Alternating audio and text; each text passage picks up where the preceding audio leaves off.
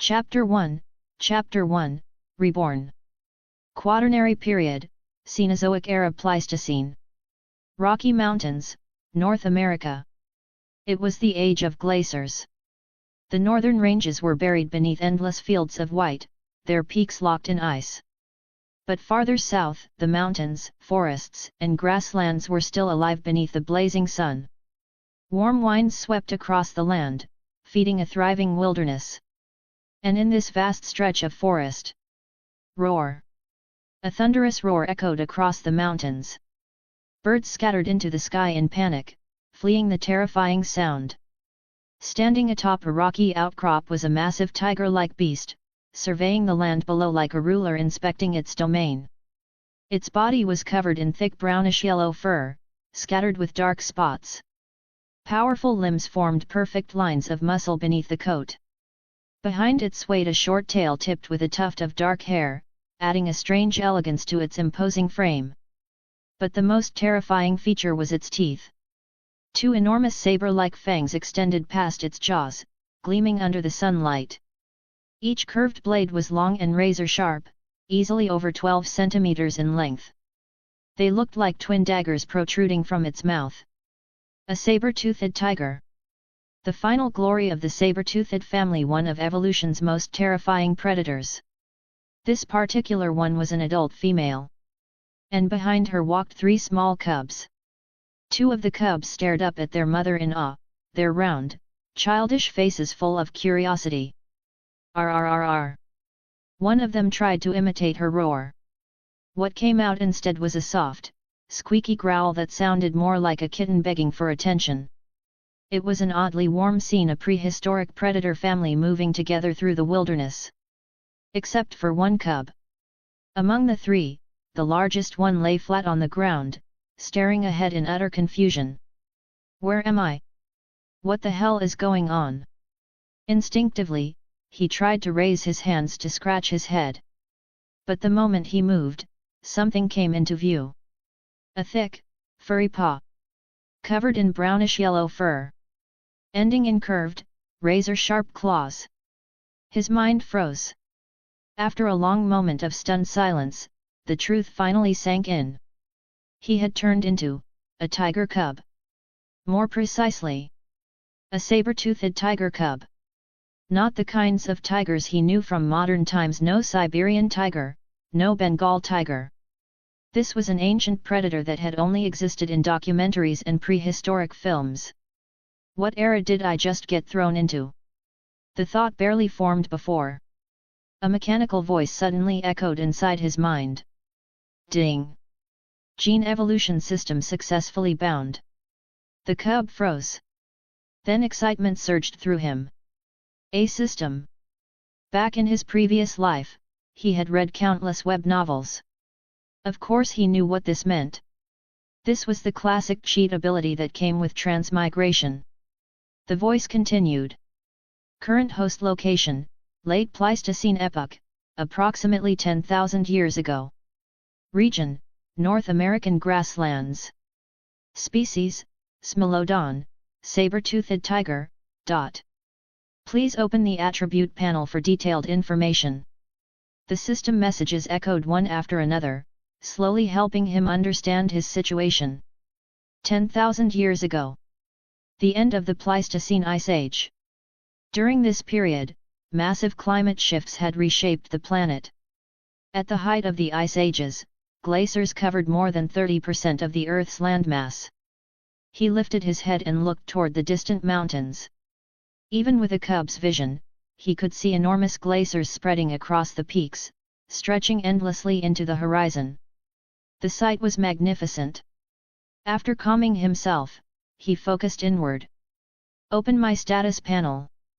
A transparent screen instantly appeared before his eyes. Host, James.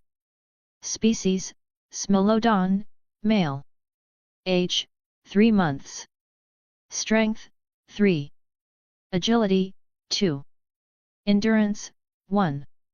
Gene points, 0. Fused genes, none.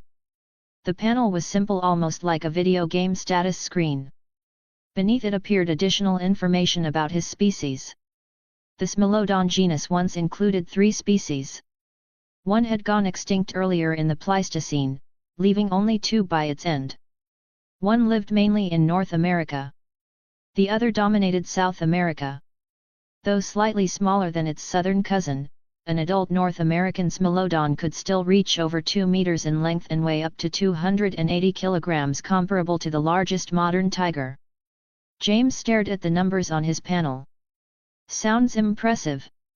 Then he glanced down at his tiny paws. Too bad I'm only 3 months old. Out here in the wild, a cub without protection wouldn't last long. This land wasn't just filled with herbivores. It was also home to terrifying predators. American lions, dire wolves, leopard hyenas, short-faced bears, terror birds. Any one of them would happily treat a defenseless cub as lunch. Right. What exactly does this gene evolution system do?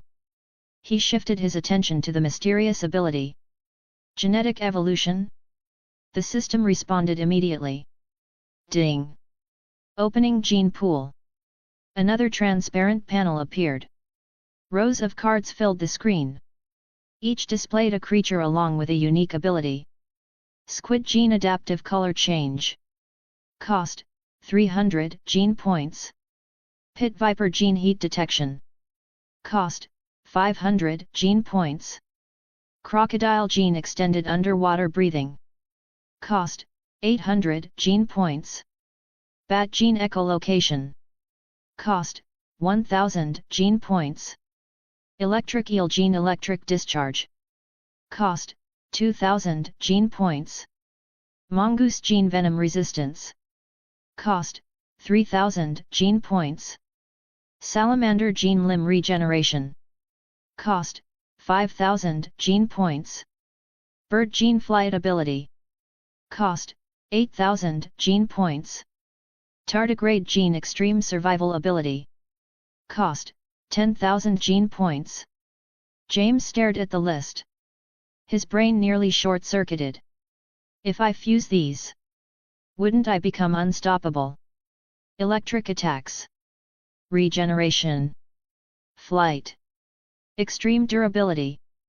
If he could combine enough of these abilities, he might become the most terrifying creature the prehistoric world had ever seen. But there was one problem. How do I earn gene points? Before he could think further. Roar! The adult female saber-toothed tiger leapt down from the rock. She glanced at her cubs and began walking away from the plateau. The other 2 cubs immediately followed, chirping softly as they ran after her. James snapped back to reality. Right. The system could wait for now. Survival came first. He quickly scrambled to his feet and hurried after them. In a prehistoric world filled with monsters, staying close to his tiger mother was the safest strategy for now. Chapter 2, A New Life. After half a day of adjusting, James had finally accepted the truth. He had been reborn as a saber-toothed tiger. The first thing he focused on was getting used to his new body. Walking on 4 legs felt strange at first, and controlling his balance took some practice. His paws were heavier than human hands, his claws sharp, and every movement relied on muscles that felt completely unfamiliar. Gradually, though, the coordination started to make sense. Once he was comfortable moving around, he began paying attention to his surroundings and the strange family he now belonged to. First was his mother, Rosa. Standing near her felt like standing beside a living mountain. Her body was massive, and every step carried tremendous strength. Watching her move made James instinctively keep some distance. One careless step from her could probably flatten him. Still, he knew something clearly. One day, he would grow just as powerful. Next came his younger brother, Zach. The cub was clumsy and slow, often stumbling over his own paws. Finally there was the youngest member of the family, his sister, Zoe. Her fur was noticeably brighter than the others, almost a vivid orange shade. The color reminded James of the little orange cat he used to keep in his previous life. During the afternoon, Rosa led the 3 cubs through the forest while patrolling her territory. From time to time she rubbed her body against trees or rocks, leaving her scent behind. These scent marks were clear warnings to other predators. This land already had an owner. James followed closely behind while quietly observing the area. At the same time, he tried estimating the size of Rosa's territory. The result surprised him. The area she controlled was enormous, roughly 100 to 200 square kilometers. And that was only the core territory. During winter, when prey became scarce, the hunting range could expand even further. Fortunately, Rosa didn't patrol the entire area today. As the sun slowly sank toward the horizon, she turned back and began leading the cubs home. For saber-toothed tigers, a territory wasn't the same as a home. Many herbivores lived within it, and other carnivores occasionally passed through the outer regions as well. Those places were hunting grounds. But deep inside the territory was a smaller area that served as their true den. That place belonged exclusively to them. No other animal was allowed to enter. After walking for some time, Rosa led the cubs to a cave hidden between large rocks. The moment James stepped inside, a powerful smell hit him. His stomach immediately churned. The cave reeked of waste. For a moment, he seriously considered whether it was possible to teach prehistoric predators basic hygiene. The floor of the cave was covered with layers of dried grass and leaves. It seemed to serve as bedding for the family. Sleeping on grass was better than lying on cold stone. But the current bedding was old and rotting. Insects crawled freely through the layers of leaves, and the smell was unpleasant. James felt his fur stand on end. Rosa, however, didn't care about such details. She simply lay down on the bedding and closed her eyes, clearly ready to rest. Zack and Zoe had followed their mother for half the day. Exhausted, the 2 cubs collapsed onto the grass and prepared to sleep. But just as they settled down, James stepped forward. Not yet. Although only soft cub-like growls left his mouth, his intentions were obvious. He had no interest in sleeping in this mess. Even if he wasn't overly concerned about cleanliness, this environment was simply too unpleasant. So he decided to fix it. The cave wasn't very large, but it wasn't tiny either. Cleaning it alone would take time, so he planned to recruit some help. Convincing Rosa was impossible. But the 2 younger cubs? That's an easy thing. James began by demonstrating. Using his front paws, he pushed the old grass and rotting leaves together into a pile. Once they were gathered, he dragged the debris outside the cave. Zack and Zoe watched him with confused expressions, unsure what their older brother was doing. Zack let out a lazy yawn and started lying down again. Before he could smack, James tapped him on the head with his paw. Zack froze. Then he bared his tiny teeth and lunged forward in protest. James didn't hesitate. Being the largest cub, he had the advantage in both strength and size.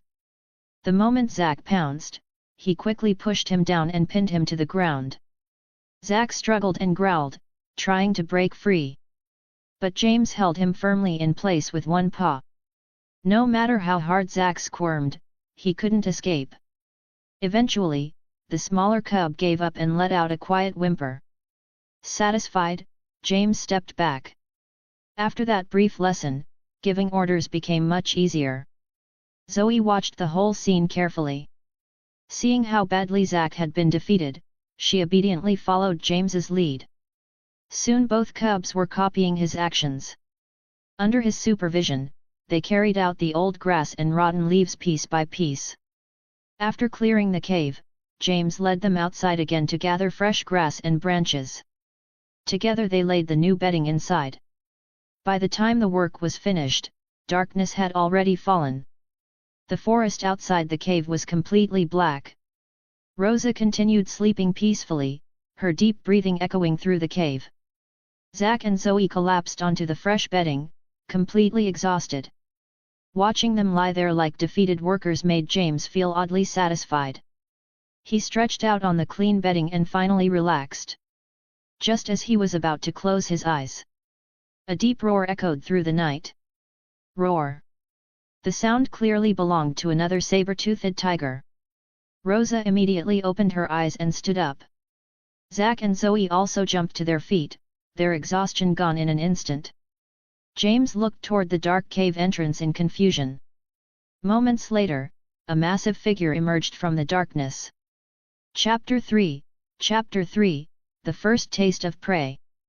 A huge male saber-toothed tiger walked toward the cave, carrying the bloody body of a young pronghorn antelope in his jaws. Zack and Zoe ran forward excitedly, circling around the prey. Watching their reaction, James quickly understood. This powerful male predator was their father Reed. Only then did James realize where his father had been all day. Reed had been hunting. The half-eaten juvenile pronghorn lying on the cave floor was the result of that hunt. Looking at the prey, James felt slightly puzzled. In his previous life, he had watched plenty of wildlife documentaries. From what he remembered, most modern tigers were solitary animals. After mating, the male usually left. The female tiger raised the cubs alone. But here, things seemed different. Reed clearly lived with the family and even brought food back for them. So saber-toothed tigers might have raised their young differently from modern tigers, James thought. It was an interesting discovery. Inside the cave, Reed dropped the pronghorn carcass onto the ground. The smell of fresh blood quickly spread through the air. James examined the body carefully. 2 deep puncture wounds marked the pronghorn's neck. They had clearly pierced the animal's throat. Other than those fatal wounds, the body showed almost no damage. It looked like the prey had been killed instantly. Those wounds were almost certainly made by Reed's saber teeth. The long fangs of the saber-toothed tiger were legendary among prehistoric predators. Exactly how they were used during hunts had always been a subject of debate. James suddenly felt curious. If I get the chance, I want to see how Rosa and Reed actually hunt. For now, though, he had something more immediate to deal with. Food. At just over 3 months old, the cubs were still nursing, but they were already old enough to begin eating meat. Of course, they weren't strong enough to tear flesh on their own yet. That job belonged to Rosa. Zack and Zoe immediately stared at their mother, waiting eagerly. But to James's surprise, Rosa tore off a small piece of meat and placed it in front of him first. He blinked. Apparently, being the largest cub had its advantages. In many human families, the youngest child often received the most attention. But in the animal world, stronger offspring usually received more care. Survival was never guaranteed. Out of several cubs born in a litter, many would die during the first year, whether from disease, hunger, or predators. Investing more effort into the strongest cub increased the chances that at least one would survive. The logic was simple.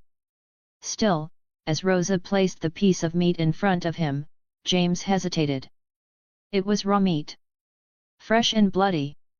Even though his body was now that of a predator, his human instincts still resisted the idea. Rosa tilted her head slightly, clearly confused. Was something wrong with the food? Before James could decide, Zack suddenly leaned forward, trying to snatch the meat. James reacted instantly. He pushed his brother aside. If nothing else, he couldn't let Zack take it. Taking a deep breath, he stretched his neck forward and bit into the meat. The taste surprised him. It was far better than he expected. After chewing a few times, he swallowed the piece of meat completely. It was delicious. His body seemed to welcome the food instinctively. At that moment, a familiar mechanical voice sounded in his mind. System notification. Gene sample acquired, pronghorn antelope. Gene points plus 0.1. James paused. So eating prey gives gene points? The answer came much more easily than he expected. Rosa continued tearing pieces of meat from the carcass and feeding them to him one by one. This time, James didn't hesitate. He accepted each piece eagerly. System notification. Gene sample acquired, pronghorn antelope. Gene points plus 0.1. System notification. Gene sample acquired, pronghorn antelope. Gene points plus 0.1. System notification. Gene sample acquired, pronghorn antelope. Gene points plus 0.1. The notifications continued as he ate. Eventually, after several pieces of meat. System notification. Daily gene point limit reached. Current gene points, 1. James stopped eating. His stomach felt completely full anyway. Rosa then turned her attention to the other cubs. Zack and Zoe eagerly accepted the food she tore from the carcass. Only after the 3 cubs were full did Rosa begin eating the remaining prey herself. James watched quietly. Then, crack! Rosa bit down on the pronghorn's leg. The bone shattered instantly. The entire limb disappeared into her mouth in seconds. Within moments, the remaining meat vanished rapidly as she devoured the carcass. The display of strength was terrifying. Meanwhile, Reed had already settled down near the cave wall. After a full day of hunting, he quickly fell asleep. Deep rumbling snores soon echoed through the cave.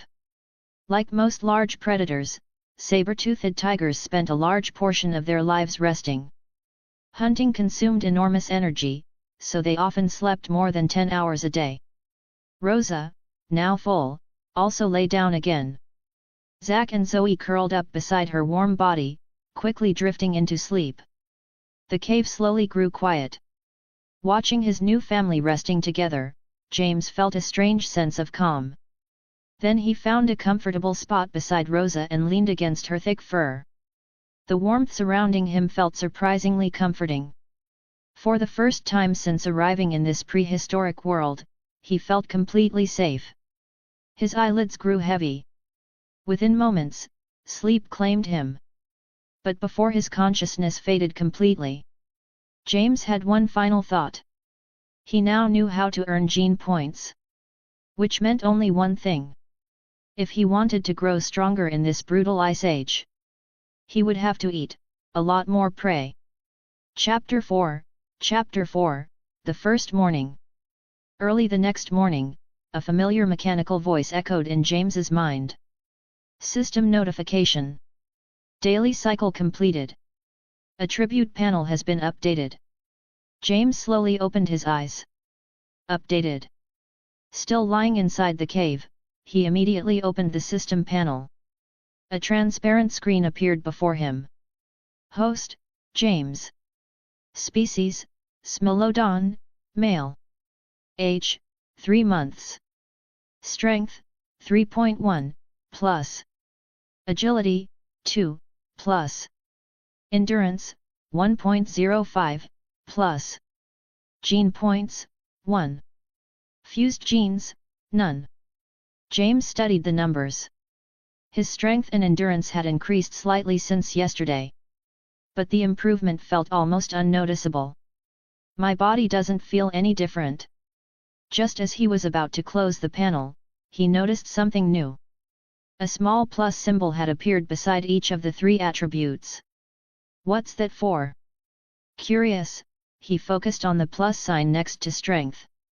The moment he selected it, the panel updated again. Strength, 4.1. Gene points, 0. James blinked. So gene points can increase my attributes too. Almost immediately, the system responded. System explanation. Gene points serve as the system's base exchange currency. They may be used to increase base attributes, convert into healing points to recover injuries, exchange for genetic sequences to perform gene fusion. Accumulating sufficient gene points allows the host to obtain and fuse the abilities of other species. I see. James finally understood. Gene points were far more useful than he had expected.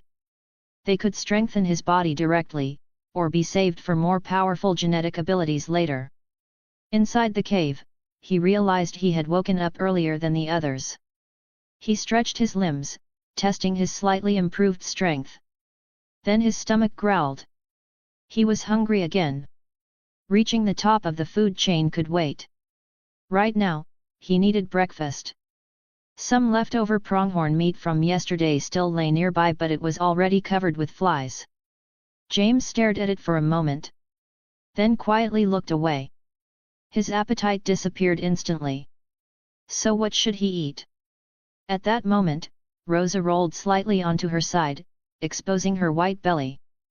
As if responding to instinct, Zack, who was sleeping beside her, immediately crawled closer. Moments later, the cave filled with a familiar sound. Gulp, gulp. Zack had found milk. Soon after, Zoe woke up as well. Without hesitation, she moved beside Rosa and began nursing. James stared at them. Right. He had completely forgotten. They were still cubs. Which meant mother's milk. Without wasting another second, he trotted over to Rosa. In his previous life, he had never imagined drinking tiger milk. The idea felt strange. But watching Zack and Zoe drink so eagerly made it impossible to ignore. He lowered his head and searched through the thick fur until he found what he was looking for. Then he took his first drink. The taste surprised him. It was slightly rich, with a strong natural flavor. After the first mouthful, he couldn't stop. Gulp, gulp, gulp. For the first time, James realized something. Tiger milk was actually delicious. By the time he finished, his stomach felt comfortably full. Rosa continued sleeping peacefully, seemingly unconcerned about the cubs climbing around her. Afterward, James walked toward the cave entrance. Fresh morning air drifted in from outside. Compared to the heavy scent inside the cave, the outside air felt refreshing. Still, he didn't dare wander too far. The forest beyond the cave might look peaceful, but it was full of danger. His new life had just begun. He had no intention of ending it so quickly. James sat near the entrance and sighed. Life as a wild animal is really boring. In his previous life, humans had endless entertainment. Phones. Internet. Movies. Even just watching people walk by. Here? Nothing. Just forests, rocks, and predators. Leaving the cave alone wasn't an option either. Without Rosa and Reed nearby, he wouldn't survive long. Then an idea suddenly crossed his mind. What if I train? Wild animals usually didn't think like that. They simply grew naturally by eating and resting. But James still had a human mind. He knew that targeted training could improve strength and coordination much faster. The decision was made instantly. He began exercising. Running. Jumping. Practicing bites and pounces. When Zack and Zoe woke up, they found their older brother moving around the cave like he was possessed. Both cubs stared at him in confusion. What was he doing? Zack tilted his head for a moment. Then suddenly lunged forward and tackled James. The attack came without warning. But James wasn't surprised. Young predators often practiced hunting through play fighting. It was pure instinct. James turned and met the attack head-on. The two cubs immediately tumbled across the cave floor. Zack tried biting his ear. James grabbed his tail. Neither of them had enough strength to cause real damage. Their teeth were still small, and thick fur protected their bodies. It was simply rough play. Nearby, Zoe watched the chaos calmly. Instead of joining them, she sat down and carefully licked her bright fur. She clearly took pride in her appearance. After more than 10 minutes of rolling and wrestling, the noise finally woke the adults. Rosa slowly lifted her head. Reed stretched his massive body. The two exchanged a soft roar. Then Reed stepped forward and gently licked Rosa's cheek. Rosa lowered her head and returned the gesture, grooming his jaw. Watching the scene, James felt something unpleasant rise in his chest. Great! He had somehow turned into a saber-toothed tiger. and still ended up watching couples show affection. After their brief moment together, Rosa and Reed walked out of the cave side by side. This finally allowed the three cubs to step outside as well. Their den sat halfway down a hillside, hidden behind thick bushes. From the outside it was nearly impossible to see. The scent of two adult saber-toothed tigers lingered around the area, warning most animals to stay away. Even so, James stayed close to his parents. His short legs carried him carefully around them while he explored.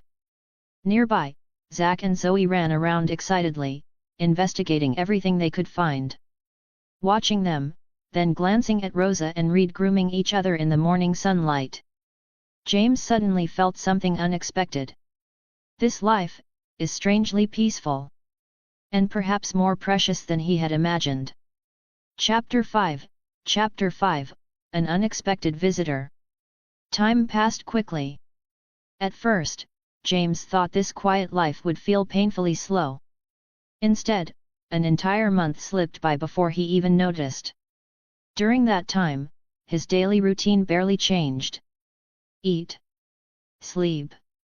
Wake up and eat again. Aside from that, he spent time doing simple exercises and occasionally walked outside the cave with Rosa and Reed. The days were repetitive and somewhat boring. But for a growing tiger cub, this kind of life was exactly what he needed. Now nearly 4 months old, James had grown significantly. His body measured almost 50 centimeters in length, and his weight had reached close to 30 kilograms. From a distance, he looked about the size of a fox. His saber teeth had also begun to develop. The pale white tips now extended slightly past his lips. Compared to him, Zack and Zoe were noticeably smaller. Although they had been born in the same litter, both weighed only around 20 kilograms. The difference was obvious. James's daily training played a major role in that gap. Regular exercise strengthened his muscles and also increased his appetite, allowing him to absorb more nutrients from every meal. Over the past month, he had also steadily accumulated gene points. Each time he ate meat, the system occasionally extracted small amounts of genetic material. The amount gained from each meal varied, but after a full month, he had collected around 20 gene points. Most of them had already been used to strengthen his body. Now his status panel looked very different from before. Host, James. Species, Smilodon, male. Age, 4 months. Strength, 10, plus. Agility, 8, plus. Endurance, 7, plus. Gene points, 3. Fused genes, none. Dusk slowly spread across the mountains. The sky shifted through shades of dark amber and pale blue as the sun sank behind distant peaks. James sat near the cave entrance, quietly watching the scenery outside. Not long ago, Rosa and Reed had left to hunt. As the cubs grew older, their mother no longer stayed with them all the time. Both parents now left together more frequently to search for prey. They usually chose to hunt around this time of day. Like most large cats, they rested during daylight hours and became active as night approached. Keeping 5 saber-toothed tigers fed was no easy task. The adults themselves already needed large amounts of food. And the 3 growing cubs had appetites that increased almost daily. Milk alone was no longer enough. Fresh meat was now essential for their growth. James watched the fading sunlight and sighed quietly. I wonder when I'll be allowed to hunt with them. For the past month, he had spent most of his time inside the cave or wandering only a short distance from it. He wanted to explore further to see the Ice Age wilderness with his own eyes. To encounter the prehistoric creatures that shared this ancient world. Most importantly, he wanted to begin preparing for the day he would eventually live alone. Learning to hunt with Rosa and Reed would be the best way to do that. Unfortunately, the 2 adults clearly had other plans. Every time they left to hunt, the cubs were forced to stay behind. Even when Zack occasionally tried to follow them, Rosa simply picked him up by the scruff and tossed him back into the cave. Hunting was dangerous. They couldn't watch the cubs constantly while chasing prey. If another predator appeared, the results could be disastrous. Only when the cubs grew older would they be allowed to accompany their parents and begin learning hunting skills. For now, James could only wait patiently. Eventually, the sun disappeared completely. Night fell. The full moon rose above the mountains, casting pale silver light across the forest. Rosa and Reed still hadn't returned. Inside the cave, James continued his exercises. Suddenly, rustle. A faint sound came from the bushes outside. James immediately froze. Felines possessed extremely sharp hearing. Their ears could rotate to pinpoint the direction of even the smallest sound. This time was no different. Something was approaching. His muscles tensed as he stared toward the source of the noise. Zack and Zoe, who had been wrestling nearby, also stopped moving. The cave grew silent. Then, crack! A dry branch snapped.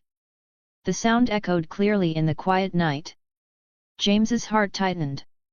Something stepped out of the bushes. Two glowing green eyes appeared in the darkness. Cold, predatory, filled with hunger. A moment later, the creature revealed itself. A grey wolf. Its fur was rough and dirty, its body lean and skeletal from hunger. Long fangs extended from its jaws, giving it a vicious appearance. The American continent during the Ice Age wasn't ruled by dire wolves alone. Ordinary grey wolves also roamed the land. For nearly 100,000 years, grey wolves had shared the same environment as their larger cousins. Even after dire wolves eventually disappeared near the end of the Pleistocene, grey wolves would continue to survive and spread across the continent. The wolf slowly approached the cave. James felt his heart tighten. What terrible luck! Only a month after being reborn, and he might already become someone else's dinner. But as the wolf stepped closer, he noticed something important. The animal was young, likely not fully grown. Its body measured only around 1 meter in length. And it was clearly starving, its ribs visible from its skin. More importantly, it was limping. One of its legs was injured. James quickly scanned the surrounding darkness. No other wolves appeared. Which meant only one thing. This wolf was alone. A wounded lone wolf, desperate enough to ignore the scent warnings left by 2 adult saber-toothed tigers. It had come here looking for food. James's thoughts raced.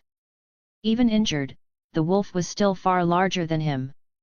Nearly twice his size. Fighting it directly would be extremely dangerous. Running wasn't a good option either. Wolves were faster and had far greater endurance. He felt nervous as the wolf stepped closer and showed its teeth. For a brief moment, countless thoughts flashed through his mind. The hungry wolf was already stepping closer to the cave. Chapter 6, The Wolf. The grey wolf stepped out of the bushes and immediately noticed the 3 tiger cubs inside the cave. Its green eyes reflected faintly in the moonlight as it stared at them. To the wolf, the cubs looked like easy prey. Small, young, and completely unprotected. If an adult saber-toothed tiger had been standing there, the wolf would have turned around and fled without hesitation.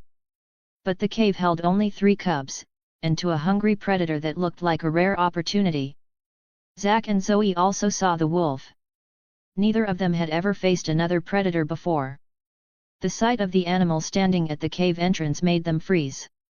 Instinctively, they called out for their parents. But Rosa and Reed were still out hunting. No one answered. James quickly understood the situation. Waiting for help was pointless. Running was even worse. Outside the cave were forests full of predators. If they fled blindly, their chances of survival would be even lower. That left only one option. They had to fight. James lowered his body slightly and let out a warning growl. His hind legs tensed, ready to move at any moment. The wolf showed no sign of hesitation. It opened its mouth slightly, revealing rows of sharp teeth. The smell of old blood drifted from its breath as it slowly stepped forward. James watched it carefully. The wolf moved closer with each step, confident that the cubs could not escape. While the wolf focused on him, James quietly picked up something from the cave floor. A sharpened stone. Over the past few weeks he had shaped the stone by rubbing it against other rocks. The result was crude, but the edge was sharp enough to cut. His teeth and claws were still weak. But a tool could make a difference. Holding the stone in his mouth, he waited. The wolf lowered its body slightly. Then it attacked. With a sudden leap, the grey wolf lunged straight at James. James pushed off the ground and jumped sideways. The wolf's jaws snapped shut on empty air as its momentum carried it past him. Before it could recover, James rushed forward. He drove the sharpened stone toward the wolf's side. The edge cut through fur and skin, leaving a long wound. The wolf let out a loud cry and spun around instantly, trying to bite him. James jumped back again. He had no intention of trading bites with a wolf. Even an injured wolf had powerful jaws. One solid bite could easily break a cub's leg. So he kept moving. Each time the wolf lunged, he dodged and shifted to the side. His small size made him faster and harder to catch in the narrow space of the cave. This was exactly why he had focused on improving his agility. The wolf became more frustrated with each failed attack. It was already weak from hunger and injury. Chasing a target that refused to stand still quickly drained its energy. Then the wolf changed its target. Its eyes turned toward Zack and Zoe. The two cubs had retreated to the back of the cave and were pressed together against the wall. They were easier prey. The wolf turned and rushed toward them. James tried to intercept it, but he was too far away. Zack and Zoe ran deeper into the cave. The narrow passage led to the small chamber where Rosa had given birth to them. But the tunnel ended there. There was nowhere left to run. The wolf closed the distance quickly and leaped toward Zoe, who had stumbled and fallen. Just as it was about to reach her, Zack suddenly rushed forward. He slammed into the wolf with all his strength. The impact barely slowed the larger animal. The wolf knocked Zack down and immediately bit at him. Zack rolled desperately across the ground.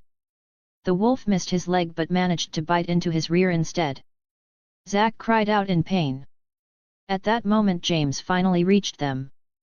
Seeing his brother trapped beneath the wolf filled him with anger. Without slowing down, he jumped onto the wolf's back. Using all his strength, he drove the stone into the side of the wolf's neck. The wolf had been focused entirely on Zack and never saw the attack coming. The sharp stone cut into its neck, forcing the wolf to release its bite. It shook its body violently and threw James to the ground. Now fully enraged, the wolf turned toward him. But before it could attack again, a thunderous roar echoed from outside the cave. Its mother tiger.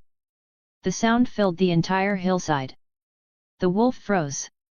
For a moment, fear replaced the hunger in its eyes. Chapter 7, The Wolf's End. The wolf reacted almost instantly. The moment Mom's roar echoed outside the cave, it turned and ran. Its tail dropped low as it rushed toward the entrance, desperate to escape. James saw the chance and sprang forward. "You're not getting away that easily." He kicked at the wolf's tail as it tried to flee. The wolf jerked forward, losing its balance for a moment. James immediately dropped the stone from his mouth and lunged, trying to bite down. The wolf twisted violently.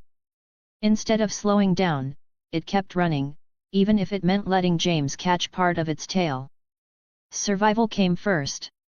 But the wolf had already lost its chance. Mom had reached the cave. The moment she saw the intruder, her entire body moved with explosive speed. In an instant she was standing in front of the wolf, blocking its escape. Her paw struck before the wolf could change direction. The impact landed on the wolf's side with a heavy thud. The force sent the animal sliding across the cave floor until it slammed into the rock wall. The wolf tried to stand again, but its legs struggled to support its weight. Mom didn't give it time. She rushed forward and clamped her jaws around the wolf's neck. From where James stood, he could clearly see the size of her mouth as she bit down. Her jaws opened wide, and the long saber teeth drove deep into the wolf's throat. Blood quickly spread across the cave floor. The wolf struggled weakly for a few moments, its body shaking as it tried to pull free. Then the movement stopped. The fight was over. James stood there staring. The wolf that had nearly killed them a moment ago was now lying still on the ground.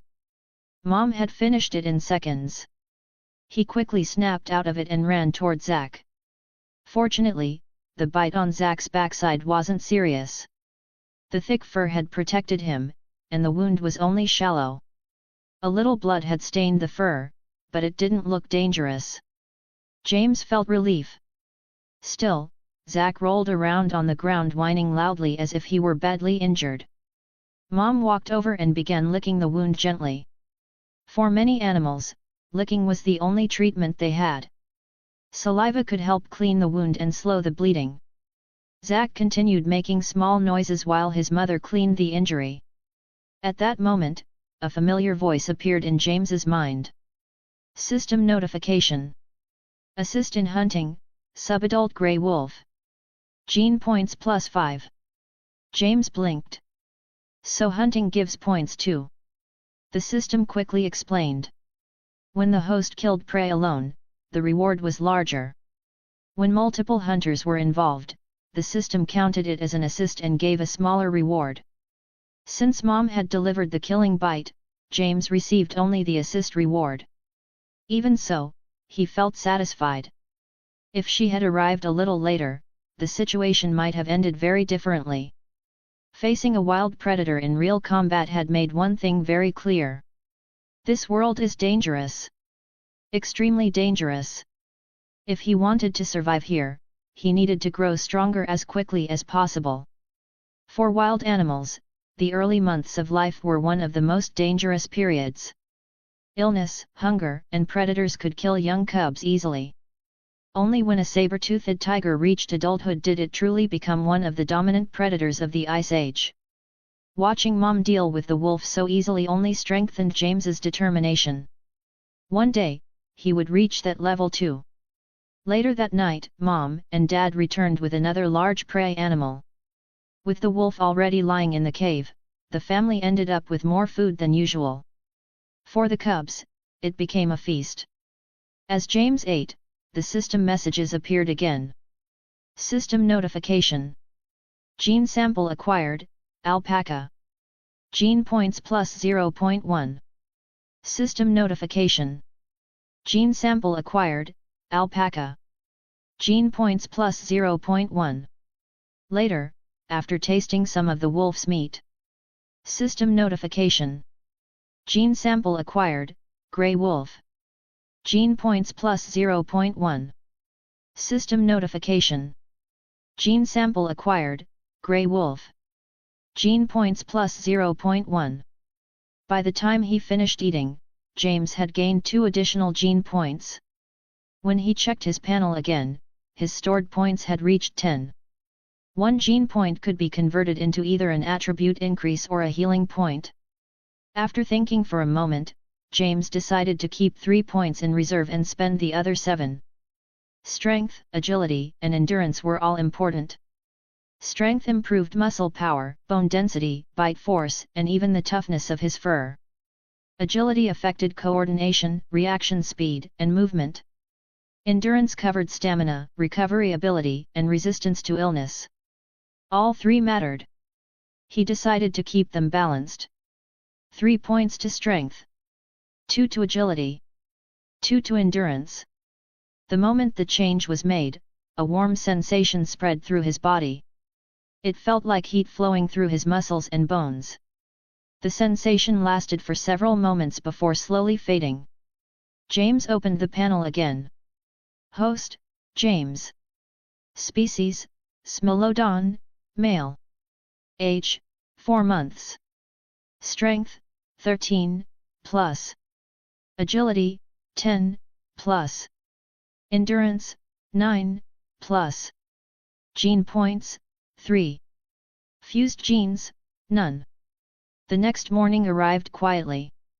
A pale light spread across the eastern sky. For once, James didn't wake up early. After the large meal the night before, he slept much longer than usual. By the time he opened his eyes, Mom and Dad were already awake. He walked closer and noticed them standing together near the cave entrance. They were rubbing their heads together and making low sounds, almost like a conversation. James listened carefully. One word stood out clearly. Move. He paused. Move? Why? Then he remembered the wolf from the previous night. The answer suddenly became obvious. Mom and Dad had decided the cave was no longer safe. If another predator discovered it again, their cubs could be in danger. Which meant only one thing. The family was about to leave this den and find a new home. Chapter 8, Leaving the Den.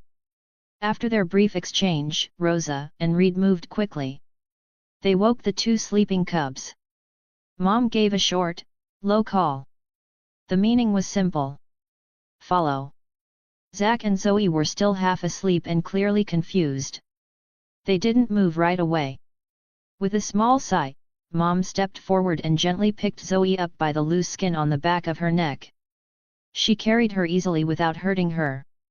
James had seen animals do this before in documentaries. Mother cats often carried their young this way.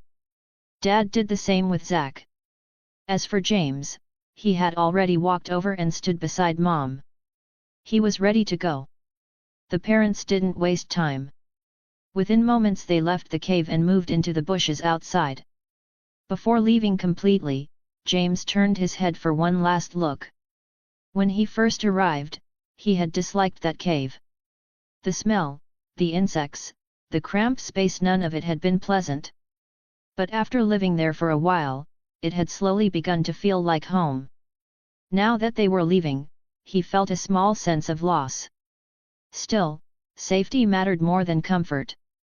After what happened with the wolf the night before, it was clear that the den had become too dangerous.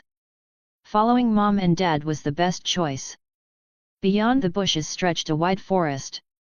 The early morning air was cool and filled with mist. The sky was just beginning to brighten, and the forest smelled fresh and clean. Dad walked in front while Mom followed behind. The three cubs stayed safely between them. The forest terrain was uneven and thick with trees. The parents moved carefully so the cubs wouldn't get lost or stumble. As they walked, James looked around with curiosity. It was the first time he had traveled this far from the cave. The Ice Age wilderness spread out in every direction. In the distance he saw herds of animals moving across the land. The sound of hooves carried through the forest. Somewhere farther away, large animals called to each other. North America during the late Pleistocene was full of massive creatures. Huge mammoths walked across the plains. These giants were larger and stronger than modern elephants. Even powerful predators usually avoided them. Large herds of bison also roamed the land. When hundreds of them moved together, the ground shook beneath their hooves. Wild horses ran across open grasslands, their long legs built for speed. Over millions of years their ancestors had evolved into fast, powerful animals perfectly suited for life on the plains. And those were only the herbivores. This land was also home to many predators. Short-faced bears that stood taller than 3 meters when upright. American lions. Saber-toothed tigers. Dire wolves. Hyenas. Each day, battles between these powerful animals took place somewhere in this vast wilderness. At the same time, many animals that still existed in the modern world, gray wolves, lynxes, bears, jaguars, and mountain lions also lived here. In this harsh environment, only the strongest survived. All morning the family continued moving through the forest. By midday, the large meal from the night before had already been digested. James began to feel hungry again. Zack and Zoe were also starting to slow down. Mom noticed immediately. She called to Dad and then lay down on her side. The signal was clear. Feeding time. Zack and Zoe rushed forward and immediately started drinking milk. James followed a moment later. But when he reached Mom, he discovered that Zack had taken up far too much space. The smaller cub was practically lying across Mom's belly and blocking several spots. James didn't hesitate. He pushed Zack aside with one paw. Zack rolled across the ground, clearly annoyed. A little milk even dripped from his mouth before he could swallow it. He stood up and protested loudly. James ignored him and calmly took the spot instead. After a moment, Zack gave up arguing and moved to another spot beside Zoe. Once the cubs had finished drinking, Mom and Dad led them toward a nearby lake. The lake wasn't very large, but the water shone brightly under the midday sun. After walking for so long, the adults were thirsty. They stepped to the edge and began drinking. James followed them and stopped near the water. Then he realized something. He didn't actually know how to drink from a lake. Milk had been easy. That came naturally. But drinking water was different. A saber-toothed tiger couldn't drink the same way a human could. Instead of sucking water, cats used their tongues to pull water into their mouths. James decided the best approach was simple observation. He stood beside the lake and carefully watched Mom and Dad. Both of them lowered their heads and began moving their tongues quickly against the surface of the water. James tilted his head and watched closely. He was studying the process very seriously. Chapter 9, The Giant. James watched Mom and Dad drink water beside the river, and something quickly caught his attention. The way they drank looked surprisingly complex. Instead of scooping water with their tongues the way dogs did, they only touched the surface lightly with the tip of their tongue before pulling it back quickly. As the tongue lifted, a small column of water formed between the surface of the river and the tip of their tongue. Mom and Dad then closed their mouths at the exact moment that column rose high enough. The water slipped neatly into their mouths. Again and again they repeated the movement. Each motion was smooth and controlled. James stared in fascination. That's actually pretty elegant. He suddenly remembered how dogs drank water in his previous life. Dogs splashed water everywhere, turning the ground into a mess. Compared to that, the drinking method of big cats looked refined. So this is the difference between cat royalty and dog chaos. Curious, James stuck out his own tongue and tried to copy the movement. It worked. Kind of. But the efficiency was terrible. Mom and Dad drank for less than half a minute before they were done. James tried the same thing and barely swallowed a few mouthfuls. He was still practicing when the ground suddenly trembled. Boom, boom, boom. The vibration spread through the soil and even rippled across the surface of the river. Mom and Dad immediately lifted their heads. Their ears turned toward the sound. Their bodies stiffened with alertness. James quickly moved closer to them. What kind of animal makes footsteps that heavy? The answer appeared a moment later. From the forest emerged a massive creature. It was covered in long hair and moved slowly on powerful limbs. Each step shook the ground. When the animal stepped into the open, James finally saw it clearly. His eyes widened. A giant ground sloth. This was the largest ground sloth species ever known. During the Ice Age it was the third largest land animal, smaller only than mammoths and mastodons. Standing nearly 6 meters long, the creature looked almost as large as an elephant. When it raised its body upright, its height rivaled that of a giraffe. Its weight could reach 4 or 5 tons. Compared to it, James felt tiny. Even Mom and Dad looked small. The giant ground sloth slowly approached the river. It had come to drink. When it noticed the saber-toothed tigers nearby, it didn't react with fear. Instead, it simply glanced at them. Its expression was calm and indifferent. Then it lowered its head and began drinking water. James blinked. Did that thing just ignore us? He felt slightly offended. Hey, we're predators too. But he kept that thought to himself. If that monster swung one of its claws, the fight would end instantly. The ground sloth's forelimbs were thick and powerful. Each of its claws could reach 40 centimeters long. They looked like curved blades. Against those weapons, even saber teeth seemed less impressive. No wonder adult ground sloths had almost no natural enemies.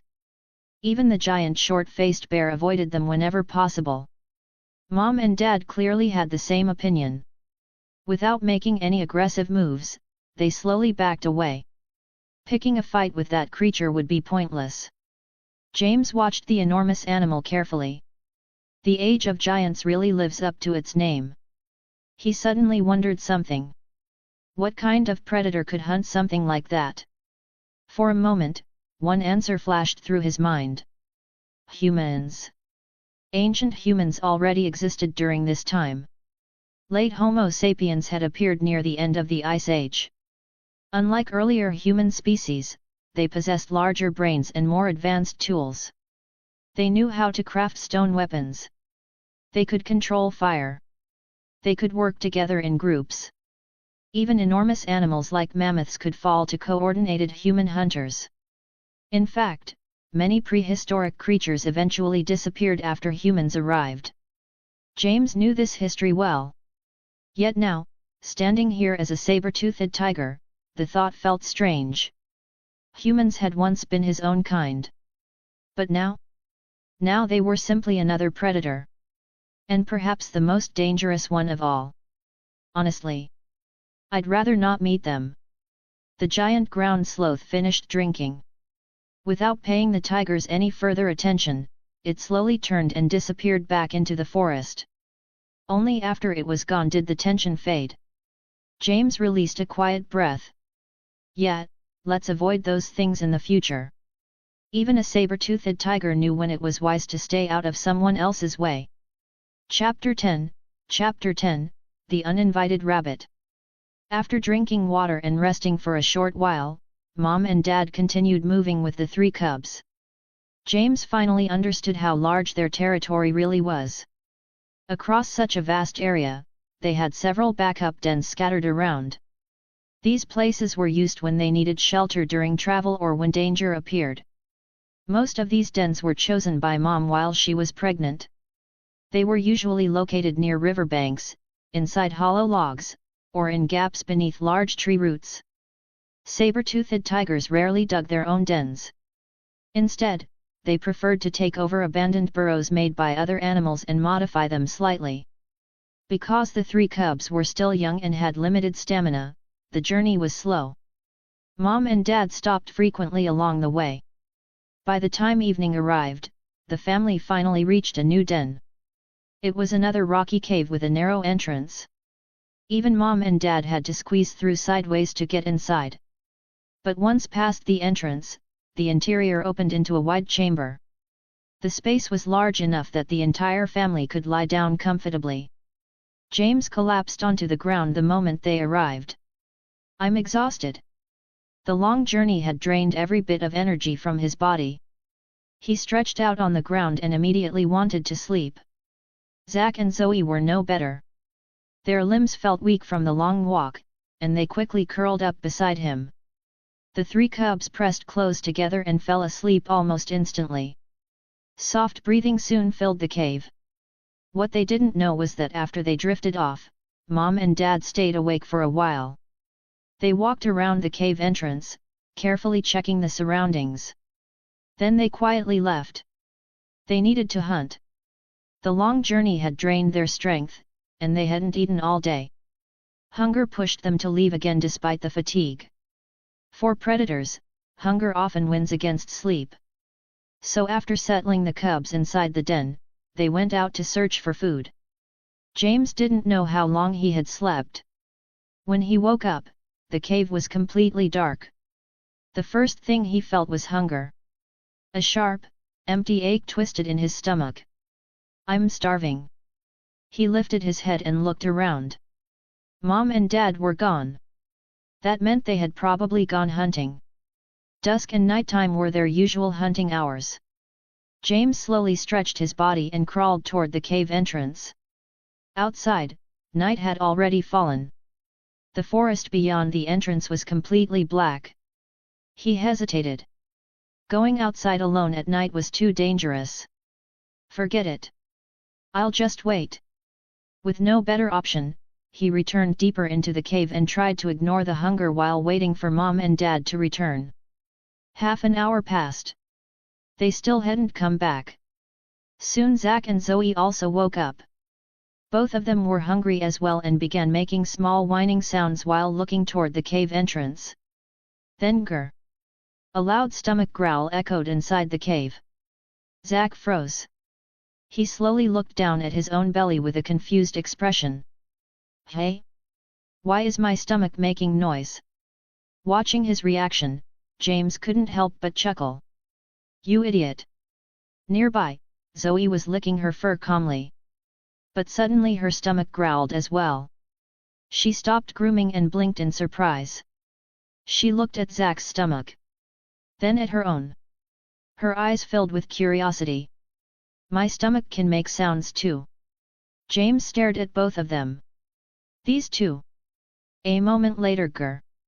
Another stomach growl echoed in the cave. This time it came from him. Zack and Zoe both turned to stare at him at the same time. James froze for a second. That's a normal. He lowered his head and pretended nothing had happened. Great, now everyone's hungry. Just as the awkward silence settled in the cave, a faint rustling sound came from the entrance. James instantly became alert. His body stiffened. Wait! Did some predator find our new den already? His ears tilted forward as he stared toward the entrance. A small shadow slowly appeared. Then a tiny animal stepped into the cave. James blinked. A rabbit. The gray-furred cottontail rabbit hopped cautiously inside. It had probably found the cave earlier and thought it was empty. Now it had walked straight into the home of 3 saber-toothed tiger cubs. Zack and Zoe also noticed the unexpected visitor. Both of them stared at the rabbit with wide eyes. The rabbit froze as well. For a moment, 3 tiger cubs and 1 rabbit simply stared at each other. The cave became strangely quiet. Then, Zack moved first. He kicked off the ground and leaped toward the rabbit. But instead of panicking, the rabbit reacted instantly. It turned sideways and kicked backward with both hind legs. Thump! The powerful kick struck Zack directly. He flipped across the ground and rolled several times before stopping. Zack lay there stunned. What just happened? James stared in disbelief. A rabbit just knocked him over. The rabbit let out a sharp squeak as if mocking the defeated cub. James narrowed his eyes. Seriously? My stupid brother got beaten up by a rabbit, how embarrassing. His claws slowly slid out of his paws. All right, now I'm definitely catching you. Chapter 11, The Tail Problem. James lunged forward the moment he saw the rabbit. The sudden movement alerted the cottontail. Instead of freezing, it turned around and dashed toward the cave entrance. The rabbit moved fast. James pushed harder with his hind legs and tried to cut it off before it could escape. But he had clearly underestimated the speed of a rabbit. In a blink, the small animal shot forward and jumped more than 10 meters. It slipped through the cave entrance and disappeared outside. Hunger made James forget caution. He rushed out of the cave and chased after it. Outside, the forest was completely dark.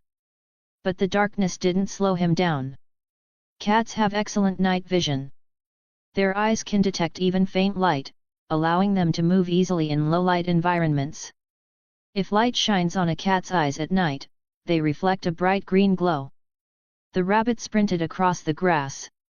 James chased closely behind it. After a few seconds, he noticed something surprising. He was just as fast as the rabbit.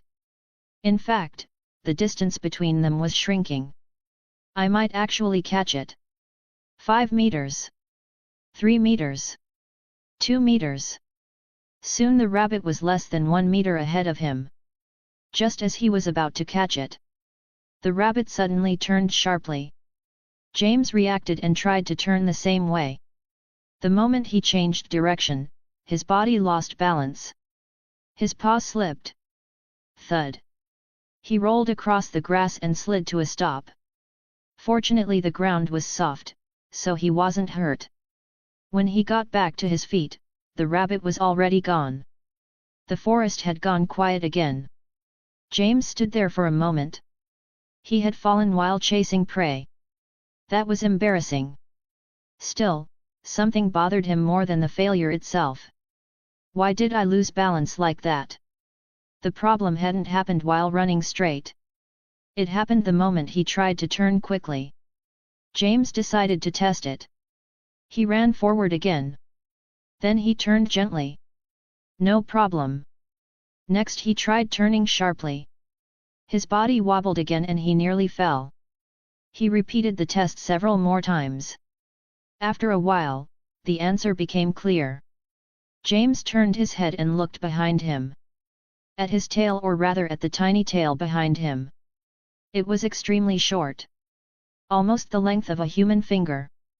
That's the problem, he thought. For most cats, the tail works like a balancing rod. When they run at high speed, the tail helps control direction and maintain stability. Animals like cheetahs, Siberian tigers, and lions all have long tails that swing behind them while running. James looked at his own tail again. It barely moved. No wonder I lost balance. Without a long tail, sudden turns during a chase become difficult. This could seriously affect hunting.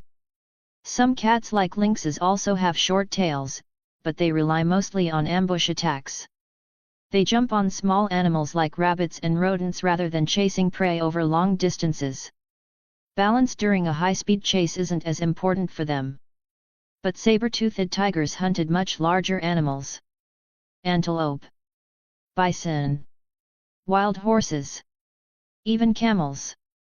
Those hunts required chasing, grappling, and controlling prey. Balance mattered. Maybe I can improve with practice, James thought. But he knew that wouldn't solve the real problem.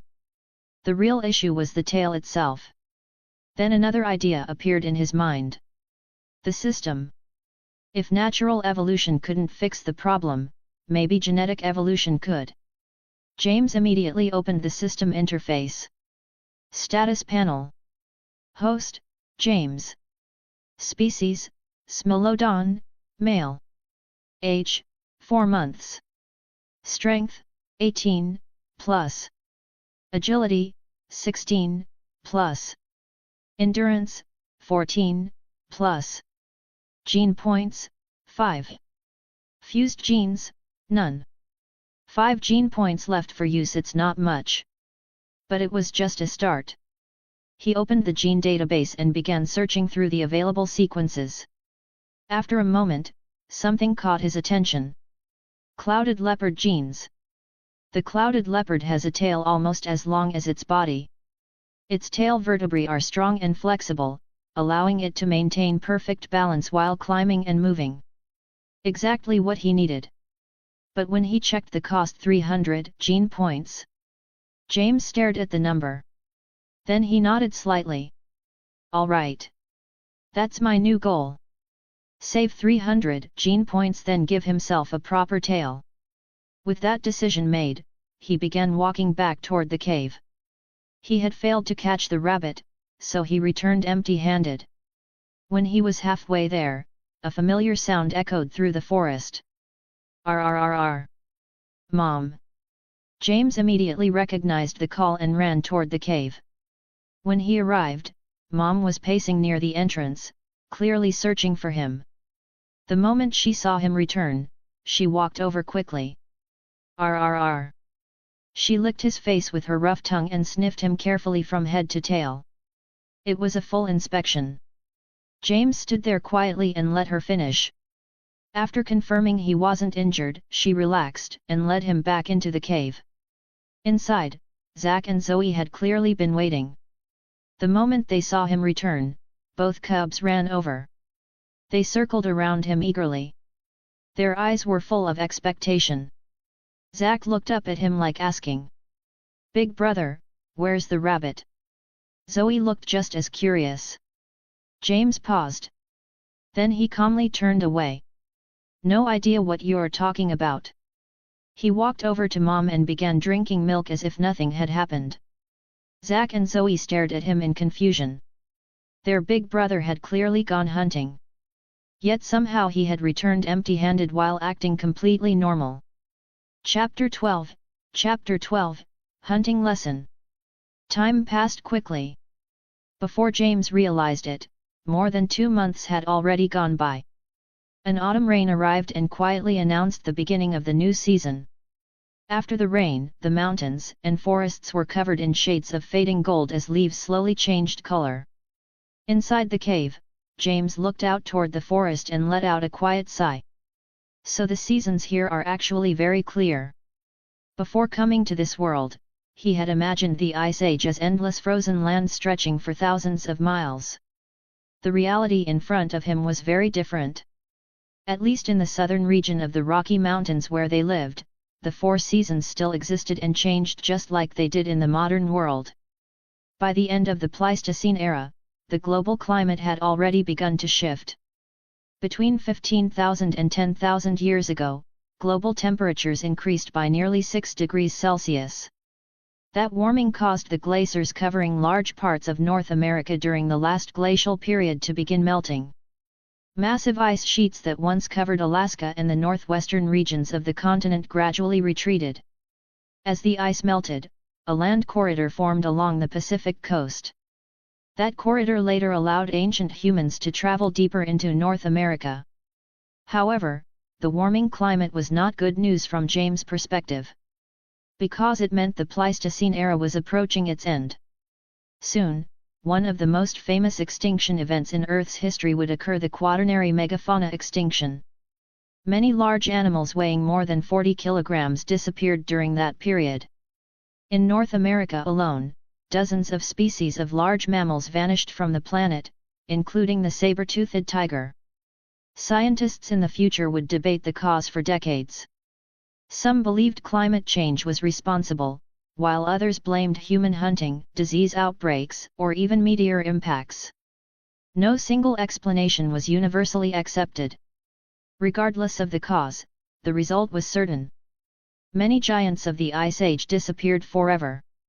That meant James was living during the final chapter of his own species' history. He paused for a moment before shaking his head. Thinking about that now is pointless. We're still alive. For the moment, survival mattered far more than distant history. Eating, growing stronger, and continuing forward step by step were the only things that truly mattered. Autumn continued to deepen, and the air inside the mountains gradually became colder. The arrival of autumn also meant that winter was approaching. For animals living in the wilderness, this was the final opportunity to gather energy before the harsh season arrived. Herbivores ate constantly to build fat reserves. Smaller animals gathered food and strengthened their shelters. Predators also became more active. Mom and Dad were no exception. Besides their regular hunting trips, they now had another important responsibility. They needed to teach their cubs how to hunt. The 3 cubs were now 6 months old, and their milk period had already ended. That meant it was finally time to begin learning real survival skills. In the wild, young saber-toothed tigers usually remained with their parents until they were 2 or 3 years old. After that point they would be forced to leave and survive alone. If they failed to master hunting before then, hunger would quickly become their greatest enemy. Over the past 2 months, all 3 cubs had grown noticeably. James had changed the most. His shoulder height had reached nearly half a meter, his body length had grown to around 1.2 meters, and his weight was approaching 80 kilograms. Compared with when he first arrived in this world, his body size had more than doubled. The muscles beneath his thick fur were becoming increasingly visible as his body matured. Daily exercise and steady meals played an important role in that growth, but the improvements from his attribute points also made a significant difference. Strength, aggression, and endurance were essential qualities for a predator like the saber-toothed tiger, and his body was slowly developing all of them. Zach and Zoe watched their older brother with obvious envy. They shared the same parents, yet James had grown noticeably larger than both of them. If this were a human family, someone might have started questioning the neighbor. Mom and Dad, however, seemed very satisfied with his development. For predators, larger bodies usually meant greater survival chances. Later that evening, the red sun slowly disappeared behind the mountains. James opened the system panel as he usually did. Status panel. Host, James. Species, Smilodon, male. Age, 6 months. Strength, 23, plus. Agility, 19, plus. Endurance, 17, plus. Gene points, 20. Fused genes, none. During the past 2 months, he had earned more than 50 gene points. Most of them were used to increase his attributes, while the remaining points were saved for future gene upgrades. Just then, a deep call echoed through the forest. RRR. Mom and Dad were preparing to hunt. However, something was different this time. Instead of leaving the cubs inside the cave, they brought all 3 of them along. James followed behind them, feeling both nervous and excited. The earlier failure with the rabbit was still fresh in his memory. That experience had already taught him an important lesson. Hunting was not simply about speed or strength. Hunting required skill, training, and experience, and those were things he still needed to develop. As they moved through the forest, James carefully watched every movement his parents made. Tracking prey was not random. They frequently stopped to inspect the ground, examining footprints, fur, droppings, and scent marks left by passing animals. Each clue provided information about the creatures that had recently moved through the area. Experienced predators could read these signs almost like a map. James paid close attention to everything they did. Zack, however, behaved very differently. The moment they left the cave, he started running around the forest like an excited dog. James glanced at him and shook his head. Just then Dad suddenly stopped. His body lowered slightly as he focused on the ground. He had found something. James quickly moved closer and looked down. The soft soil ahead was covered with hoof prints, and they appeared fresh. Mom and Dad immediately began following the trail. About 10 minutes later, they discovered the animals that had left those tracks. A herd of rare horned moose was grazing peacefully in the forest ahead. Chapter 13, The First Hunt. When people talk about Ice Age deer, the most famous one is the giant deer that once lived across Eurasia. Its most iconic feature was the enormous antlers growing from its head. The span of those antlers could reach nearly 4 meters, and the pair alone could weigh over 80 kilograms. The animal itself was just as impressive. A full-grown male could reach about 2.5 meters in body length and stand around 2 meters tall at the shoulder. Some individuals weighed more than 700 kilograms. Even so, that giant deer was not the true heavyweight among Ice Age deer. Compared with the North American species still alive in this era, the rare horned moose standing in front of him now, the famous giant deer, could almost look modest. When James finally saw these creatures with his own eyes, he was completely stunned. "Mom, are you sure that's a deer?" he thought. "That thing looks like a camel with antlers." The adult rare horned moose were enormous. Their bodies stretched close to 4 meters in length, and their shoulders could reach nearly 2.5 meters high. Their weight was already measured in tons. From a distance, they looked about the size of a small van. At the moment, the herd was feeding peacefully beneath tall pine trees. When reaching for higher branches, the moose lifted their front legs and leaned upright, stretching their long necks while using their mouths to pull leaves and fruits from the upper branches. The entire herd appeared relaxed. Their short tails swayed slowly while they ate. However, a closer look revealed that none of them were truly careless. Each moose constantly scanned its surroundings. Their large ears moved back and forth, listening for any unusual sound in the forest. Not far from the herd stood a strong adult male. He acted as a lookout. The females stayed closer together, forming a loose circle that kept the young calves safely protected in the center. James glanced back at Mom and Dad. Are they seriously planning to hunt those giants? Mom and Dad looked calm, but their bodies had already lowered toward the ground. RRR. Dad released a quiet warning sound through his nose, signaling the cubs to stay still and not wander around. Zack, who was usually the most restless of the three cubs, froze immediately when James pressed a paw against his head and held him down. Zack looked unhappy about it, but he stayed still. After all, if the hunt succeeded, there would be plenty of venison to eat later. Meanwhile, Mom and Dad slowly began moving forward. Using the tall shrubs as cover, they crept closer to the moose herd step by step. James watched everything carefully from behind. This was the first time he had ever seen adult saber-toothed tigers hunting in person. Like most big cats, Mom and Dad used the classic stealth ambush method. They moved slowly and quietly, constantly trying to close the distance between themselves and the target prey. Only when the prey entered an effective attack range would they launch a sudden assault. Compared with simply charging forward blindly, this strategy was far more efficient. Despite their huge bodies, moose were surprisingly agile animals.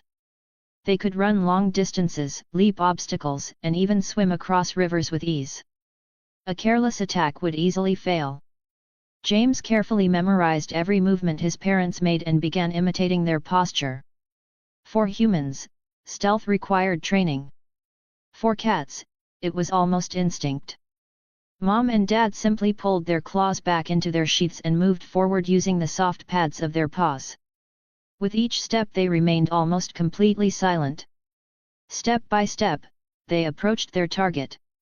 Soon they were less than 50 meters away from the herd. That distance was already within striking range. He stared at his parents without blinking, afraid to miss a single detail. At that moment, the male moose responsible for keeping watch suddenly lifted his head. Something had caught his attention. His eyes turned toward the bushes where Mom and Dad were hiding. Mom and Dad did not hesitate. They had hunted together for years and understood each other perfectly without needing any signal. It was time to attack. In the next instant, both of them moved. Their powerful limbs exploded from their crouched positions like tightly pulled bowstrings suddenly released. Their massive bodies burst out of the bushes. The lookout moose spotted them immediately. It released a sharp alarm call. Within seconds the entire herd reacted. Instead of scattering in panic like many herbivores, the moose quickly gathered together and formed a defensive formation. The strongest males moved to the outside, lowering their enormous antlers toward the threat. The females surrounded the calves in the center, creating a wall of bodies to protect the young. Young calves were always the highest priority for protection in a deer herd. But this time, Mom and Dad had not chosen the calves as their target. Their prey was the lookout male. Because he had been standing on the outer edge of the herd, he was separated from the others. Before he could return to the safety of the group, Mom and Dad were already closing in. They moved like streaks of golden lightning across the forest. The distance of 50 meters vanished in only a few seconds. During that brief burst of speed, their sprint could exceed 60 kilometers per hour. Before the moose fully reacted, a massive shadow crashed down behind him. Mom struck first. As she landed, her forelimbs slammed onto the moose's hindquarters. Her claws dug deep into the thick muscle. The enormous animal lost its balance and collapsed forward under the force. Dad attacked immediately afterward. He launched himself forward with a powerful leap and climbed onto the moose's back. There was no hesitation. He aimed directly for the neck. His jaws opened wide, forming an unnatural angle as his long saber teeth descended. A tearing sound followed. The blade-like fangs pierced through the thick hide and sank deep into the moose's throat, cutting into the trachea and carotid artery. The hunt had begun. Chapter 14, A Perfect Kill. The moment the attack landed, the outcome was almost decided. The male rare-horned moose was more than twice the size of Mom and Dad, yet under their coordinated attack it had almost no chance to resist. Dad's saber teeth had already pierced deep into the moose's neck. Blood started coming out from his neck as the giant animal struggled violently. Despite its desperate thrashing, it could not shake the predators off. Mom and Dad pressed tightly against its body, their powerful forelimbs gripping with incredible force. Their claws dug deep into muscle and hide, locking the massive animal in place and preventing it from rolling over. The moose cried out in panic, its voice echoing across the forest as if calling for help. Not far away, the rest of the herd reacted quickly. Several large males raised their antlers and rushed forward. Smoke started coming out from their nostrils as they charged toward the two saber-toothed tigers with frightening momentum. Mom and Dad had clearly expected this reaction. Without hesitation, they released their grip and leaped away from the struggling moose. They knew exactly how dangerous those animals were. A direct impact from a creature of that size could easily break bones or tear open a predator's body. However, this retreat was only temporary. Mom and Dad moved back about 10 meters and stopped, watching the wounded moose carefully. They had no intention of letting their prey escape. The injured male staggered as several other moose approached and circled around him. They seemed to be checking on their companion, but the damage had already been done. Dad had chosen his attack point carefully. His saber teeth had cut through both the trachea and the carotid artery. Blood from the severed artery flowed directly into the moose's airway. Thick liquid quickly filled its throat, making breathing almost impossible. The giant animal tried to inhale, but every breath only brought more blood into its lungs. Within moments its struggles weakened. The massive body trembled once more before collapsing completely. The light slowly faded from its eyes. It was dead. Mom and Dad watched carefully for a moment. RRR. Both of them released low sounds as they slowly approached the fallen prey again. The other moose finally realized their companion was beyond saving. Rather than continuing the confrontation, they turned back and returned to the herd. There was no reason to fight two saber-toothed tigers over a dead animal. Soon the rest of the herd retreated across the forest, keeping their distance from the predators.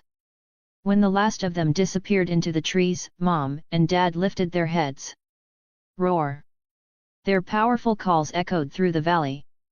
In the distance, James, Zach, and Zoe heard the sound and immediately became excited. The hunt succeeded, and it only took a few minutes. James had watched the entire battle from start to finish, and he was completely stunned. He had barely blinked during the attack, afraid he might miss something important. The saber-toothed tiger truly deserved its reputation as one of the most terrifying predators of the Ice Age. Zach and Zoe immediately ran toward the fallen moose as soon as they realized the hunt was over. James followed behind them. Now that he stood beside the carcass, he could finally examine the wounds closely. The first thing he noticed was the deep claw mark on the moose's hindquarters. A large piece of flesh had been torn open where Mom had grabbed it. That single strike revealed the incredible gripping power of a saber-toothed tiger's forelimbs. Thanks to the information from the system, James already understood part of the reason behind that strength. The internal muscles attached to the forelimb bones were extremely well developed. Their forearms were also shorter and thicker than those of most modern cats. This structure allowed the forelimbs to release tremendous force in a short burst, clamping down on prey like a steel trap. Another important feature was the body proportions. The front limbs of a saber-toothed tiger were noticeably longer and stronger than the hind limbs. That gave them tremendous upper body strength, allowing them to drag down prey that weighed far more than they did. The second wound was even more impressive. 2 deep punctures marked the moose's neck where Dad's saber teeth had entered. Unlike modern big cats, saber-toothed tigers did not rely on bite force. Their skull structure and jaw muscles were actually weaker than those of lions or modern tigers. In fact, the bite force of a full-grown saber-toothed tiger was only about 1/3 that of an African lion. Their strength did not lie in crushing power. Their real weapon was the pair of long, razor-sharp fangs. Those teeth were designed to slice through arteries and the trachea with surgical precision. By cutting the blood supply and airway at the same time, they could kill large prey extremely quickly. Their jaws could also open at an angle of nearly 120 degrees, far wider than most modern cats. Combined with their powerful neck muscles, this allowed them to drive their saber teeth deep into a target. During this hunt, Dad had not simply bitten down. Instead, he used his lower jaw to hold the neck in place while the saber teeth cut through the moose's throat and major blood vessels. James slowly processed everything he had just witnessed. There's a lot more to this than I expected. He suddenly realized that the hunting style of saber-toothed tigers was completely different from modern big cats. Lions and tigers usually killed their prey by clamping down on the throat and suffocating the animal. Saber-toothed tigers, on the other hand, fought more like warriors using blades. If the hunting style of lions was like a chokehold in combat, then the saber-toothed tiger's method was closer to slashing an opponent's throat with a knife. But there was one problem. That knife is fragile. Those famous saber teeth looked terrifying, but they were actually delicate. If they struck bone or another hard surface the wrong way, they could break. And once broken, they would never grow back. In other words, the saber-toothed tiger's hunting style was incredibly efficient, but also risky. One mistake could mean disaster for the rest of life.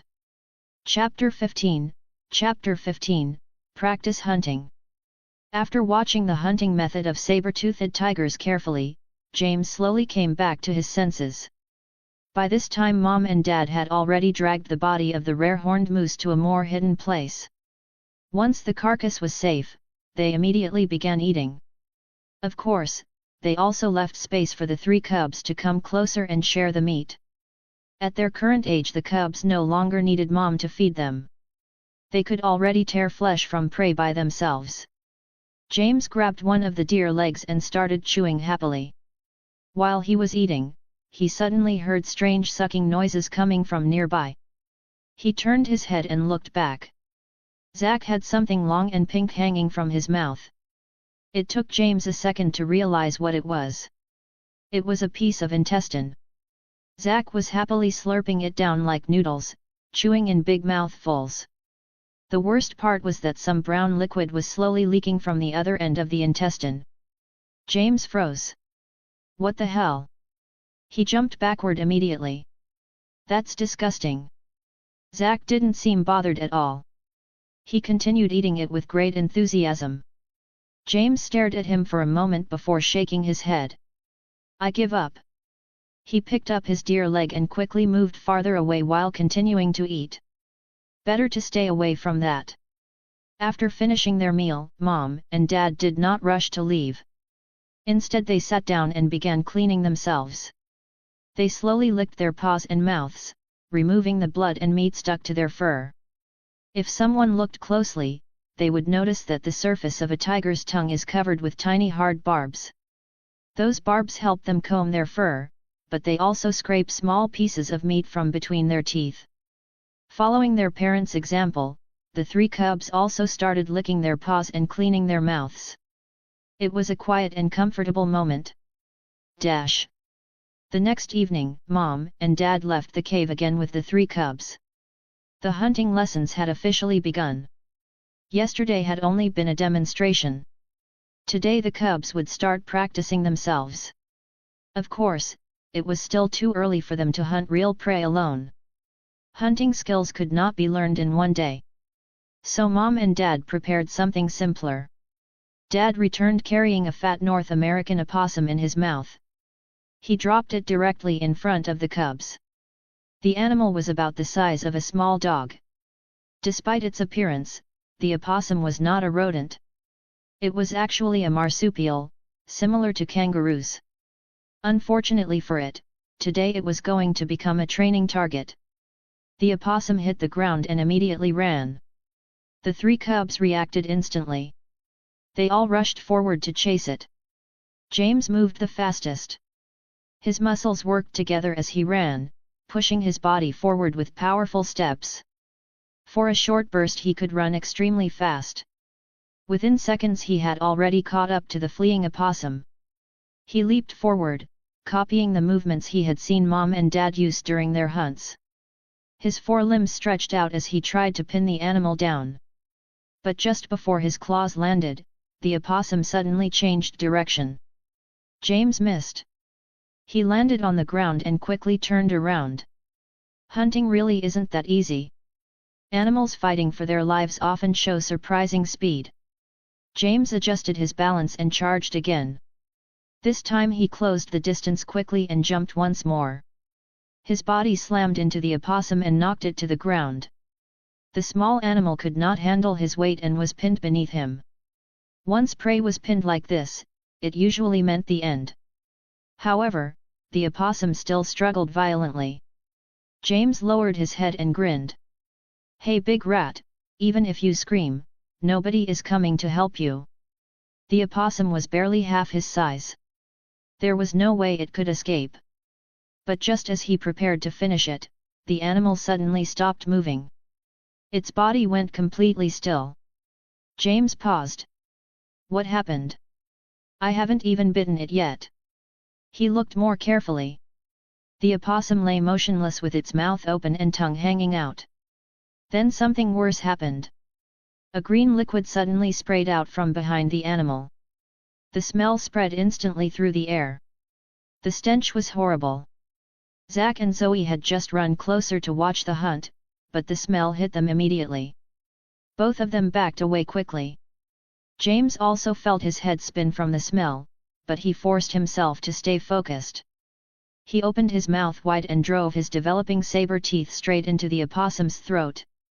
Even though his fangs were not fully grown yet, they were already about 8 centimeters long.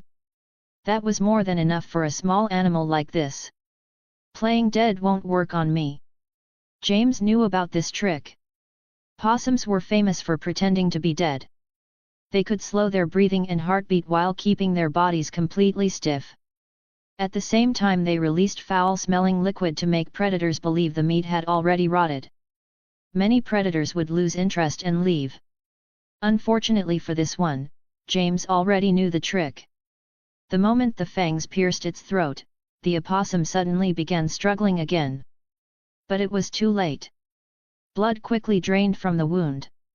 Within seconds the animal stopped moving for real.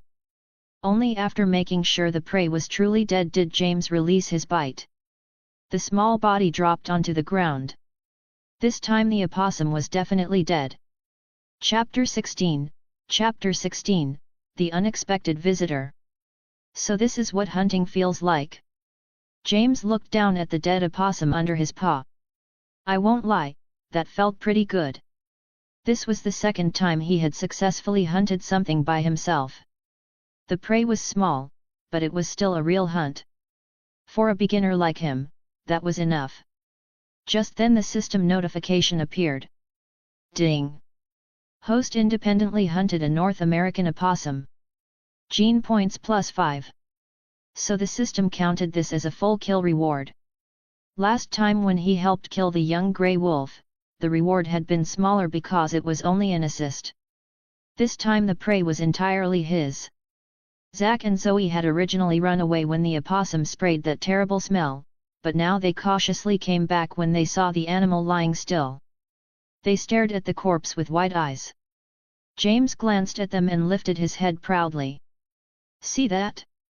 Learn from your big brother. Then he grabbed the opossum and walked to the side. He pinned the body down with one paw and began tearing into the meat. Fresh meat tasted much better than he expected.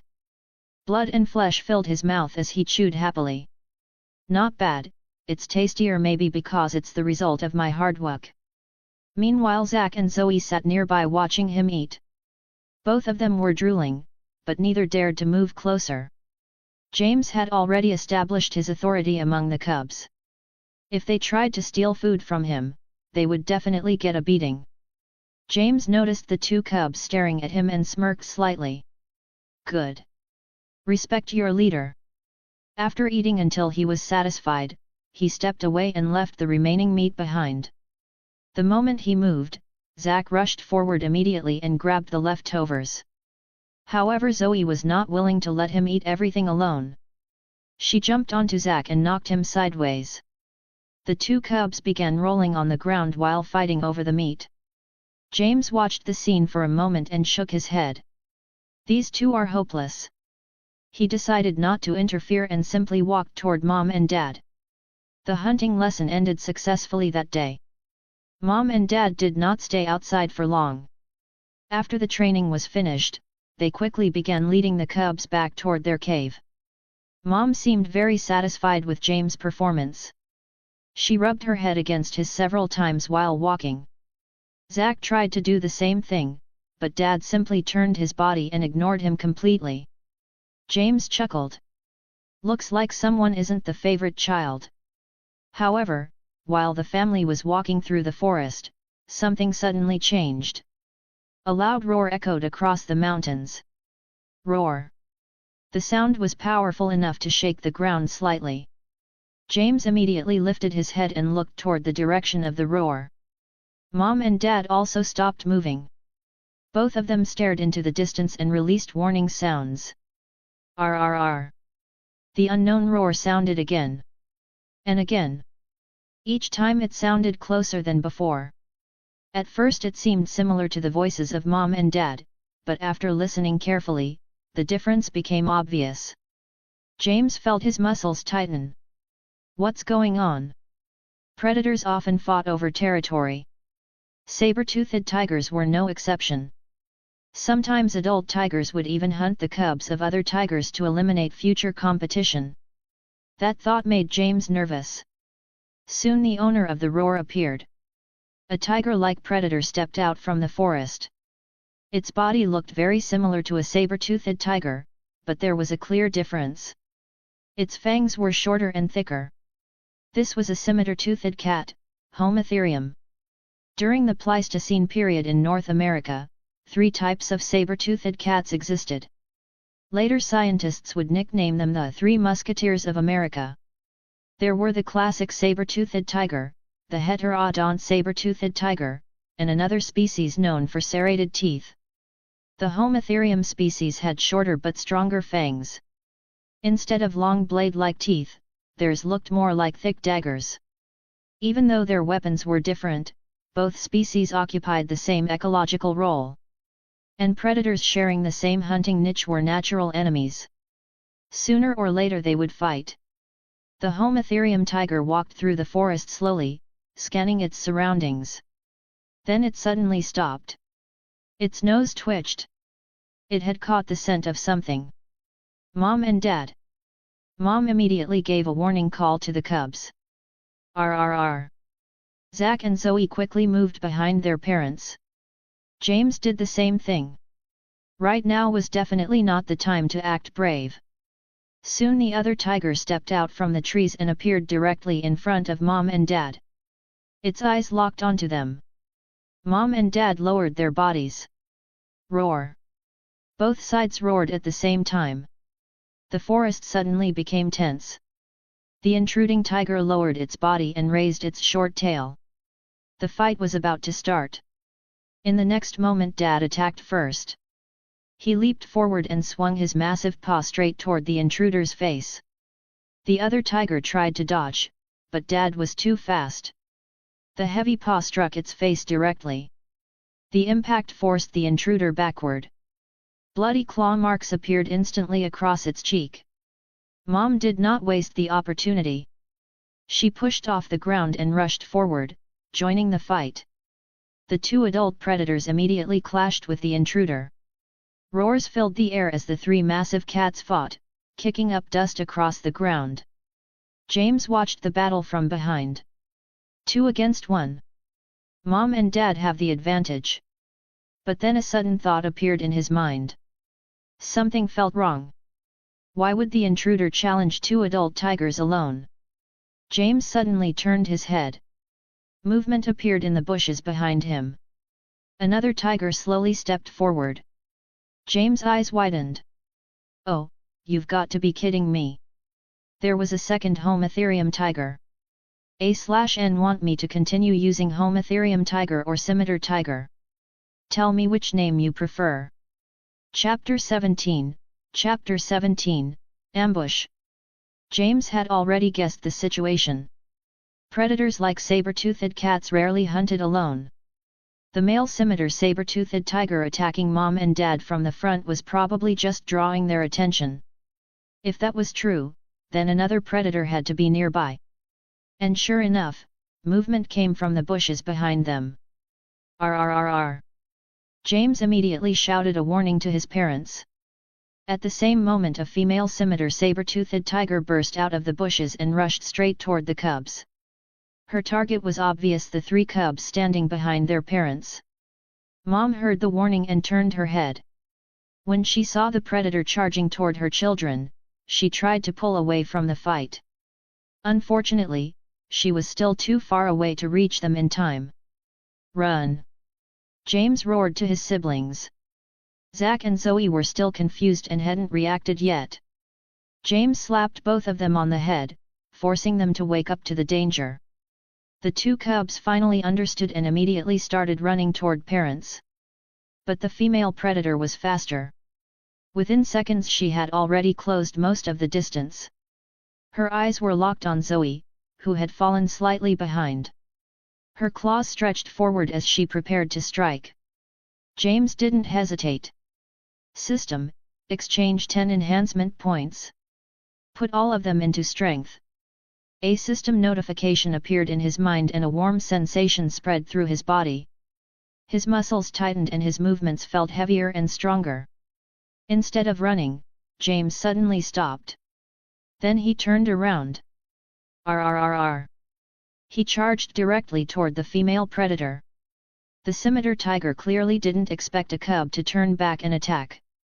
She slowed for a moment in surprise. That moment was enough. James jumped forward and slammed into her shoulder with his full weight. The impact pushed her slightly off balance and forced her to step sideways to steady herself. The female tiger stared at him in disbelief. A cub had actually stopped her charge. Her surprise quickly turned into anger. Roar! She lunged forward again, aiming her claws at James's neck. James jumped aside just in time and the claws struck empty air. The predator turned quickly and attacked again, but James kept moving and avoided each strike. He didn't try to fight her directly. The size difference between them was too large. Instead he stayed just outside her reach, forcing her to keep turning and chasing him. Every second she spent attacking him was another second Zach and Zoe gained to escape. The female tiger grew more frustrated with every failed attack. She pounced again, trying to crush James under her weight, but he slipped away to the side before she could land on him. At that moment a powerful roar shook the forest. Roar! Mom had arrived. Her massive body rushed forward and she positioned herself between the predator and the cubs.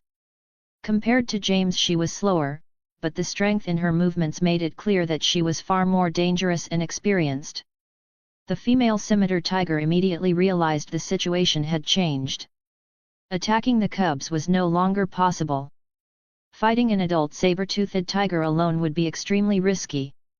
She stepped backward while watching Mom carefully. After creating some distance she turned around and ran back into the forest.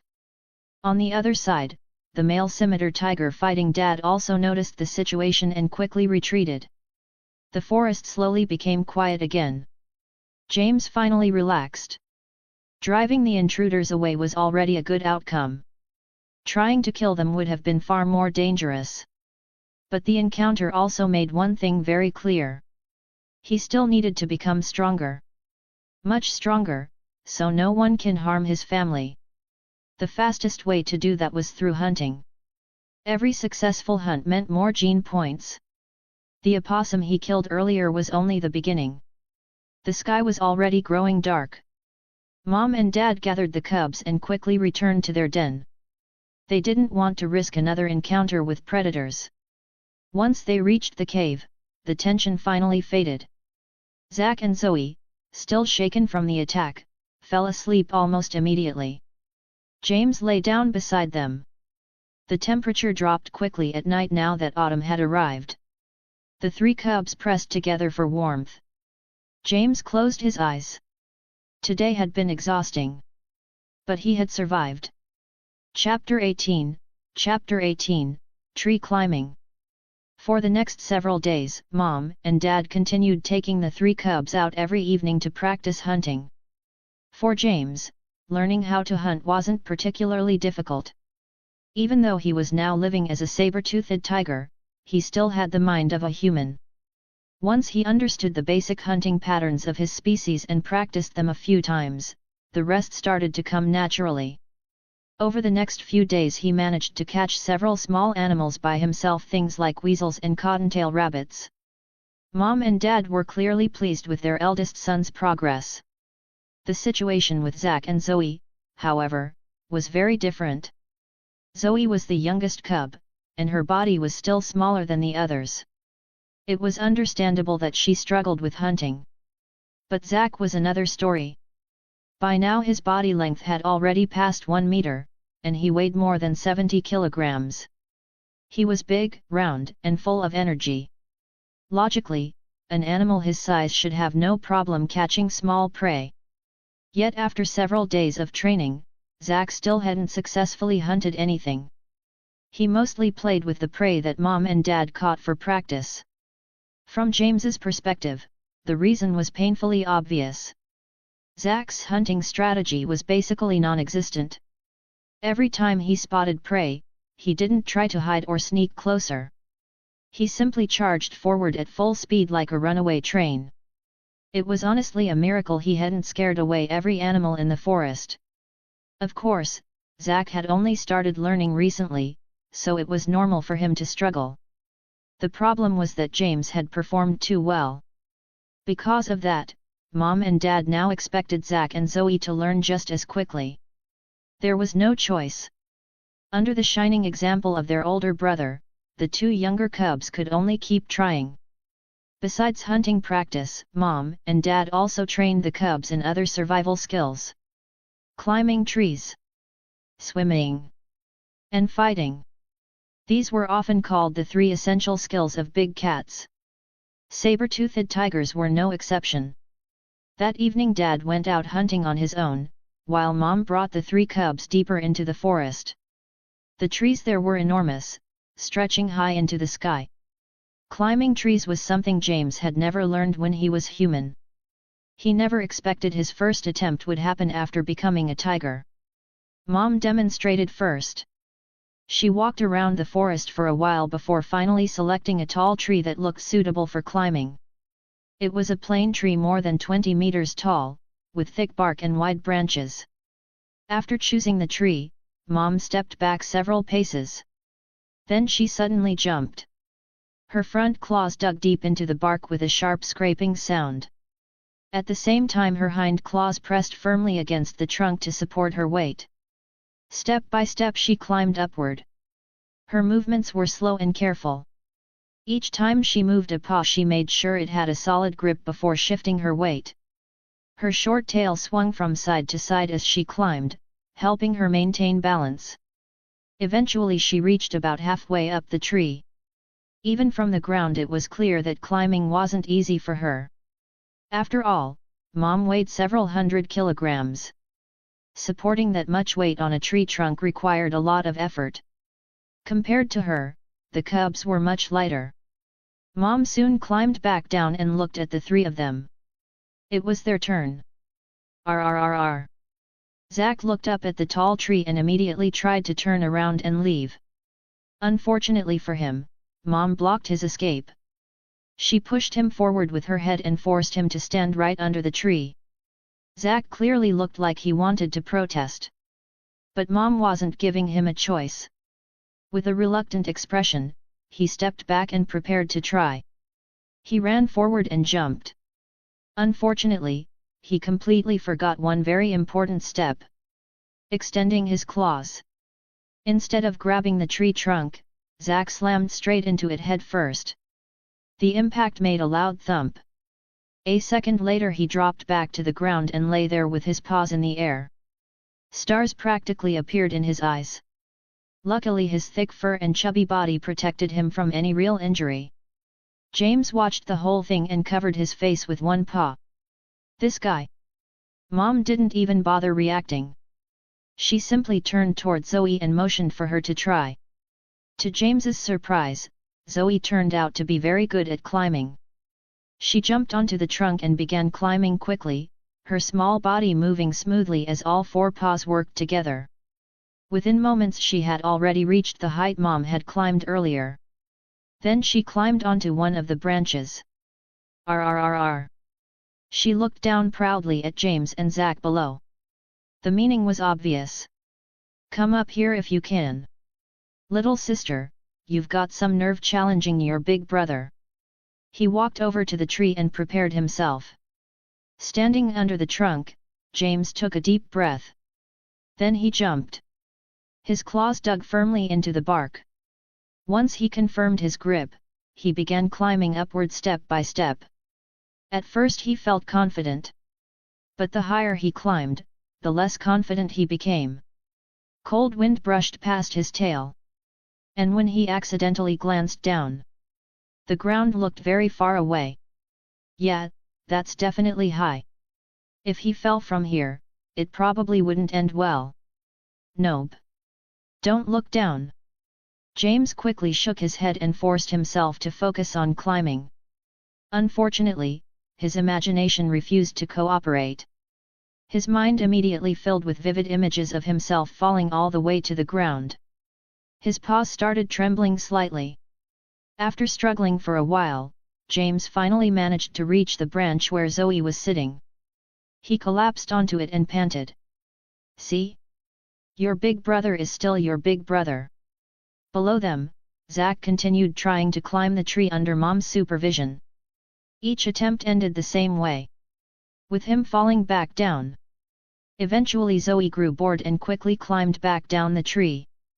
Her movements were smooth and effortless, almost like she was walking on flat ground. James watched her disappear below. And suddenly realized something.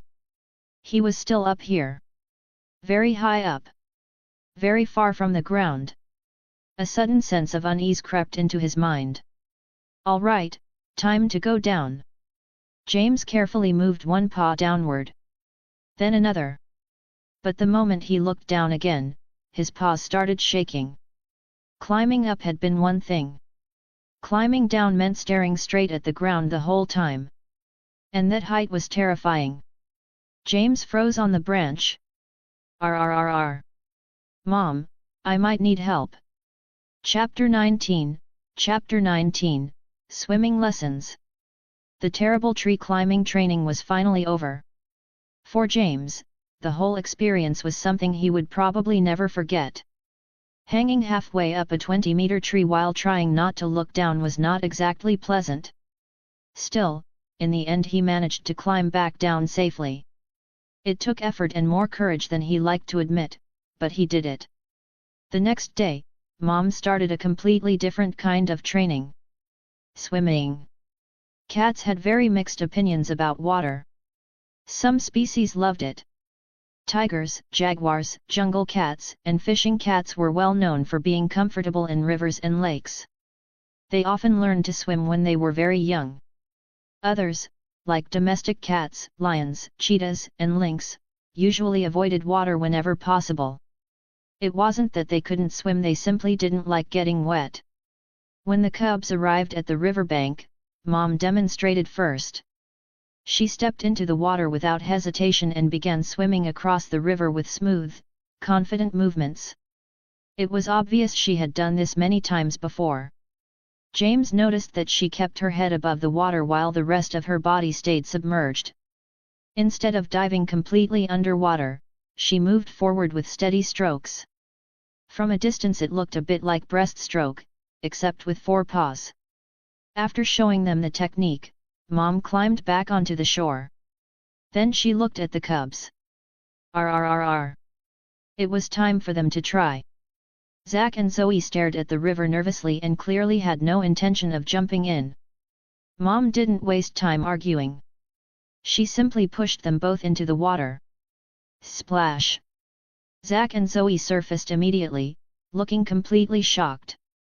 James watched the scene and shook his head. Yep, definitely our mother. Before Mom could decide to push him in as well, James jumped into the river on his own. Swimming wasn't a problem for him. Back when he was human he had learned to swim as a child, and the motion still felt familiar. Behind him, Zack and Zoe were panicking.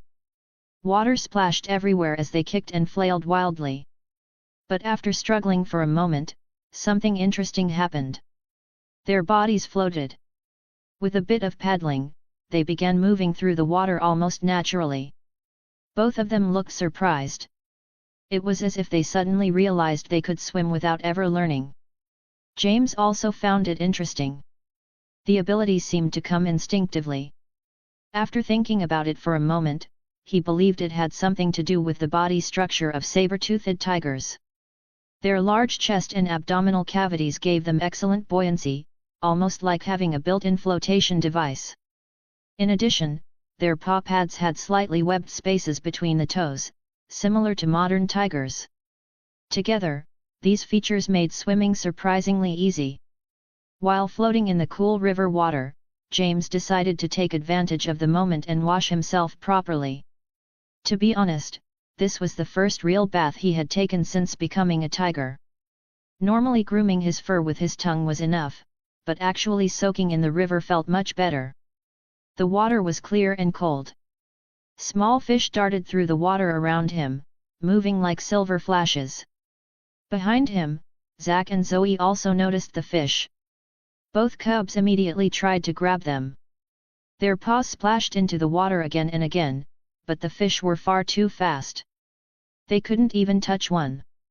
At that moment Mom, who had climbed back onto the shore, suddenly became very still.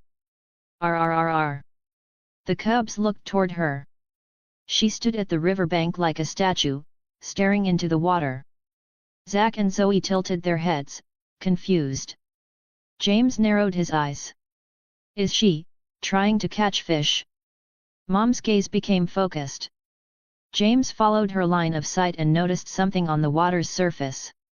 Her shadow stretched across the river like a dark patch. Within that shadow, small ripples appeared again and again. Several of them were swimming beneath the surface. Suddenly Mom moved. Her body exploded forward with incredible speed. She plunged straight into the water. At the same time her claws shot out and slashed downward. The huge body hitting the river created a massive splash. Water sprayed everywhere. Several small fish were even thrown out of the water by the impact. From observation to attack, the entire process happened almost instantly. James watched in admiration. The power behind the movement was impressive. Unfortunately, when Mom climbed out of the water a moment later, her paws were empty. James blinked. Well, that was awkward. Mom looked completely calm, as if nothing unusual had happened. After all, even the best hunters failed sometimes.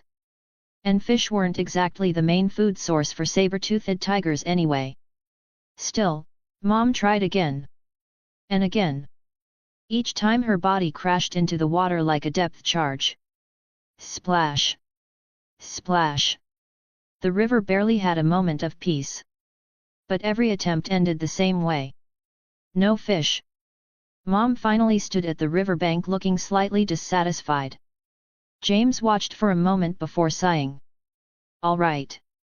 I guess it's time to show some human intelligence. He climbed out of the river and stepped onto the shore. If brute force didn't work, maybe a little strategy would. James had grown up in the village in his previous life, and he had learned all kinds of strange little tricks back then. One of them involved catching fish. He began looking around the riverbank. Stones. Dead branches. Those would work perfectly. His plan was simple. Build a small circular barrier in the river with an opening facing upstream. Then add a funnel-shaped entrance so fish could swim inside but struggle to escape. Once the current pushed the fish into the enclosure, they would have a hard time getting out. James could already imagine the scene. Mom, Zack, and Zoe staring at him in amazement. Completely impressed by his brilliant idea. Chapter 20, Fish Trap. Under Mom's suspicious gaze, James began looking around for materials to build his fish trap. The materials were easy to find. All he needed were stones and a few dead branches. Before long, James started pushing stones toward the river. One by one, he rolled them into the water. Rrrr. Zack and Zoe quickly noticed what their older brother was doing. They stared at him in confusion, clearly unable to understand what he was trying to accomplish. James turned toward them and let out a short growl. Rrrr. It sounded like an order. The two cubs immediately remembered the painful days of being bossed around by their big brother and hurried over without protest. Under James's command, the two unfortunate cubs were soon forced to help push stones into the river. Splash! Splash! The three cubs worked together, pushing stone after stone into the water. Once there were enough, James climbed into the river again and chose a suitable location. He began arranging the scattered stones carefully. Little by little, he built them into a curved barrier in the river. Mom watched the entire process from the shore with a deeply confused expression. At this point she was seriously questioning what her cubs were doing. Instead of continuing her own fishing attempts, she walked over and let out a questioning sound. Zack and Zoe immediately acted innocent. Clearly this had nothing to do with them. Mom then looked directly at James. James had no idea how to explain something like fish traps to a tiger, so he simply gestured for her to keep watching. Half an hour later, the simple fish trap was finally finished. Zack and Zoe stared at the strange structure their brother had built, their curiosity obvious. Mom looked equally puzzled. James sat down beside the river and waited patiently. Time to witness a miracle. Before long, fish swimming downstream reached the stone barrier. Seeing stones blocking their path, the fish naturally swam toward the opening James had left in the trap. Once inside, they soon discovered another layer of stones blocking their escape. When they tried to turn around, more fish had already entered behind them. Within minutes dozens of fish were trapped inside the enclosure. Water splashed everywhere as the fish crowded together. The trap had basically turned into a small fish pond. Rrrr. Zack and Zoe stared at the scene in shock. So many fish! Even Mom looked stunned. James lifted his head proudly. This, he thought, is the power of human intelligence. He was just about to show off a little, when Mom suddenly rushed forward like a missile. James froze. Wait! Too late! Mom charged straight into the fish trap. With one powerful movement she shoved aside several of the stones James had carefully arranged. In an instant most of the trapped fish escaped back into the river. James stood there speechless. But Mom didn't care about the destroyed trap at all. Fish were still jumping in the shallow water. That was all that mattered. She immediately began grabbing them with her claws. Despite the chaos, Mom's fishing ability was actually quite impressive. Her thick claws worked like daggers. Any fish that got caught was almost impossible to escape. Water splashed everywhere as she moved back and forth through the river.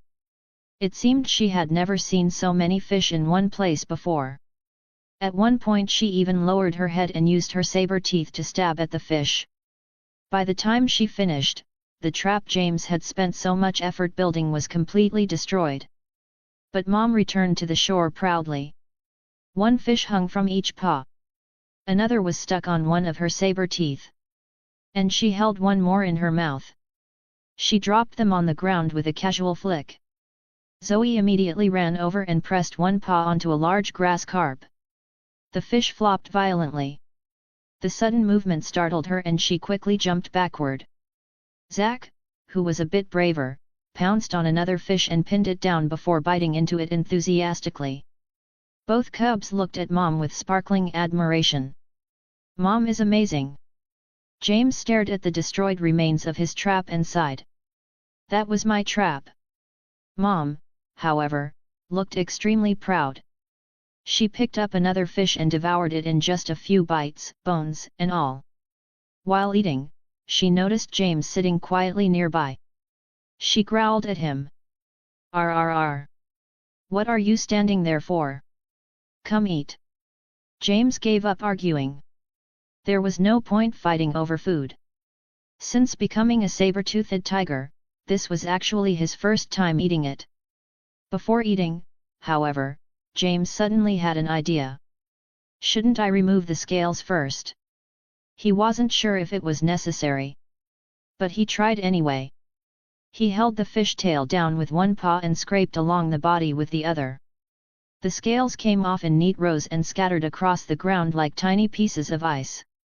Once most of the scales were gone, James tore off a piece of fresh meat from the belly of the fish and swallowed it. He paused for a moment. Yep. Very familiar taste reminded him of raw sashimi. Too bad there was no soy sauce. Mom had an enormous appetite. When she caught large prey, she could easily eat 30 or even 40 kilograms of meat in a single meal. After that she might not need to eat again for several days. Of course, meals like that didn't happen every day. The small fish they caught now weighed only a few kilograms each. For Mom, they were barely snacks. After finishing her fish, she jumped back into the water to try catching more. Unfortunately, this time things didn't go so well. After several attempts she came back soaked and empty-clawed. Mom looked genuinely confused. Why had there been so many fish earlier? But now she couldn't catch any? As the sky grew darker, Mom finally decided it was time to leave. She gathered the cubs and led them back to their cave. The next morning she woke up unusually early. Even Dad looked confused when she woke him. Zach and Zoe were still half asleep. What's going on? Mom simply growled and walked out of the cave. The family followed her. James had a bad feeling. No way.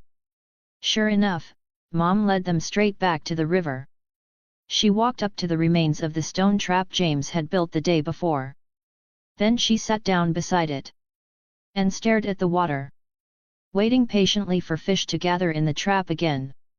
James watched the scene and couldn't help laughing. Mom had completely misunderstood the situation. She was basically waiting for fish to walk into the trap by themselves. Like waiting for rabbits beside a tree stump. And she seemed very confident it would work again. Chapter 21, Hunting a Fox. Mom stayed obsessed with the fish trap for several days before finally realizing that fish were not going to gather in the river for no reason anymore. James, who had been forced to wake up early every morning because of this obsession, felt deeply relieved. Finally, some peace.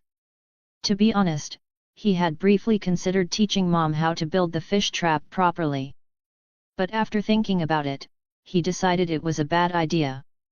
First of all, building a proper fish trap wasn't as simple as pushing stones into the water. The stones had to be arranged in a specific shape, and that took patience and a bit of planning. There was a good chance Mom wouldn't bother learning it. And even if she did learn it, that might actually be worse. If Mom suddenly abandoned her role as the mighty predator of the forest and became a full-time fishing tiger, James would probably carry that guilt for the rest of his life. So in the end he decided it was better to just let Mom return to normal. Once Mom stopped obsessing over fish, the cubs' hunting lessons returned to their usual routine. Zach and Zoe continued practicing the basics of hunting. As for James, Mom and Dad had already started thinking about bringing him along to hunt larger prey. Autumn in this region was extremely short. Only a little more than a month after the season began, the temperature in the forest dropped sharply. As the family walked through the woods one morning, a drop of dew fell from a branch and landed right on James's nose. The cold droplet splashed across his whiskers. The wet, itchy feeling made him lick his nose automatically.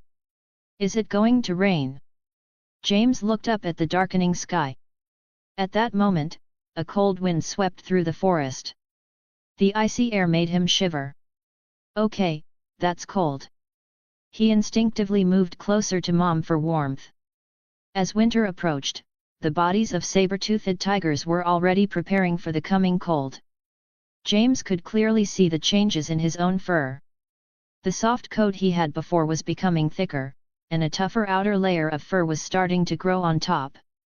The combination worked like a heavy winter coat, helping saber-toothed tigers survive temperatures as low as -40 or even 50 degrees.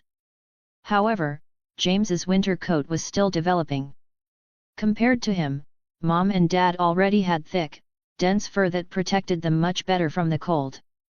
During this preparation period, saber-toothed tigers also increased their food intake to store fat for the winter. That was exactly what Mom and Dad were doing now. The family traveled across hills and rivers, constantly searching for prey. Dad and Mom walked at the front. Zach and Zoe followed closely behind them.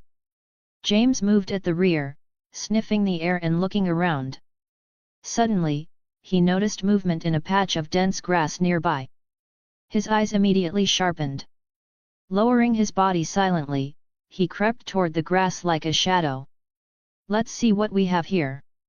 As he moved closer, he finally spotted the source of the movement. A fox. A gray fox was wandering near a small burrow in the ground. James didn't rush to attack. Instead, he stayed still and watched. The fox circled the burrow a few times before starting to dig. James looked at its size and shook his head slightly. That little guy is living a risky life. The fox was less than a meter long and only about 40 centimeters tall at the shoulder. About the size of a Shiba Inu. In a world filled with giant Ice Age predators, a small hunter like this could only sit somewhere in the middle of the food chain. And very often, it ended up becoming prey itself. Saber-toothed tigers included. Well, looks like today's unlucky volunteer has been chosen. James was about to attack when something unexpected happened. The fox suddenly pulled several tiny animals out of the burrow. Baby guinea pigs. There were more than a dozen of them, each only about the size of a baby's fist. James blinked. Well, that's a buffet. The fox excitedly circled around the helpless babies. Then it began killing them one by one with quick bites and claw strikes. The scene looked disturbingly casual.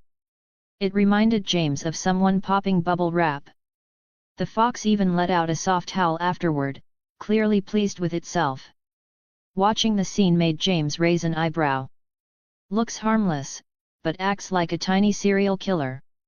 He knew this behavior had a name. Surplus killing. Some predators killed far more prey than they actually needed. Wolves were famous for it. There were recorded cases where a group of wolves attacked a sheep pen and killed over 100 sheep even though they could never eat that many. Predators with this instinct didn't think about saving food for later. They simply killed as much as they could. That was just part of their nature. The gray fox picked up several guinea pig bodies in its mouth and prepared to leave. But suddenly, the fox froze. Its body stiffened as if it sensed danger. Without hesitation, it dropped the food and bolted away. James blinked in surprise. Seriously? I haven't even moved yet. But it didn't matter. The hunt had already begun. James exploded forward.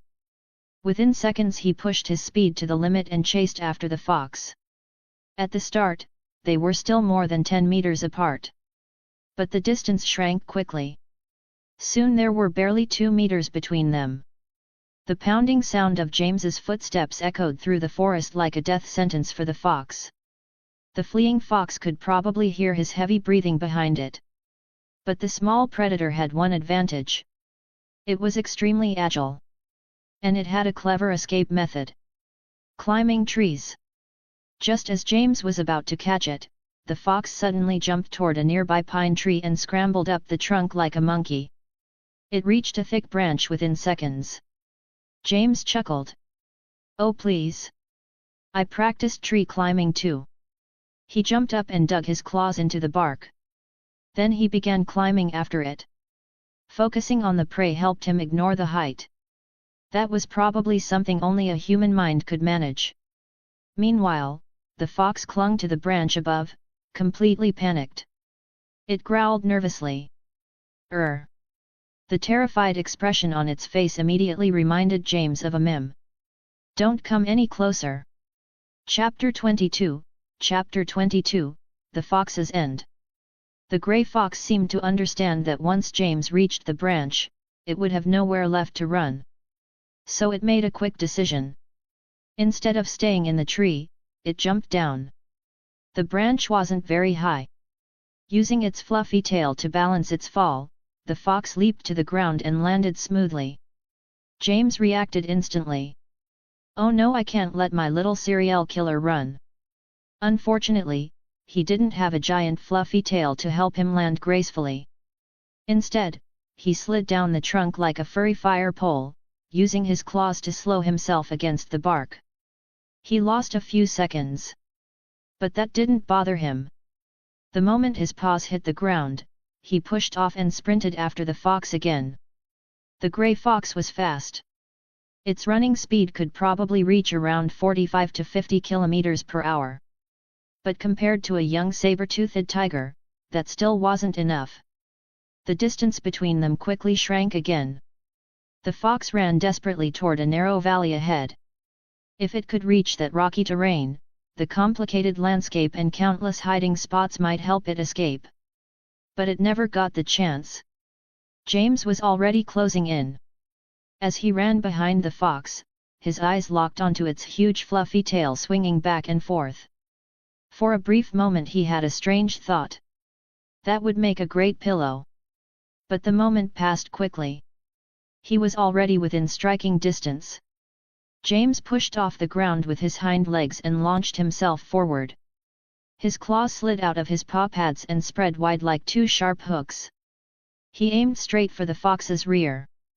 But at the last possible moment, the fox suddenly jumped forward. James's claws sliced through empty air. Rrrgh. He landed hard and immediately sprang forward again. Both predators stumbled slightly from the sudden movement. James leaped toward the fox again. But suddenly, the fox's tail lifted. Pfft! A horrible smell exploded into the air. Even worse, the foul gas seemed to come with a visible dark cloud. James's eyes widened. "Are you serious? Biochemical weapon, not again? Why the hell my every prey use this? Am I seriously this unlucky?" The attack came from the fox's anal glands. In dangerous situations, foxes could release extremely foul-smelling gas as a defensive measure. The smell was often strong enough to drive predators away. Especially animals with sensitive noses. Like cats. And unfortunately for James, it smelled absolutely terrible.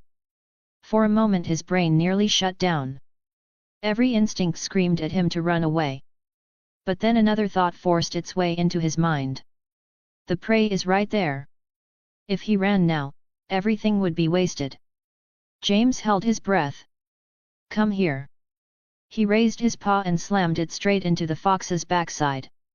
"Let's see if you can fart your way out of this." The strength of a tiger's paw was no joke. Even modern Siberian tigers could strike with incredible force. James wasn't fully grown yet, but his strength was still more than enough to deal with a fox. Boom! The fox clearly hadn't expected its chemical weapon to fail. Caught completely off guard, it took the full force of James's strike. The blow sent the fox flying through the air. It rolled across the ground several times before finally stopping. James didn't waste a second. He sprinted toward it immediately. The fox scrambled to its feet, but its hindquarters were burning with pain. At this point it realized escape was no longer possible. So it chose the only option left. Fight. With a desperate snarl, the fox pushed off the ground and lunged toward James with its jaws wide open. James didn't retreat. Instead, he raised his paw again. The moment the fox reached him. Smack! "You filthy fox, taste my meow meow punch!" Then another. And another. His paws moved like a blur. Within seconds he had slapped the fox more than a dozen times. Each strike carried sharp claws. Deep gashes appeared across the fox's face as skin tore open under the attacks. Blood splattered everywhere. The fox's desperate counterattack collapsed almost immediately under the barrage. It should consider itself lucky. James was still only a young saber-toothed tiger. If an adult had delivered that first strike, the fox's skull might have shattered instantly. The fox collapsed to the ground. Its breathing was weak. Blood poured from its mangled face as it lay there barely moving. But James didn't relax. Foxes were famous for tricks. And playing dead was one of their favorites. So instead of assuming victory, James lowered his head and drove his saber teeth into the fox's throat. Woo! The fox suddenly struggled again. Its legs kicked wildly as it tried to escape. But the strength difference was overwhelming. James's jaws held it firmly in place. As the blood drained from the wound, the fox's movements slowly weakened. Eventually the body went completely limp. Dead. Only after confirming the fox had truly stopped breathing did James release his bite and drop the corpse onto the ground. Blood from the fox's carotid artery had sprayed across his mouth. Combined with the long saber teeth protruding from his jaws, the scene made him look almost like a prehistoric vampire. The fox's head had been badly deformed. It looked like a crushed leather ball, covered in deep claw marks that showed just how much force had struck it. At that moment a familiar notification appeared in James's mind. Dash. Ding. Host has killed a gray fox. Gene points plus 10. Dash. James's eyes lit up. 10 gene points, not bad. Thinking back on the hunt, the outcome had never really been in doubt. In terms of strength, speed, and weapons, he had completely outclassed the fox. It was basically like a high-ranked player bullying a beginner. An unfair fight from the start.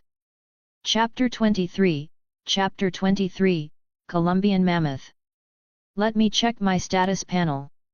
With a thought, James opened the system interface to review his current attributes. Dash. Status panel. Host, James. Species, saber-toothed tiger, male. Age, 7 months. Strength, 45, plus.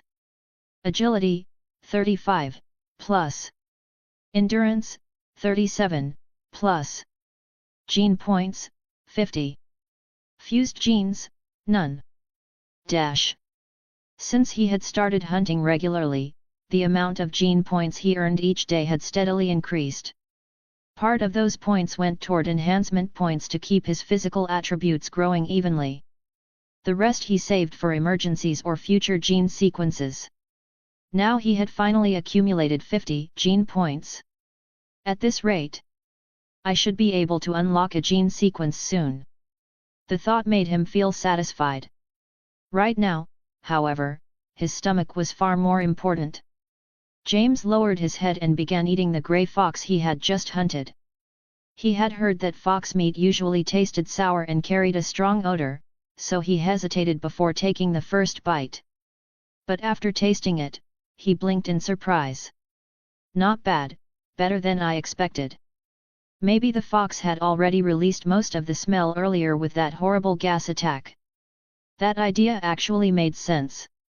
After eating until he was half full, James picked up the remaining fox meat in his mouth and started heading back.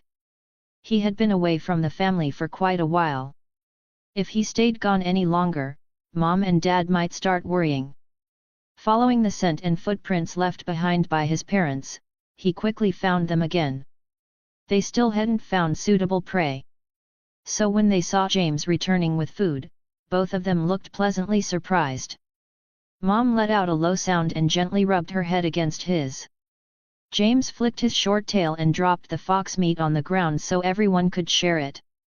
The moment the meat touched the ground, Zack, who had been staring at it with drool practically falling out of his mouth, ran over immediately.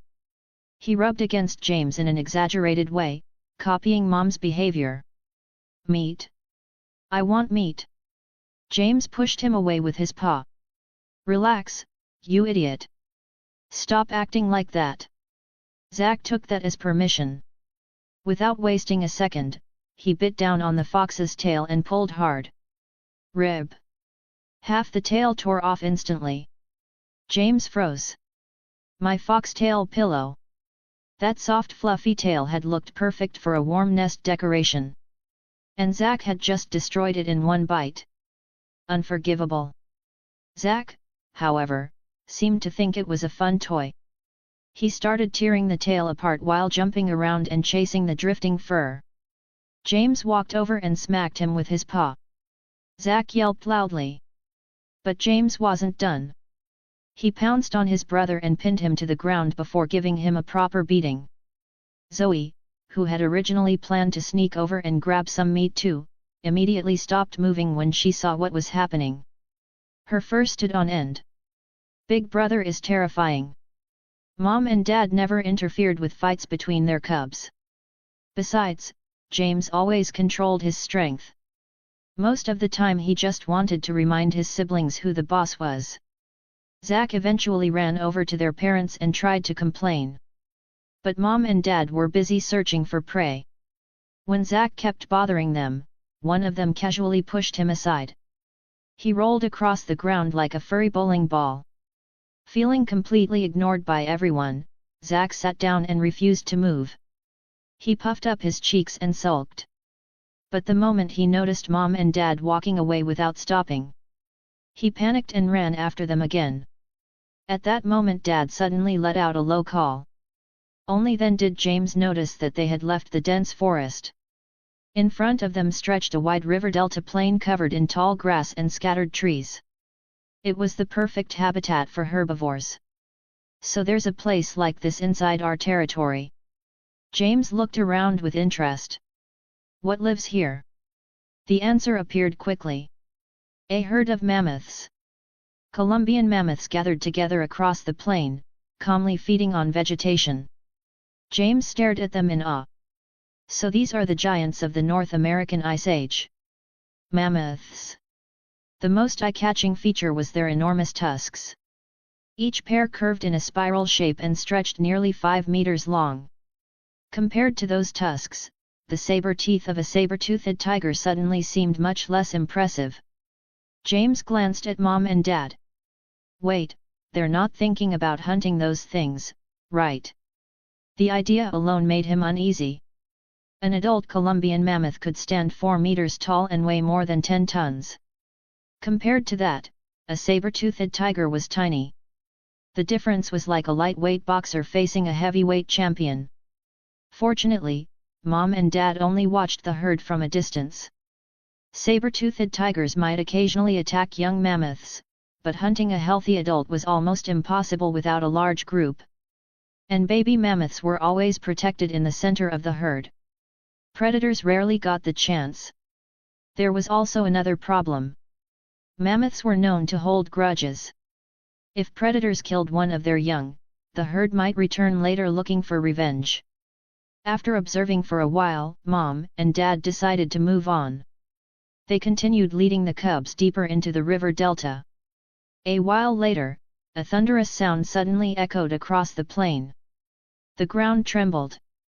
James climbed onto a small hill and looked toward the sound. Then he saw them.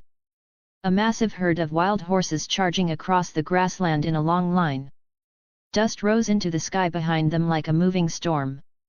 The thunder of their hooves shook the earth. James stared at the scene in shock. So this is what a real stampede looks like. Chapter 24, Chapter 24, Helping in Big Hunt. These wild horses, they should be Przewalski's horses, right? James watched the herd carefully as they thundered across the plains. They looked very similar to modern domestic horses, with brownish-yellow coats and sturdy builds. These horses usually lived in grasslands and harsh environments, often moving in large groups. When they ran, they formed long lines, one after another, creating a powerful and organized movement. During the Pleistocene, North America had several species of horses, but most of them eventually went extinct. Only Przewalski's horses managed to survive into later times. Seeing thousands of them galloping together like this was something else entirely. This time, Mom and Dad didn't leave. Instead, their eyes locked onto the herd with clear intent, and James immediately understood why. Compared to animals like bison or mammoths, these horses were easier prey. They weren't as aggressive, and they didn't run as fast as pronghorn antelopes, making them one of the more suitable targets for saber-toothed tigers. After the herd slowed down, they began spreading out across the grassland in smaller groups, some alone and others in groups of 3 or 5. This was exactly the moment predators waited for. Mom lowered her head slightly and made a soft sound toward James. He understood immediately she wanted him to join the hunt. A small spark of excitement rose in his chest. This meant his ability had finally been acknowledged. Zack and Zoe, on the other hand, were left behind. They simply weren't ready yet. James didn't let that distract him. He followed Mom and Dad closely, carefully observing every movement, knowing there was still a lot he needed to learn. The first step was choosing the right target. Mom and Dad lay low in the tall grass, their eyes scanning the scattered horses. No matter the predator, there was always one simple rule: catch the easiest prey with the lowest risk. In simple terms, pick the weak one. They didn't look at the strongest or healthiest horses. Those were too dangerous and required too much effort. Instead, they focused on individuals that stood out for the wrong reasons: old, injured, weak, or thin. It didn't take long before they found their target, a limping horse. Even after choosing the target, they didn't act immediately. The next step was judging the wind direction, which was just as important as selecting the prey itself. Many herbivores had an extremely sharp sense of smell, and if a predator approached from the wrong direction, its scent would give everything away instantly. In open terrain like this, where the wind constantly shifted, it became even more critical. James watched closely as Mom and Dad judged the wind based on the movement of the grass and the way their fur shifted. They were currently positioned upwind, meaning their scent wouldn't reach the horses, but they stayed alert, ready to adjust if the wind changed. The final step was choosing the hunting method. Saber-toothed tigers mainly relied on 2 approaches: ambush or stalking. Ambush meant staying hidden and waiting for prey to come close, while stalking meant slowly closing the distance before attacking. In this situation, the choice was obvious. These horses were extremely alert, and any sudden movement could send them running. Ambush was the safer option. After observing the surroundings, Mom and Dad seemed to predict the path the horses would take. They moved into position, and James followed them into a patch of dense grass. All 3 of them lowered their bodies and remained completely still. They didn't stay together in one spot either. Instead, they formed a triangular formation: Dad at the front, with Mom and James positioned on either side behind him. It was a coordinated setup, clearly meant to block escape routes. Not far away, the small group of horses continued grazing as they slowly moved forward. Time passed, and the sky gradually darkened as evening approached. James could feel his limbs starting to ache from staying in position for so long. For a moment, he felt the urge to relax, but when he glanced at Mom and Dad, both of them remained completely focused and motionless. He forced himself to stay still. A good hunter needed patience; there was no shortcut around that. Then, suddenly, Dad shifted slightly. It was a small movement, but it was enough. His body lifted just a little, and the muscles in his limbs tightened instantly. James's focus sharpened. The target was close. The group of horses had unknowingly walked straight toward the ambush point. At the front, a male horse lifted its head and sniffed the air cautiously, clearly on guard. But the conditions were perfect. Dark clouds covered the sky, the air was heavy with moisture, and the wind direction remained in their favor. Their scent stayed hidden. The horses, eager to feed before the rain, continued moving forward without realizing the danger. Closer, closer. James locked onto the target. The limping horse had stepped directly into the kill zone. Chapter 25, Chapter 25, Clean Kill, Dirty Guest. The moment it started, everyone moved at once. Dad shot forward, his massive body exploding into motion as he launched straight at the limping horse. Now! James reacted instantly, pushing off the ground as he and Mom closed in from both sides. The herd panicked the moment they saw the 3 saber-toothed tigers, hooves pounding as they scattered in every direction, but the limping horse made the worst possible decision. Startled by Dad charging straight at it, it turned and ran the opposite way, breaking away from the herd completely alone.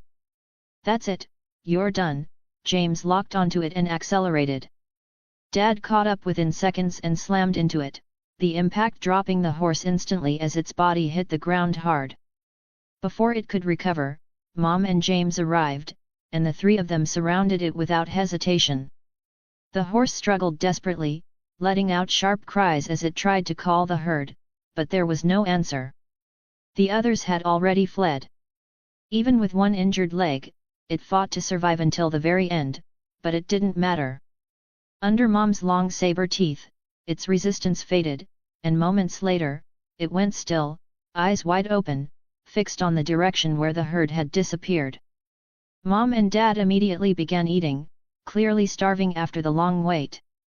The hunt itself had taken less than a minute, but the ambush had taken over an hour, and James finally understood why patience mattered so much. A notification appeared in his mind, rewarding him with 15 gene points. Not bad. I just helped and still got this much, he thought, feeling satisfied. Zack and Zoe rushed over the moment it was safe, practically throwing themselves at the carcass. James took a few bites of the horse meat, chewed for a second, then paused. "Yeah, this is not great." The taste was strong and unpleasant, nowhere near as good as rabbit or deer. "No wonder people say horse meat smells," he muttered, but he kept eating anyway. Hunger didn't give him the luxury to complain too much. Just then, a sharp cry echoed from above. "Coo! Coo!" James looked up. "What's wrong now? Who's making so much noise?" 2 large dark birds circled high in the sky, their wings spread wide, easily over 3 meters across. They looked like oversized vultures, with bare heads and heavy bodies. Using the system, James quickly figured it out. Teratorns, scavengers. He clicked his tongue. Mom and Dad barely reacted and continued eating, but within minutes more birds began to appear. Then more. And more. The sky slowly filled until it looked like a dark cloud pressing down on them. "You've got to be kidding me." The birds began landing nearby, standing there and staring, waiting for leftovers. The feeling was irritating, like being surrounded while eating. Mom suddenly stopped and let out a warning. RRR, causing several birds to flap away in panic, but when nothing followed, they came back again. "Shameless birds," James muttered. Dad had even less patience. He stood up and charged straight at them, forcing the entire flock into the air as feathers scattered everywhere. "Yes, go run away and don't disturb my lunch," James watched, but as expected, they didn't stay gone. Within minutes, they returned again, even more than before. This time, even Mom and Dad didn't bother reacting and simply continued eating. That only made it worse. James exhaled slowly. "No, this is so annoying." Letting them stand there and watch felt unbearable. He studied them carefully, noticing how alert they were. If he rushed directly, they would scatter instantly. "Think something, James." Then an idea hit him. He tore off a chunk of meat from the carcass and threw it toward them. "Here, take it." The reaction was immediate. The birds rushed forward, fighting over the meat, completely focused on it. "Gotcha." The moment they got distracted, James moved. His body burst forward like lightning fast. Before the birds could react, he slammed straight into them. Several were knocked off their feet instantly, bodies tumbling as feathers spread into the air. "Where are you looking, birdie?" he snapped, already preparing to strike again as the entire flock fell into chaos. Chapter 26, Chapter 26, Blood and Silence. Thud. James didn't hesitate for even a second after the charge. His claws shot forward, precise and brutal, driving straight into the neck of a fallen Teratorn. The result was instant. Blood sprayed out in a sharp burst, and the head separated cleanly from the body. "Too slow," he muttered, already moving again before the corpse even hit the ground. There was no pause or hesitation. He rushed the next one immediately. The bird had just managed to flap its wings and lift slightly off the ground when James slammed into it mid-motion. His claws dug deep into its back, hooking into flesh, and with a violent twist, he dragged it down and smashed it back into the ground. Rrr! He pinned it hard, one paw locking its body in place while the other tore into it with raw force. A sharp crack echoed as the wing was ripped free, bone snapping under the strain. Blood poured out rapidly, spreading across the ground as the bird convulsed. James stepped back slightly, watching it struggle. "You're done, birdie, now make those disturbing sounds in hell." He didn't even bother finishing it. That wound was enough. He lifted his head and let out a furious growl, his claws still dripping blood. The remaining Teratorns didn't need a second warning. Wings flapped wildly as the entire flock scattered in panic, fleeing without looking back. The message was clear to them. Finally, James exhaled, watching them disappear into the distance. Some peace. 2 system notifications followed immediately, confirming both kills and adding 20 more gene points. That made today's total ridiculous. 45 in one day, not bad at all. He felt a clear sense of progress now. 95 more, almost there. Behind him, Mom and Dad seemed visibly more relaxed now that the noise was gone. Mom let out a low approving sound, brushing against him briefly. Even Zach and Zoe looked fired up, clearly annoyed by the birds earlier. The moment things settled, both of them rushed toward the dead Teratorn, immediately starting to tear into it like they had a personal grudge. James walked over as well to those dead birds, deciding to try it. One bite and he paused. Hell nah. The meat was bad. Sour, stringy, and barely worth chewing. Feathers stuck everywhere, making it worse. This is complete trash. He lost interest almost instantly. Zach, on the other hand, had zero standards. He was happily chewing through feathers and meat alike, completely unbothered. Crunching, chewing, swallowing like it was the best thing he'd ever tasted. James stared at him for a second. I don't know whether to respect that or be concerned. Then Zach went one step further. His eyes locked onto the bird's beak. Don't you dare eat that. Too late. Zach grabbed the curved beak and bit down. Crunch. James blinked. I'm done. I'm actually done. He shook his head and stepped away. You win. I can't compete with that. After eating their fill from the horse, none of them were hungry anymore. That single hunt would last them days. Once they finished, Mom and Dad began leading them back. Halfway through the journey, the sky finally gave in. Sudden heavy rain. Before it fully hit, Mom and Dad guided them under a massive tree for cover. Mom lay down first, calling them in with a low sound. Zach and Zoe immediately pushed into her side without hesitation. James didn't wait either. The temperature had dropped fast, and the wind cut through his fur. He pressed himself into the warmth beneath her body. The difference was instant. It feels warm and safe with Mom. Dad stayed outside, positioning himself to block the wind and rain, taking the full force of it without moving. The storm intensified quickly, rain crashing down in sheets, thunder rolling across the sky. Inside that small space, though, it felt distant. Mom shifted slightly, using her paws to pull the cubs closer, licking away the water from their fur and keeping them warm despite being soaked herself. James felt it clearly, the effort and care of his mom. His body finally gave in to exhaustion. Muscles relaxed and the warmth pulled him under. Within minutes, James was asleep. Chapter 27, Chapter 27, Solo Hunting. Without any calendar, James couldn't really tell when late autumn ended and winter began. He only felt it day by day, the air getting colder, the ground harder, the wind sharper. Even his body reacted to it. He was sleeping more now, sometimes 15 or 16 hours a day, only waking up properly in the evening when Mom and Dad took them out. "This body is turning into a lazy sleeper, like a house cat," he muttered once, stretching lazily before heading out. Then one day, everything changed. Snow. It came quietly at first, then all at once. The entire world turned white overnight. The mountains, the forest, the ground, everything was covered. Snowflakes drifted down endlessly, soft and light, piling up into thick layers that swallowed sound and movement. The entire landscape looked different, almost unreal.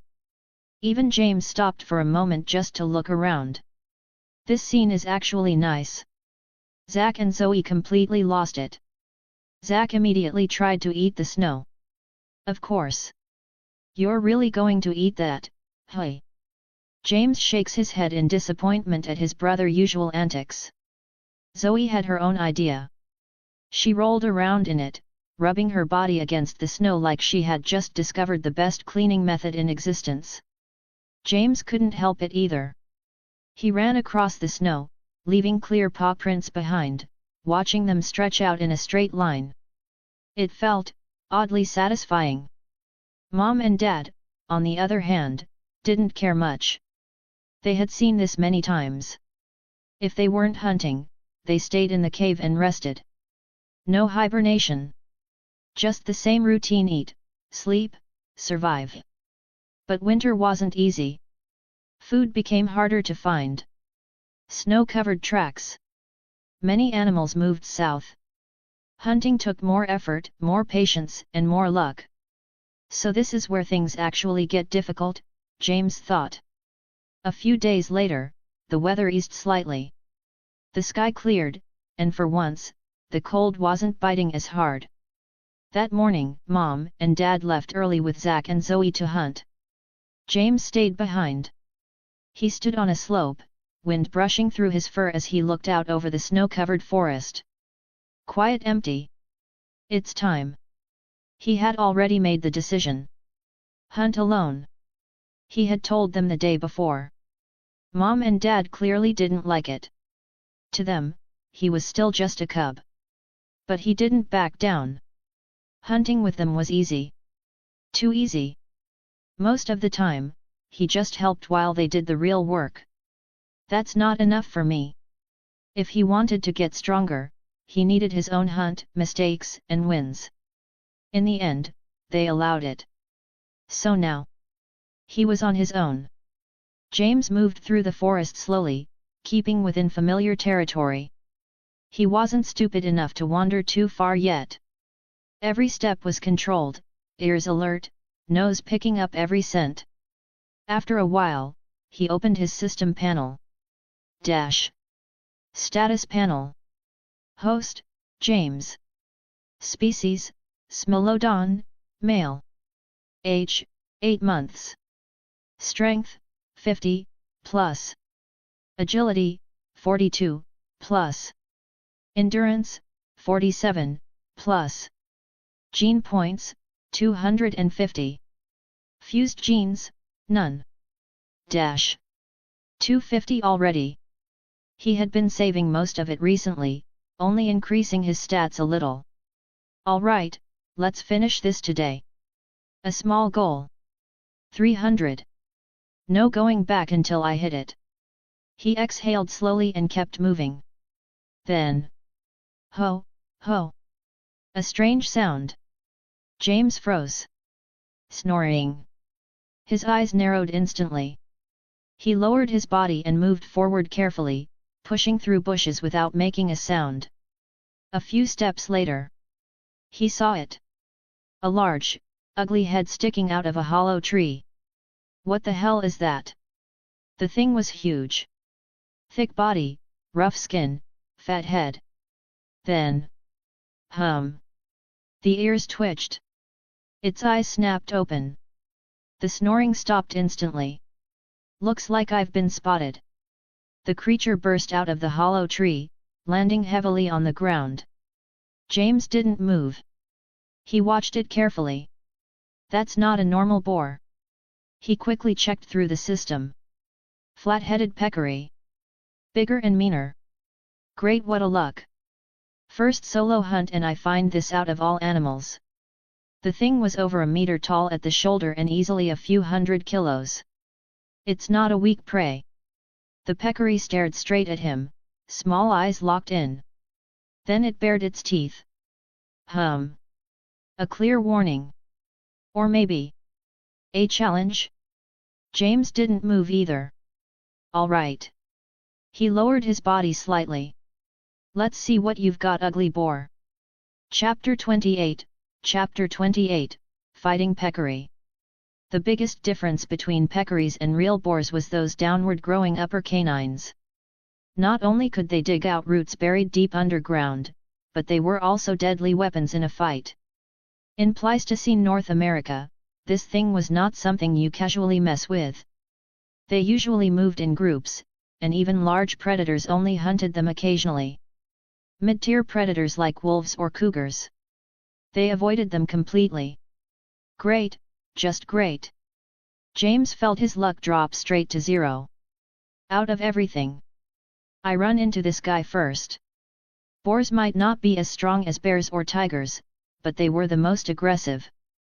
Once they lost it, they didn't care about anything. James knew one thing clearly. Right now, he wasn't confident in beating it cleanly. So he didn't want this fight. Unfortunately, the peccary didn't feel the same. Boom! Without warning, the thing exploded forward. No hesitation or testing. Just straight charge. Yeah, of course you're that muscle head type. James didn't even think about clashing head-on. The weight difference alone made that a stupid move. He moved fast. Thud. The peccary missed. And slammed straight into a birch tree. Crack. The entire trunk snapped in half. James froze for half a second. Hey big guy, take it slow, that would have killed me. The peccary staggered slightly, clearly dazed. Its balance wasn't stable yet. There it is. Opportunity. James's eyes sharpened. If a fight was unavoidable, then he'd control it. Let's test this properly. Swish. He moved first. A clean strike. His claws came down hard, targeting the shoulder. His claws sank in deep. Blood started leaking out immediately. The hit landed clean. James didn't hesitate. He tried to follow up instantly, shifting his weight to bring it down the way saber-toothed cats usually did. But HRRNN. The peccary reacted fast. Way too fast. It turned its head and snapped its jaws straight at him. Those fangs. Long, thick and fully exposed. Hell no. James pulled back instantly. No need to be greedy and take the risk. That bite was not something he wanted to take. He created distance again, circling slightly. This thing's annoying. Now he actually slowed down and started thinking. This wasn't just about teeth. The hide was thick. The outer layer rough, the inner layer dense. On top of that, these things coated themselves with resin, basically natural armor. That last attack? That was my full strength and it barely affected him. So brute force isn't the option. Then, a memory surfaced of him watching a video of wolves hunting boars. Not head-on fight. They used positioning and harassment technique. And yeah, that. James's eyes narrowed slightly. Although it's dirty, but effective. He exhaled. All right then. He let out a low growl. Don't blame me for this. The peccary had already recovered. And just like before, it charged again with no hesitation and in its full speed, trying to crush me outright. Its attacks are predictable. James moved at the last second. A clean dodge. The peccary tried to adjust, this time stopped faster and more controlled. But that tiny delay was enough. James was already gone from its front. And then behind it. Got you. He lunged. and bit down hard right where it hurts the most. HRRNNNN. The reaction was instant. The peccary lost it completely, kicking wildly, trying to shake him off. But James had already planned for that. The moment he bit, he dropped his weight and anchored himself, then twisted. Rib. Flesh was torn. The peccary's counterattack hit nothing. James had already let go and jumped back, landing a few steps away, spitting immediately. Ugh! What the hell is that?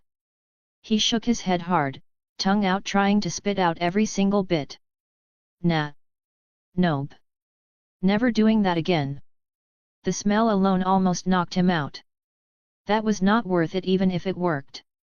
Chapter 29, Chapter 29, Copy? He. Seeing this, the flat-headed peccary lost it. Smoke might as well have been coming out of its ears. It went full berserk mode, charging at James without a single thought left in its brain. James didn't sweat it. He just played guerrilla games, using his agility to hop back and forth. He moved easy, completely unrestrained, while the pig fumed. Every time the peccary missed, James saw an opening. He'd lung in and rip the wound on its back a little wider. Blood was gurgling out of there like a broken pipe. Now, James just had to be patient. Wait for the blood loss to kick in, wait for the legs to get shaky. Then he'd end it. Half an hour later, the peccary was running on fumes. It was limping on its hind legs, its fat body wobbling like it was about to tip over. Only then did the dumb animal realize it was in deep trouble and tried to bolt. But James hadn't been standing around for 30 minutes just to watch it walk away. Roar! He lunged, hitting the thing with full force. He used his weight and momentum to slam the exhausted peccary into the dirt. Its neck was short and thick. He looked at it and figured his teeth weren't quite long enough yet to get a clean kill through all that muscle. So, he went for the messy route. He dug his claws in and shredded the peccary's soft belly. Rib. The stomach tore open like cheap rags. Guts and intestines spilled out onto the grass. Watching the gore, James didn't feel sick. Honestly, he felt a little buzzed. He'd been a saber-tooth so long that the human side of him was losing ground to the beast. This excitement was just the raw craving for a kill finally being met. He. The peccary was tough. It didn't die right away, kicking its legs and huffing like it was begging for a break. But it's too late. James started in on the organs, greedily tearing through the fresh meat. The peccary finally went still, eyes closing one last time as the life drained out of it. Roar! James let out a victory lap shout. He hadn't expected to actually pull off a win against a peccary this early by playing it smart. For a predator, the how doesn't matter. Only the dead part does. Ding!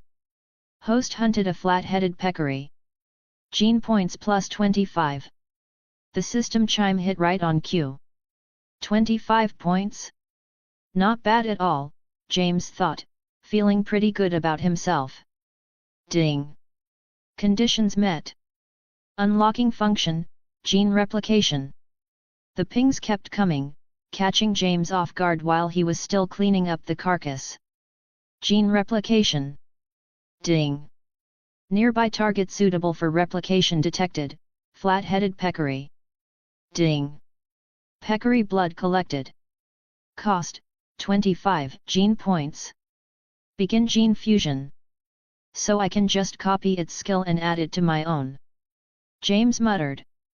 He schemed the system's fine print to make sure he wasn't going to turn into a pig. He didn't want the fat, he wanted the durability. Do it. Fuse. Might as well see what happens. Ding! Spending 25 gene points. Starting replication. The second the system finished the sentence, a wave of heat hit James like a volcanic eruption from the inside out. Roar! He groaned, a low, pain sound vibrating in his throat. The heat washed through his limbs, eventually settling right under his skin. It burned, but James prepared himself and rode it out. Whew! After a while, the heat faded. James shook himself off, ignoring the exhaustion to see what had actually changed. Ding! Congratulations! Peccary genes incorporated. Skin strength and firmness enhanced. Skin strength. James blinked and checked the skin under his fur. Sure enough, it felt tougher, thicker, almost like he was wearing a layer of flexible armor. Best part? It didn't feel heavy or make him feel sluggish. He was stoked. According to the data, these peccaries spent their lives rubbing against rocks and trees to harden their hides into a shield. They were so tough they could literally roll down a mountain like a barrel to save time, bouncing off rocks without breaking a single bone. The hide is the only good thing about these pigs anyway, James thought. The rest is useless. He realized these fusions were just buffs. They weren't going to rewrite his DNA and turn him into some freakish hybrid, they just added a little extra flavor to his saber-tooth base. Show me the stats. Dash. Host, James. Race, Smilodon fatalis, male. Age, 8 months. Strength, 50, plus. Agility, 42, plus. Constitution, 47, plus. Gene points, 250. Fusion genes, flat-headed peccary. Strengthened area, skin firmness, LV1. Dash. Level 1? So I can rank this up. James stared at the screen, curious. Between copying genes and swapping abilities, he had no idea what kind of monster he'd end up being in a year. But one thing was for sure, he was getting a hell of a lot harder to kill. Chapter 30, A Hard Lesson. Winning the hunt was one thing, but now it was time to actually eat. I have to say, this peccary's hide was ridiculous. It was thicker than anything else I'd tried to bite through so far. I spent way too much time hacking and pulling with my claws just to get the skin open. Once I got in, though, the meat was surprisingly solid, good texture, too. After a few chunks of pork, my mind drifted back to the food I used to eat in my old life. Back when I was human, I wouldn't touch organ meats or anything too fatty. Too much cholesterol, too much grease, and a straight shot to a heart attack. Now? I don't have the luxury of being picky. Filling my stomach is the only thing that matters. Actually getting to the brain wasn't easy, though. It took some serious effort to pry the skull open. Looking at the mess of white and red inside, a dark thought crossed my mind about how fragile life really is. 1 minute you're running around, the next, someone is looking at your grey matter. The thought made my own skin crawl. I scooped out a mouthful of the soft tissue and swallowed. I'm becoming a real beast, I muttered to myself. If you'd told me when I first woke up in this body that I'd be eating raw brains, I would have called you crazy.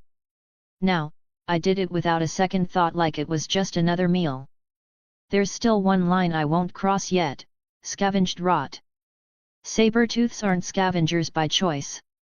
If things get desperate enough and I'm starving, I might have to scrap with the vultures for rotting meat.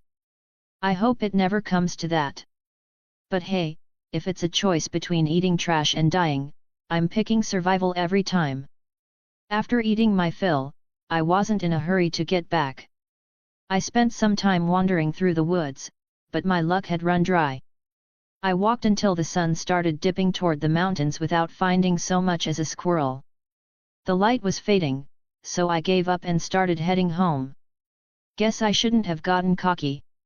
On the way back, I spotted a familiar shape. Wait, is that Zack?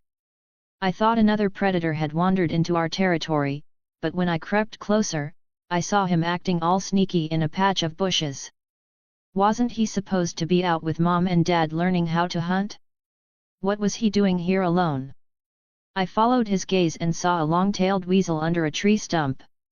Its white fur made it almost invisible against the snow. Look at him go! He actually knows how to stalk now. I didn't jump in to ruin his moment. I just stayed hidden, curious to see if he could actually pull this off. The weasel was fast and its senses were sharp. For Zack, catching something that twitchy was going to be a nightmare. It scurried around, sniffing for bugs, completely unaware.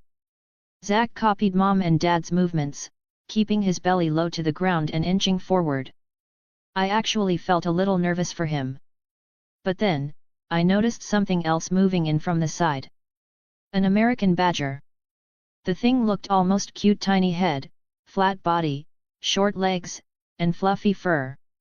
But it was way more experienced than Zack. It had already set up an ambush right in the weasel's path. As soon as the weasel got close, the badger exploded out of hiding. Its shovel-like claws pinned the weasel down before it could even blink. Then, the badger clamped its jaws onto the weasel's neck and crunched down. Snap! The weasel's neck broke instantly. It twitched for a second and went limp. The badger didn't even stop to eat, it just grabbed the prize in its teeth and started to bolt. Roar! Zack lost it. He was fuming. His hard-earned meal had just been snatched right out from under his nose.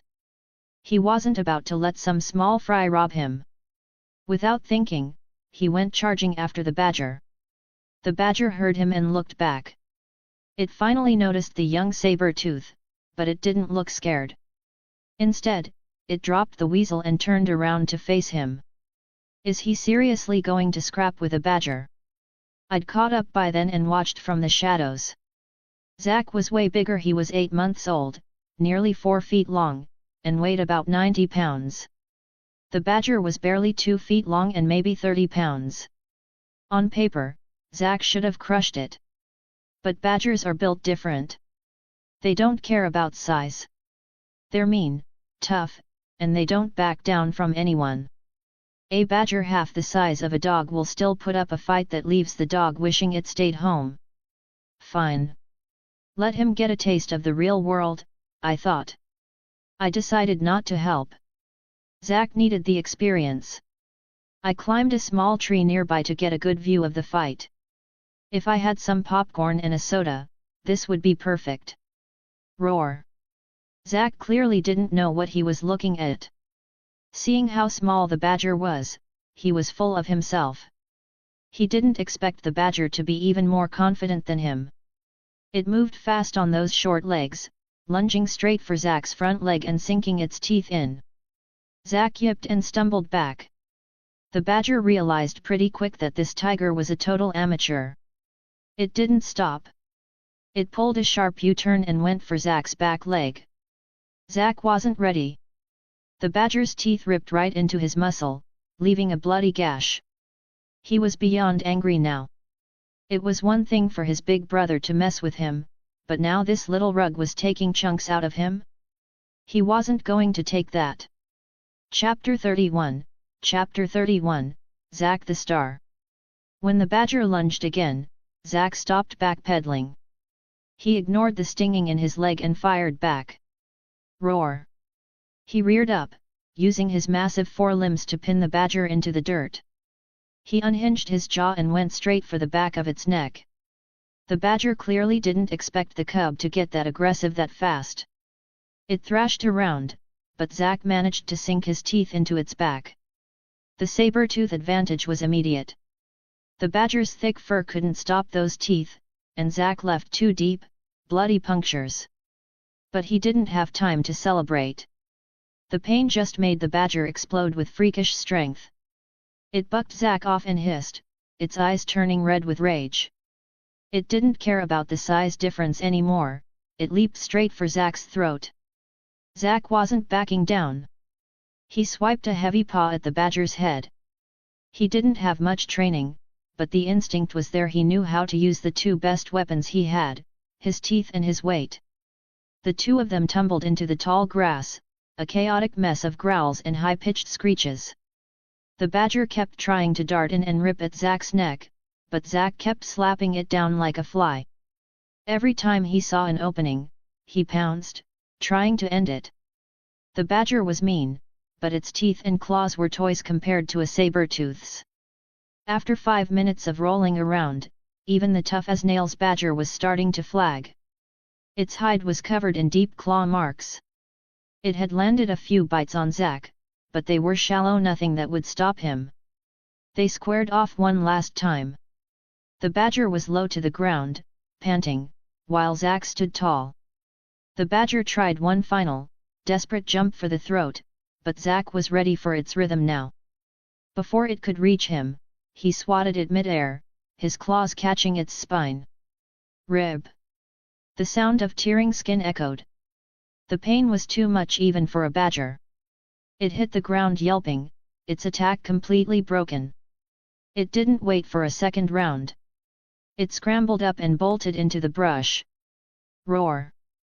Zack let out a massive shout at the badger's retreating tail.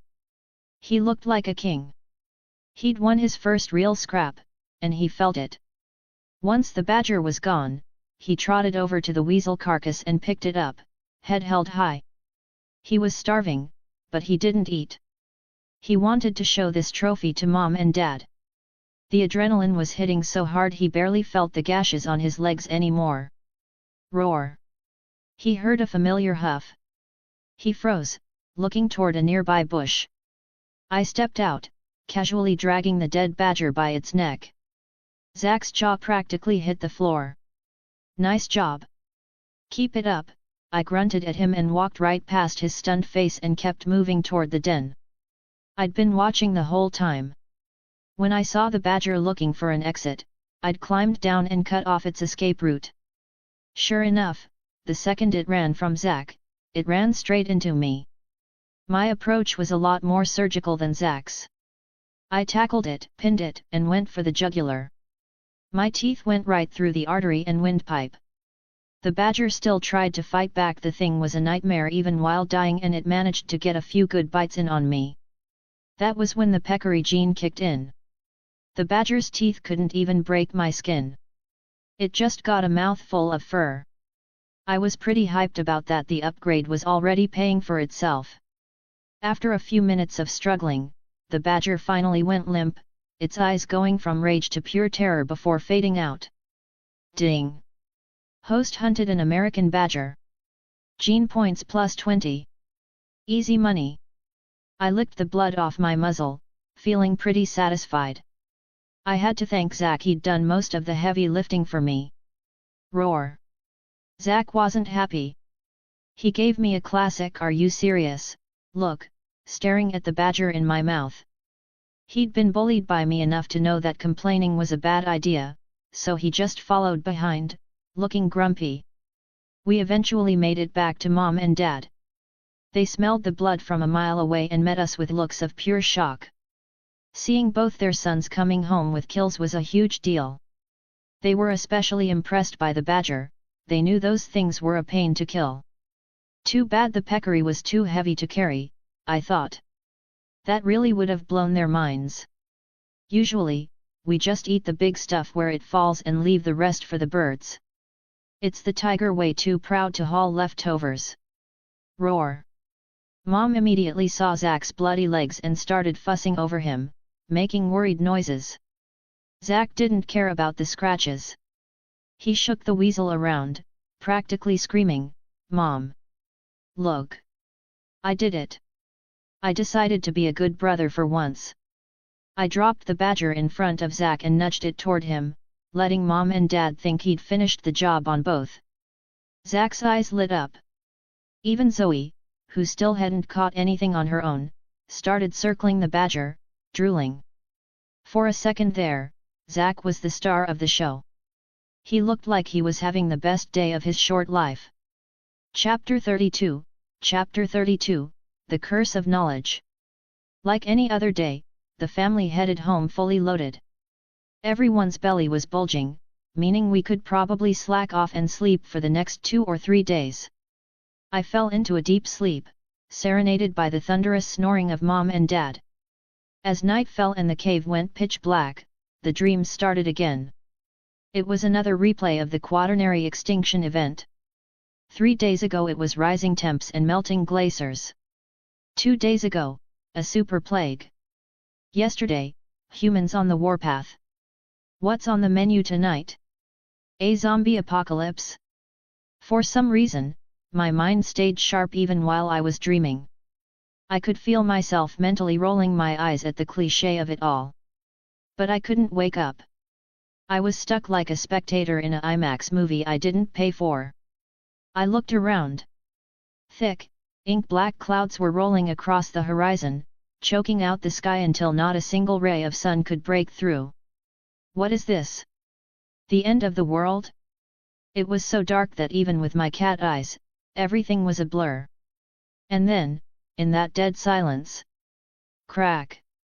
A bolt of lightning, tinged with a bloody red hue, ripped the sky in half. For a split second, the entire world was bathed in a violent, blinding light.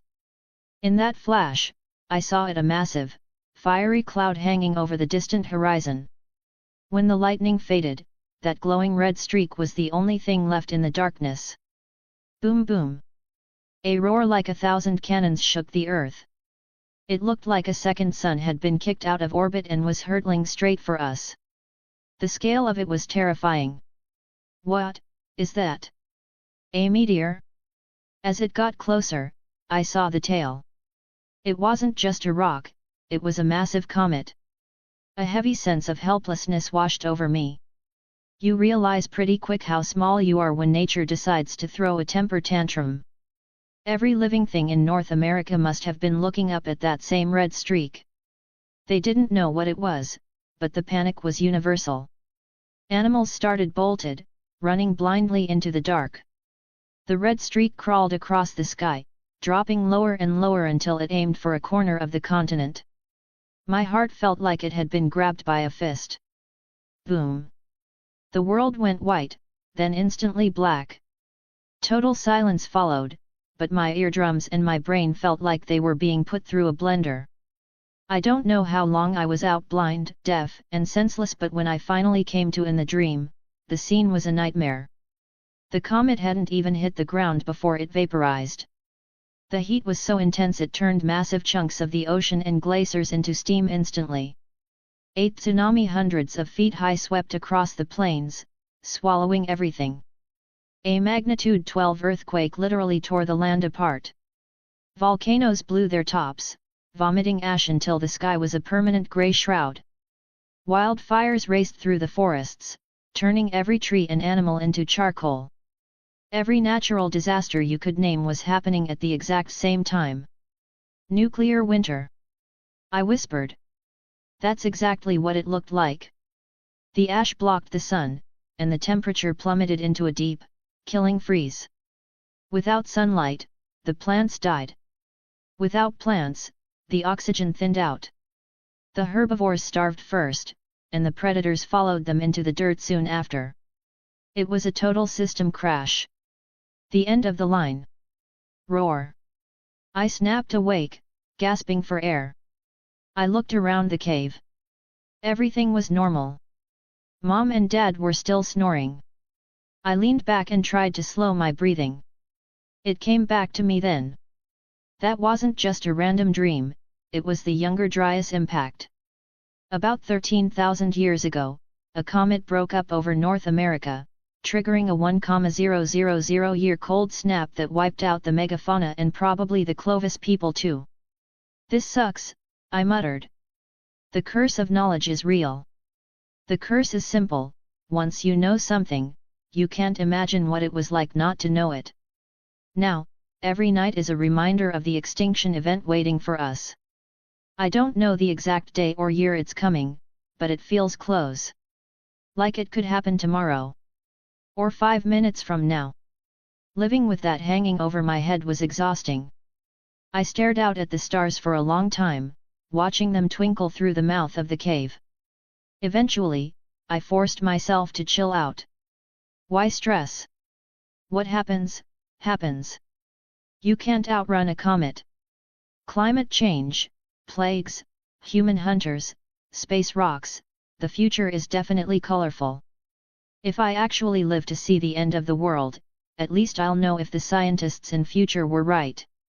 Whatever. Staying alive today is hard enough. I shook the thoughts out of my head, curled up, and went back to sleep. Chapter 33, Chapter 33, The Snow Trap. Time flies, and another week has vanished. The northern landscape is now a world of white miles of frozen earth and endless falling snow. The lush green forest has officially turned into a vast, icy wasteland. Man, this is ridiculous. Stepping out onto the drifts, I'd bet the snow is at least 2 feet thick in most places. It doesn't just slow me down, it makes me stick out like a sore thumb. A saber-tooth's brownish gold fur is basically a neon sign against a white backdrop. Add in my size, and trying to pull off a standard ambush is 10 times harder than it used to be.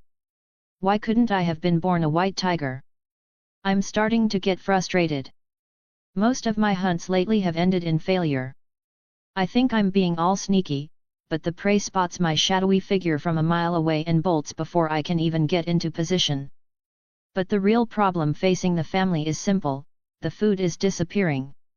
The rodents that used to dig holes everywhere are mostly hibernating. The rabbits that aren't sleeping have stocked up their burrows and rarely show their faces.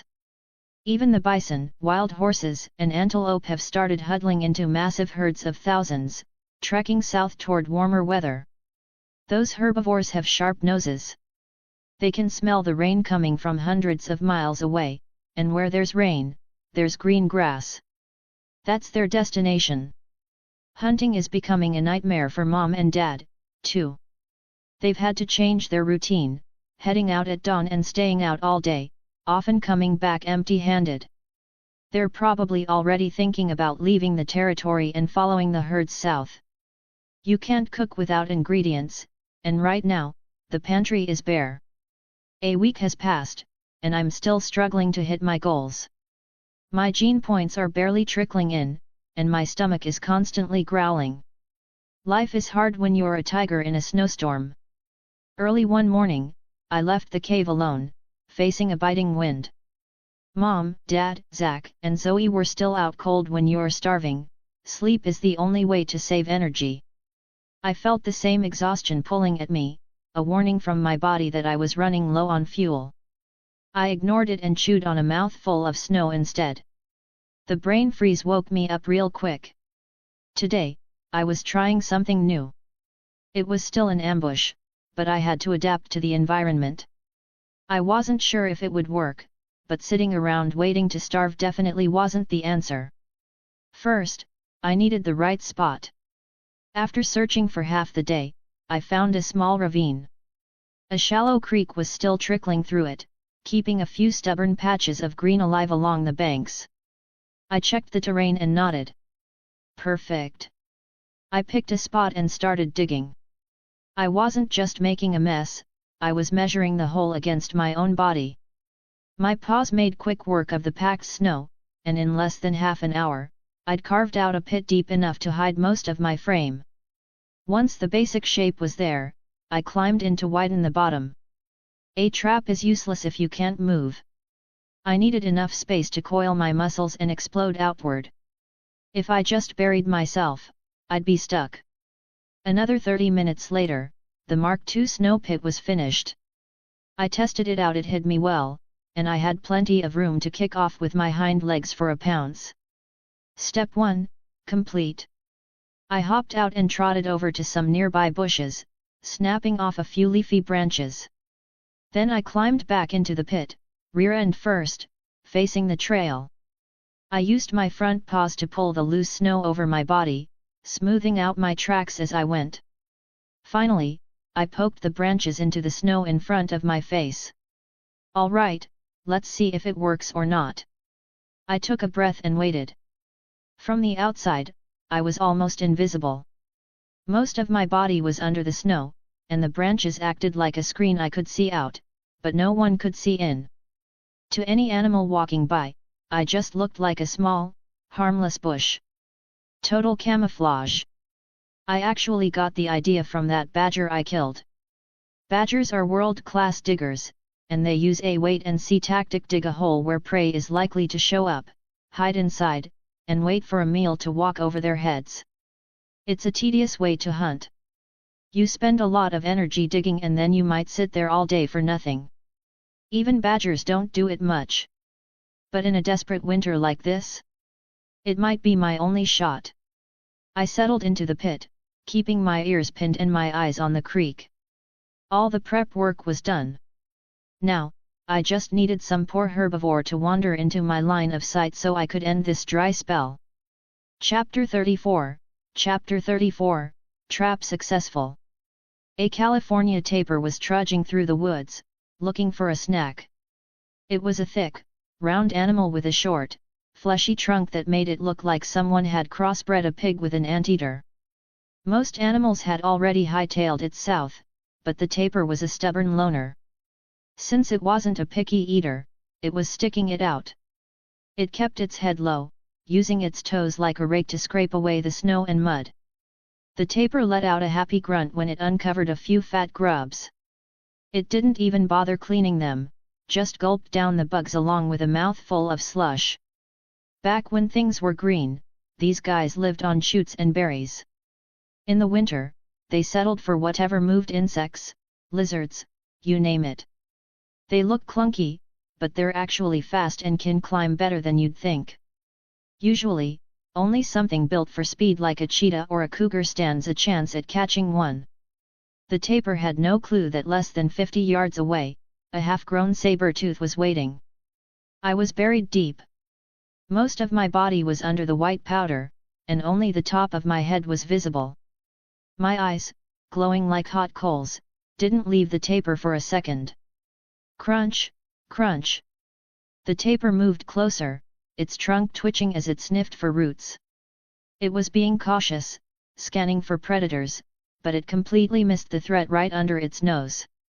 It was actually walking straight toward me because it thought my camouflage branches were a nice little bush to snack on. I didn't move a muscle, even hold my breath. 50 yards. 30 yards. 10 yards. 5 yards. The tapir finally paused.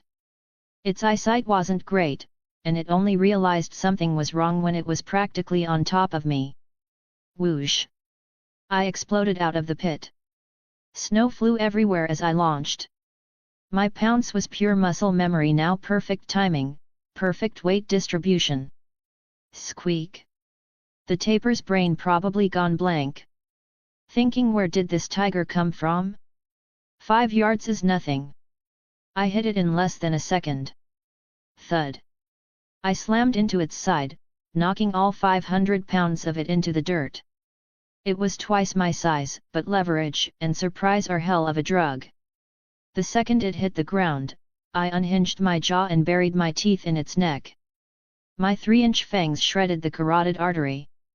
A geyser of blood sprayed out, hitting me right in the face. The heat of it felt amazing against my frozen fur. It was like a shot of pure adrenaline. The tapir kicked a few times, looking confused and pathetic, before its eyes finally went dull. Ding! Host hunted a California tapir. Gene points plus 25. Finally, I huffed. I stood up and started dragging the carcass away. I couldn't eat here, this ravine was my new hunting ground, and I didn't want the smell of a kill scaring off the next meal. I found a spot a safe distance away and started tearing into the organs.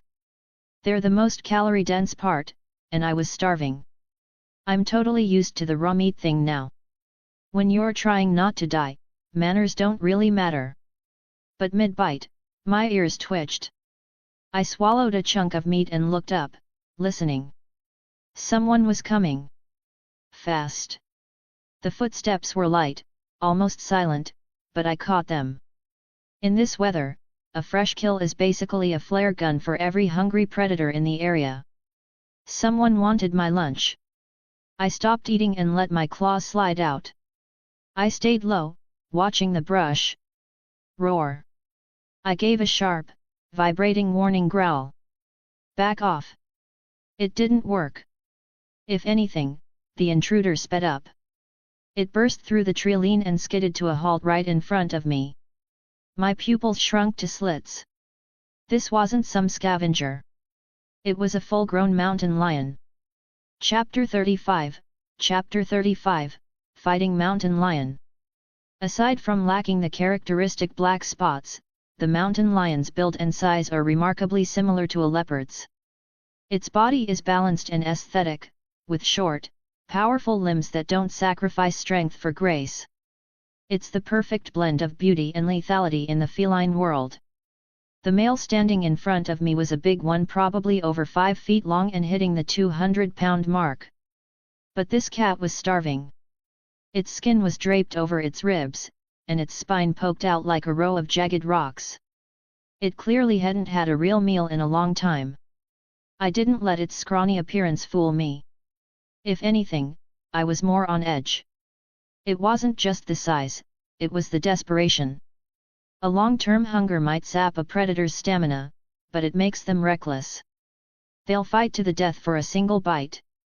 A cornered animal with nothing to lose is the most dangerous thing in the woods, and this lion was about as cornered by hunger as it gets. The mountain lion gave me a single, cold look before locking its eyes on the gutted tapir. Its gaze was pure greed. It started breathing in short, ragged gasps, slowly advancing. It moved as if I weren't even there, inching toward my prize. In the animal kingdom, body language is everything. By ignoring me and walking straight for the kill, it was testing me, a blatant act of intimidation. I had two choices. Walk away from the kill I'd worked all day for and admit I was scared. Defend my lunch and fight until one of us stopped breathing. I stared the lion down, my decision made in a second. Door number 2. No way was I handing over a 500-pound tapir because some stray cat showed up. If I were facing a giant short-faced bear, an American lion, or a full-grown saber-tooth, I'd swallow my pride and live to fight another day. But a mountain lion? In the Pleistocene, these guys were second-tier predators. Even as a subadult, I had enough muscle to take him. I didn't waste time growling. My eyes flared with heat, and with a low huff, I charged. The lion had been acting like it only cared about the meat, but it had been tracking my every vibration. The second I launched, it pivoted. It hissed, baring its teeth and arching its back, fur standing on end as it braced for the collision. The lion was weak from hunger, but it was an adult. It had years of combat experience and killing techniques that I was still figuring out. It wasn't going to be a pushover. The first clash was a wash. Neither of us got a clean hit. I was technically smaller, but a saber-tooth is built like a tank compared to a mountain lion. My bones were denser, my muscles thicker. I fought heavy, swinging my paws with enough force to whistle through the air. I took the lead, forcing the lion to backpedal and play defense. But the lion was calm. There was no fear in its eyes, just a cold, calculating focus. It danced around my swings with elite agility. When it comes to being quick, a mountain lion is top tier, even better than an American lion or a saber-tooth any day. It knew its strengths. It stayed light on its feet, avoiding a direct wrestling match where my weight would crush it. It was playing the long game, rope-a-dope. He's trying to gas me out. After a few high-intensity lunges missed, I caught on. I couldn't keep swinging at shadows. Digging that snow pit and taking down the tapir had already drained a chunk of my battery. If I kept this up, I'd hit the limit before he did. I changed tactics. I stopped the wild charges, planting my feet and catching my breath. I went still, waiting. The lion let out a couple of sharp snarls, trying to bait me back into a frenzy. I ignored him. I dropped into a defensive crouch, my eyes locked onto his every twitch like twin spotlights. We hit a stalemate. I wasn't in a rush. I'd already eaten the best parts of the tapir. He was the one with the empty stomach and the ticking clock. The longer we stood there, the more his hunger would scream at him. Finally, he couldn't take it anymore. A single snowflake drifted down, landing right on the tip of the lion's nose. That was the starting gun. The second it touched him, he launched a desperate, full-speed spring aimed straight at my throat. I almost smiled. He was starving, but I was full. That was my trump card. I could afford to be patient, he couldn't. I didn't dodge or run. I stood my ground and waited for him to come to me. He'd spent the whole fight avoiding a close-quarters brawl because he knew I'd overpower him. Now, hunger had made him stupid enough to try it. I stayed low, letting him get close. I knew if I lunged too early, he'd just dance away again. I needed him committed. The lion put everything into the jump, his jaws open wide, aiming for the kill shot on my neck. Now, as he reached the apex of his jump, I reared up on my hind legs and swung my massive forearm, my paw cutting through the air aimed right for his face. Chapter 36, Spine Cracker. Thud. The sound of my paw connecting with the mountain lion's face was heavy. It sent him spiraling into the dirt, mid-air. Yowl. He hit the ground hard, letting out a pathetic screech. I didn't give him a second to recover. I lunged, pinning him under my weight and raining down a barrage of lightning-fast paw swipes, unloading everything I had. The lion's eyes went blood red. His survival instinct finally kicked in, and he started thrashing, rolling with me in the snow to break my rhythm. He was fast, snapping his jaws at my chest and shoulders every time he saw a gap in my defense. Our styles couldn't have been more different. I was leaning into my massive forelimb muscles, using blunt force and claw swipes to tenderize him. He was all about the bite and bolt, jumping, twisting, and trying to sink his teeth into my throat. That's the core difference between a saber-tooth and most other cats. We have these ridiculously thick front legs for a reason. In a wrestling match, a saber-tooth's paw is a more reliable weapon than its teeth. Those long fangs are actually pretty fragile. If you jam them into a struggling predator's bone the wrong way, they can snap. I wasn't going to pull out my ace until I knew he couldn't move. The lion, on the other hand, didn't have the upper body strength to outpunch me. His only play was the throat bite. We tore up that clearing for a solid few minutes. Snow and dirt sprayed everywhere. Eventually, the lion started to flag. He was covered in deep gashes, his fur matted with blood, and he finally managed to scramble back, creating some distance. I wasn't unscathed, but my wounds were shallow. The lion looked genuinely confused. He couldn't figure out why this cub had skin like a rhino. My peccary gene was doing work. Pant, pant. The lion took one last, longing look at the tapir meat, realized he was about to die for a meal he'd never get to eat, and turned to bolt. You wouldn't get from here alive. I wasn't letting him go. I chased him down, closing the gap in a few heavy strides. Seeing that I was relentless, the lion spun around in a blind panic, lunging one last time for my windpipe. I didn't even flinch. I let him clamp onto my scruff, ignoring the sting. The second he committed his weight, I buried my teeth into his back. My fangs punched through his hide. I locked my jaws and gave a powerful crunch. Crack! His spine snapped. The lion's pupils dilated. He let out one final, agonizing scream before his jaws went slack and he tumbled into the snow. I'd waited for the perfect moment to use the fangs, and it paid off. Researchers talk about slim waists when it comes to wolves or leopards, and mountain lions are no different. Their spines are built for flexibility, not for taking a direct hit from a saber-tooth. I let go and sat back, huffing. My heart was beating fast, and my eyes were still glowing with the rush of the fight. The lion lay there, his chest heaving as the life drained out of him. He probably regretted being so greedy. If he'd just waited for me to finish, he could have scavenged the leftovers and lived. Instead, he underestimated the cub and paid the ultimate price. A few minutes later, the system chimed. Ding! Host hunted a mountain lion. Gene points plus 30. I looked at the carcass, feeling nothing. No pity or remorse. Since waking up as a tiger, my human softness had been eaten away by the reality of the Ice Age. Out here, it's eat or be eaten. It was my first real 1v1 against another experienced predator. It was terrifying and brutal. I didn't start eating him right away. I had to fix myself up first. I spent 5 points to convert into healing energy. A cool sensation washed through my muscles, dulling the ache and sealing the nicks and cuts on my neck and shoulders. Time to move. The sun was hitting the horizon. I couldn't carry both the tapir and the lion back in one trip. Can't waste calories in a winter like this, I thought. I dug a quick, messy hole, nothing fancy this time, and dragged the lion into it. I covered him with snow and marked the spot with a stone. The snow would act like a natural freezer, keeping the meat fresh for my next trip. With that settled, I grabbed the rest of the tapir and started the trek home. On the way, I called system to show my stats.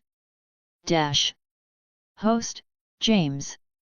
Race, Smilodon fatalis, male. Age, 9 months. Strength, 50, plus. Agility, 42, plus. Constitution, 47, plus. Gene points, 325. Fusion genes, flat-headed peccary. Strengthened area, skin firmness, LV1. 325 points. Finally. I'd been grinding for this. Between the tapir and the lion, I'd finally cleared the 300-point mark. My first major goal is already achieved. Chapter 37, Chapter 37, Long Tail. I didn't waste any time. I headed straight back to the cave. About a kilometer out, the smell of the tapir hit the rest of the family. Mom and Dad came charging out, fully alert, probably thinking an intruder had moved into the territory. When they saw me dragging that massive carcass, they just stared, eyes wide. Roar! I dropped the tapir at their feet. They hadn't had a real meal in days, and they didn't wait for an invite. They dove in, tearing into the meat like they were starving, which they were. Zach and Zoe joined the pile, looking like they'd shrunk a size since the snow started. This one kill was big enough to keep us all fed for days. Between bites, Mom and Dad let out these soft, chuffing rumbles directed at me. It felt like a thank you. The longer I live as a saber-tooth, the more I realize they aren't just animals. They have a lot of personality if you know what to look for. Night fell, turning the world into a black void. With the family passed after eating, I crawled into a corner of the cave and pulled up the system. Spend 300 gene points to exchange for clouded leopard DNA. Yes. Ding. Clouded leopard DNA acquired. Begin fusion. Do it. I braced myself. I knew the drill by now, but it still sucked. A searing heat flooded my body, centering right on my tailbone. I felt the bone grinding and stretching, and the muscles in my rear pulling tight. NGH. Roar. The heat was like a blowtorch against my spine. I tried to keep it down, but a low growl escaped my throat. I bit my teeth, shaking until the fire finally started to cool. When the shaking stopped, I was exhausted, but the adrenaline kept me up. I whipped my back end around to see what 300 points actually bought me. The change was insane. My old tail, that useless stub that was barely the size of a finger, was gone. In its place was a thick, powerful tail nearly a meter long, almost as thick as a man's arm. For a saber-tooth, that stubby tail always felt like a design flaw. It was too short to balance, too short to swat flies, and too short to tuck for warmth. It was basically a cosmetic feature. Now? I could feel the weight of it. Looks like the leopard DNA rebuilt my vertebrae and beefed up the muscle attachments, I thought. I gave it a test wag. It felt completely natural, like I'd been born with it. The fur matched perfectly. I could curl it, whip it, and even rotate it 360 degrees. I slipped out of the cave to test it properly. I went into a full sprint and tried a sharp turn, something I'd failed at a dozen times before. This time, as I leaned into the corner, I snapped the tail out like a balancing pole. The difference was night and day. I didn't skid or lose my center of gravity. I nailed the turn and kept my speed. I tried a few jumps and even scrambled up a tree trunk. The extra balance made me feel twice as agile. If a paleontologist ever finds my bones, they're going to lose their minds, I thought. They'll have to name a whole new species, long-tailed Smilodon. I started thinking about the tiger's tail legends, how some stories claim a tiger's tail is like a steel whip. I tried a few tail swipes, but I had to wiggle my butt so much to get any power behind it that I felt ridiculous. Yeah, okay, so it's not a whip. Against a human, it might hurt. Against a bison or a bear, it's just a tickle. Plus, using your tail as a weapon means turning your back on the enemy and exposing your weakest exit. Not a trade I'm willing to make. I'll stick to the paws and the fangs. The tail is for balance.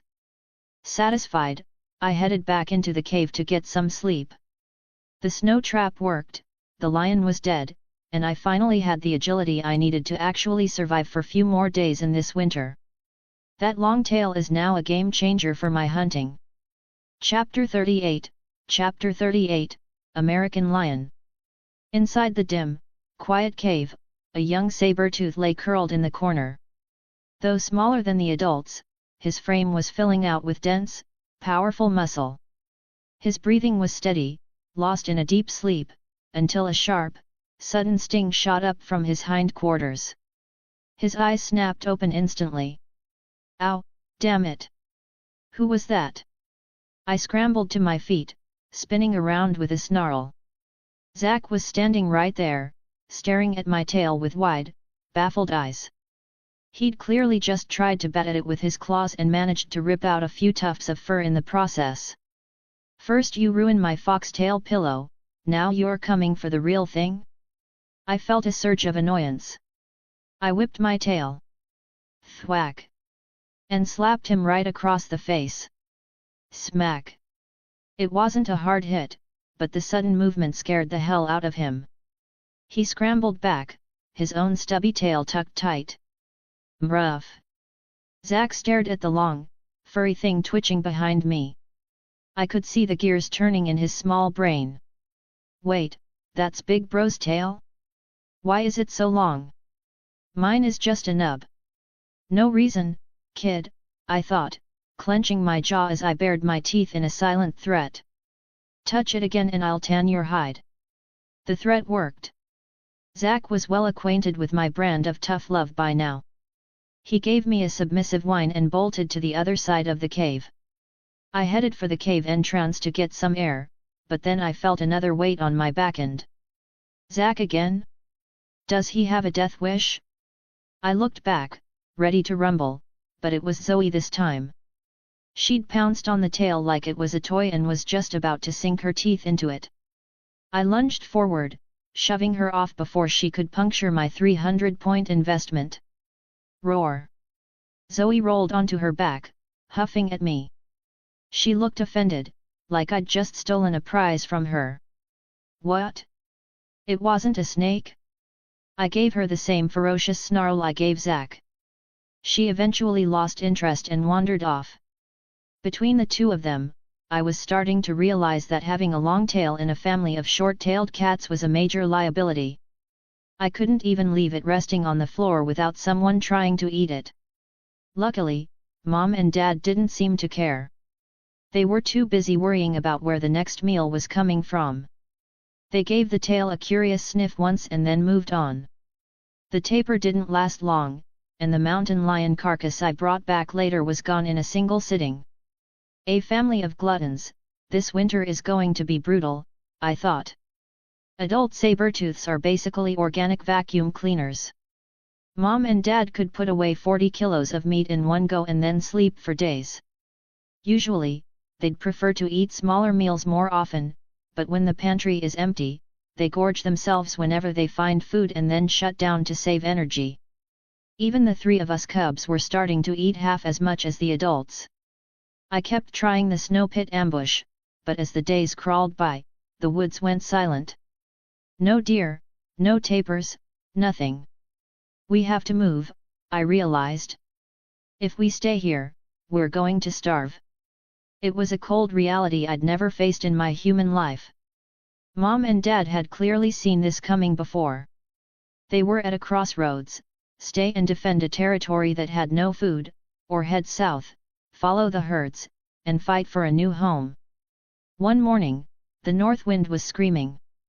Dark, leaden clouds were piling up, promising a massive blizzard. Roar! Roar! Mom and Dad woke us up early. They didn't even go out to hunt, they just nudged us toward the entrance. They'd made the call. We were leaving. But we weren't the only ones. All over the Rockies, the predators were on the move. The unwritten rules about territories were being thrown out the window. When you're starving, a border is just a line in the snow. On a rocky plateau overlooking the Great Plains, a massive American lion stood alone.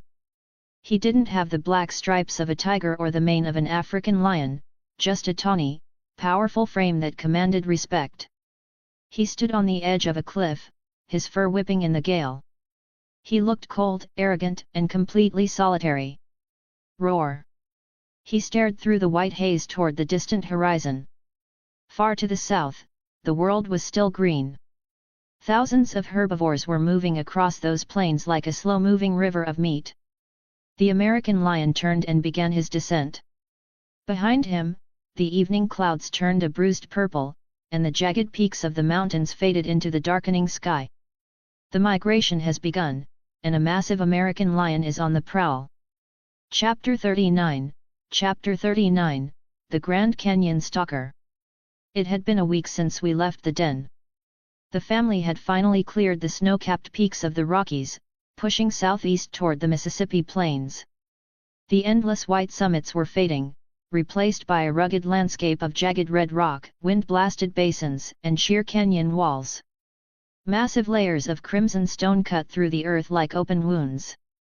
Nature had carved these cliffs into strange, towering shapes that stacked on top of one another, separated by a valley so deep it looked like a sleeping dragon. It was raw and magnificent. Looking at the scale of it, something clicked in my head. I know this place. I've seen this in geography magazines back home. Is this the Grand Canyon? The realization hit me hard. In my past life, the Grand Canyon was a bucket list trip I never got to take. Now, I'd reincarnated as a tiger and stumbled into the prehistoric version of it 10,000 years before the tourists arrived. But the awe didn't last long. My stomach gave a sharp growl, reminding me that scenery doesn't fill the belly. The last 7 days on the road had been brutal. We were moving and hunting at the same time, never really settling.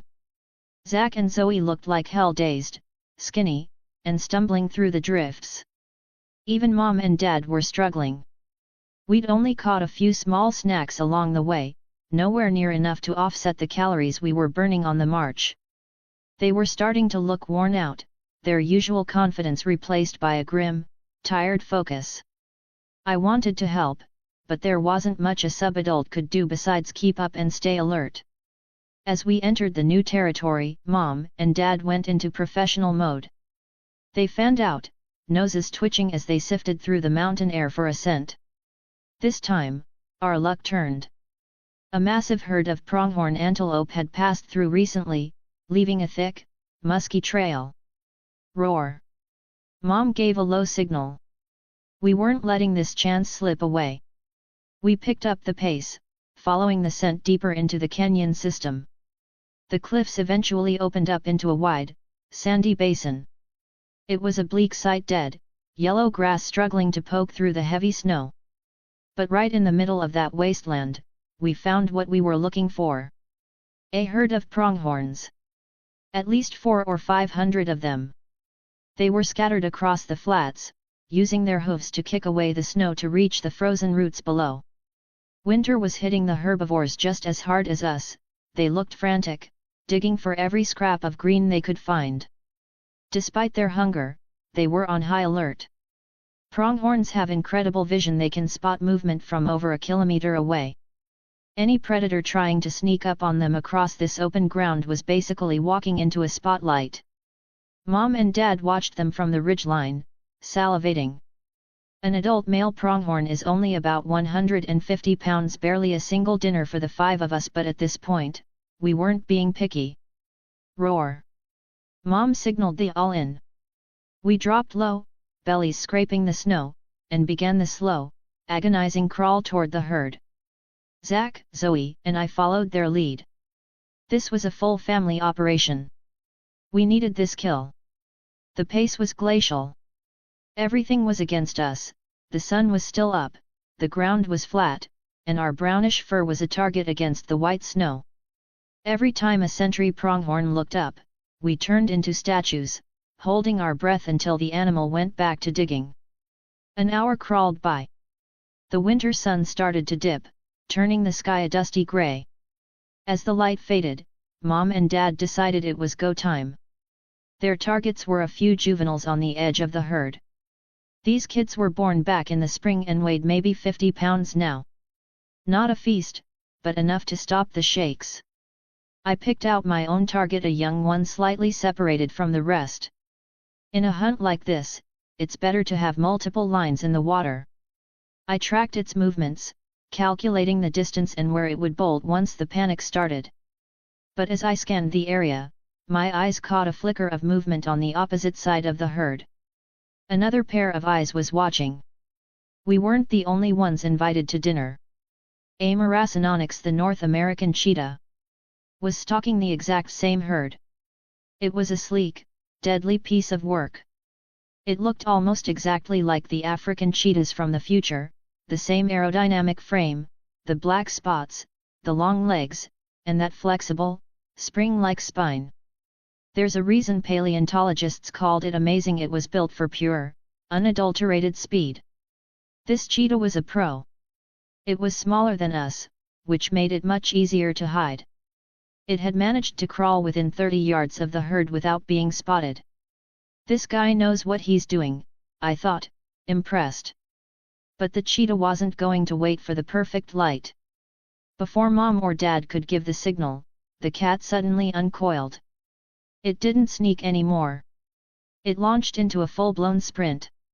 Chapter 40, Speed Demon. James didn't even see the cheetah move properly. One moment its body was coiled tight, and the next it was gone. A yellow blur shot forward like lightning, no build-up or gradual acceleration, just instant full speed. The pronghorn herd reacted immediately. They didn't even bother turning back to see what was chasing them. The moment danger hit, they scattered in every direction. At the same time, the white fur on their backs flared up all at once like little warning flags. Damn it! James knew the timing was gone. The herd was already breaking apart. If he waited any longer, he'd be going back hungry. He moved. He locked onto a young pronghorn and sprinted straight at it. On the other side, Mom and Dad did the same. No more hiding or waiting, each of them picked a target and went all in. The difference between them and the cheetah was only a few seconds, but in a chase like this, that was already too much. The cheetah had already chosen an adult female pronghorn and was chasing it at full speed. Its body moved in a way James had never seen before. With every stride, its spine bent and stretched like a spring, snapping open and closing again, pushing its speed even higher. Each step dug into the ground and launched it forward with terrifying force. It had to be pushing close to 100 kilometers per hour. Not quite a modern cheetah, but close enough. And the worst part was that the pronghorn wasn't slow either. It was one of the fastest land animals, easily reaching speeds most predators couldn't even come close to. But what made it worse was its endurance. It wasn't just a sprinter, it could keep running like marathon runners. This is just unfair. The female pronghorn ran blindly, legs moving so fast they blurred. Behind her, the cheetah was closing in fast. The distance shrank rapidly until there were only a few meters left between them. At the last moment, the pronghorn tried to cut direction sharply. But the cheetah adjusted instantly. Its tail lifted, its body leaned, and it turned cleanly without losing speed. We would have face-planted doing that. The next second, it was already on her. It lunged forward and slammed into her back, dragging her down. Once she hit the ground, it was over. The cheetah clamped onto her throat and held it there. It didn't have the power to kill instantly, so it just kept pressure on her airway, cutting off her breathing. The pronghorn struggled for several minutes before finally going still. Dead. The cheetah let go, breathing heavily. That chase had clearly taken a lot out of it. Still, one full-grown pronghorn meant food for days. Lucky bastard. It grabbed the body and started dragging it away. Then it froze. Right in front of it stood 5 saber-toothed tigers. All of them were staring directly at the kill. There was no hiding the intent. That's a robbery. A few minutes earlier, James had already given up on stealth the moment the herd scattered. He chased the young pronghorn with everything he had. For a moment, it felt possible. Then reality hit. You've gotta be kidding me. The thing didn't slow down at all. It stayed right behind its mother, matching her speed perfectly. And slowly, the distance widened until it was completely gone. Great. There was nothing he could do. Saber-toothed tigers weren't built for speed. Even at full sprint, they couldn't match pronghorns. On the other side, Mom and Dad had the same result. They chased hard, but in the end, all they could do was watch their targets run off. The whole hunt failed. Meanwhile, that single cheetah had already secured a full-grown adult. James stared for a moment. Then something clicked. Wait. The cheetah was fast, no doubt about that. But in a fight? No way. Against one saber-tooth, maybe it could struggle. Against 5? Not happening. So why are we even chasing our own prey? He almost laughed. Let's just take it from him. He was about to signal Mom and Dad, but they were already moving. Same idea. No hesitation. They turned and walked straight toward the cheetah. Hunger doesn't leave room for fairness or sportsmanship. The 5 of us just started walking toward the cheetah.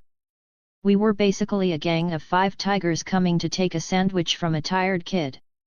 Cheetah, are you serious right now? Us, shut up and move. Chapter 41, Chapter 41, The Cave Dwellers. Seeing our family close in, the cheetah looked completely wrecked. It had been so focused on the hunt that it hadn't realized other predators were camping in the area. To be fair, these American cheetahs were usually top-tier hunters. They didn't have our massive fangs or the freakish size of an American lion, but they ruled the plains by being light, fast, and explosive. But in a straight-up fight? They're second tier, just like mountain lions. They can't outmuscle a saber-tooth, and because they usually hunt alone, they get bullied by packs of dire wolves or hyenas all the time. Hiss! The cheetah stood over its prize, baring its teeth and snarling. I could tell it hadn't eaten in days either, and it wasn't thrilled about giving up its hard work. But even a cat could do the math. 5 against 1 isn't a fight. Its snarl sounded more like a desperate bluff than a real threat. Roar! Mom and Dad didn't charge.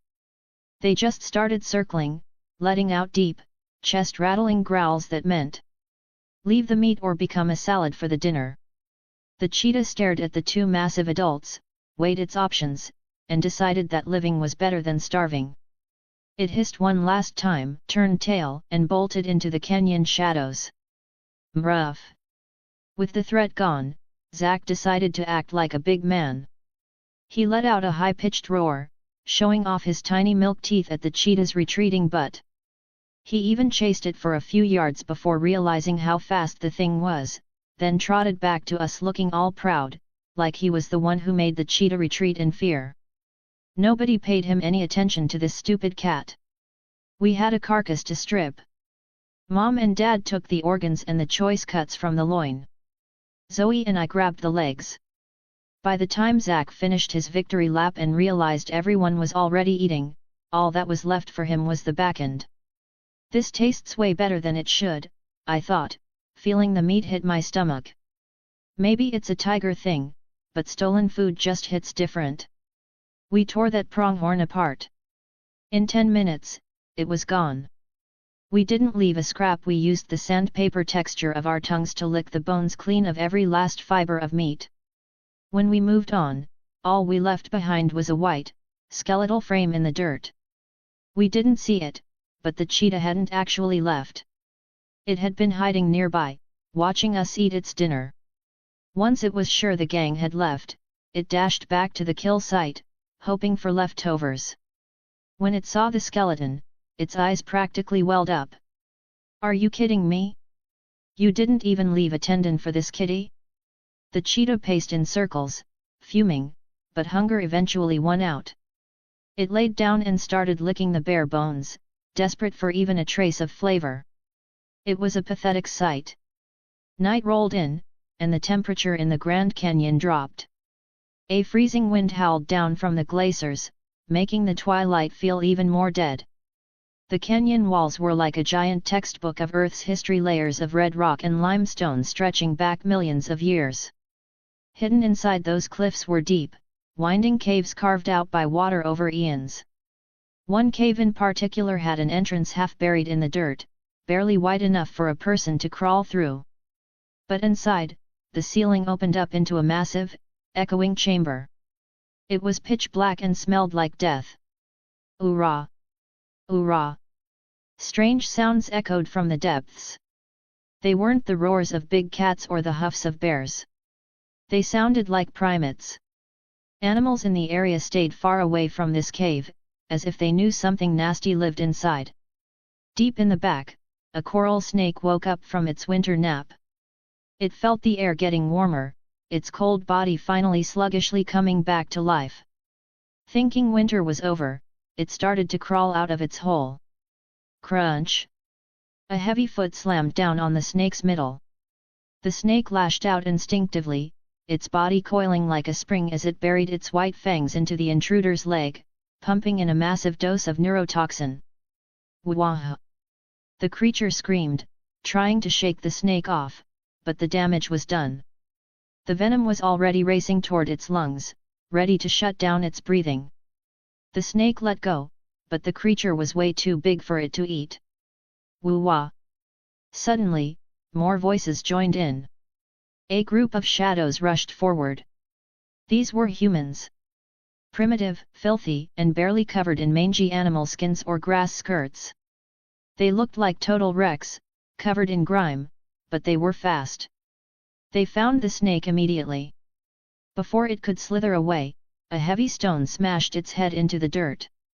The snake died thinking spring had arrived early. It didn't realize that the warmth it felt wasn't the sun, it was the massive campfire burning in the center of the cave, lighting up the walls with a flickering, orange glow. Chapter 42, Chapter 42, The Naked Apes. Crack, crackle. The campfire was still going strong. The clan sat around the flames, silent, watching the guy who had been bitten by the coral snake. He was a goner. Coral snakes are bad news, especially the ones with those red, yellow, and black bands. The worst part is the bite doesn't even hurt at first. You think you're fine, then a few hours later, the neurotoxins kick in and shut down your lungs. The guy was already wheezing, his muscles twitching and locking up in a way that was hard to watch. He let out a series of wet, garbled groans. He was begging them to end it. Everyone turned to look at a man built like a brick tower.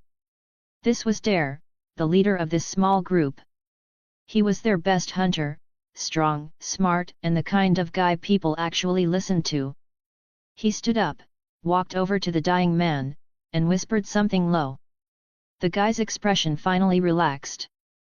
Then, Dare pulled a stone-tipped spear from his belt and drove it straight through the man's heart. Quick and clean, without mercy. The rest of the clan didn't waste time. They grabbed crude stone shovels and headed out to a clearing near the cave. This was their graveyard. They buried their dead deep to make sure scavengers like terror birds or hyenas didn't come digging for a snack. Dare stood off to the side, wiping the blood off his spear. Death was just another Tuesday for these people. Hunting accidents, predators, sickness, tribal wars. The Reaper was always leaning over their shoulders. But that constant threat just made them want to survive even harder. These weren't just random cavemen. These were the Clovis people, the ancestors of the Native Americans. About 15,000 years ago, the glaciers started melting and revealed a land bridge between Siberia and Alaska, the Bering Land Bridge. The Clovis people trekked across that bridge, covering over 12 million square kilometers. Indiana, the biggest intercontinental migration in human history. Within a few hundred years, they had spread from Alaska all the way down to South America.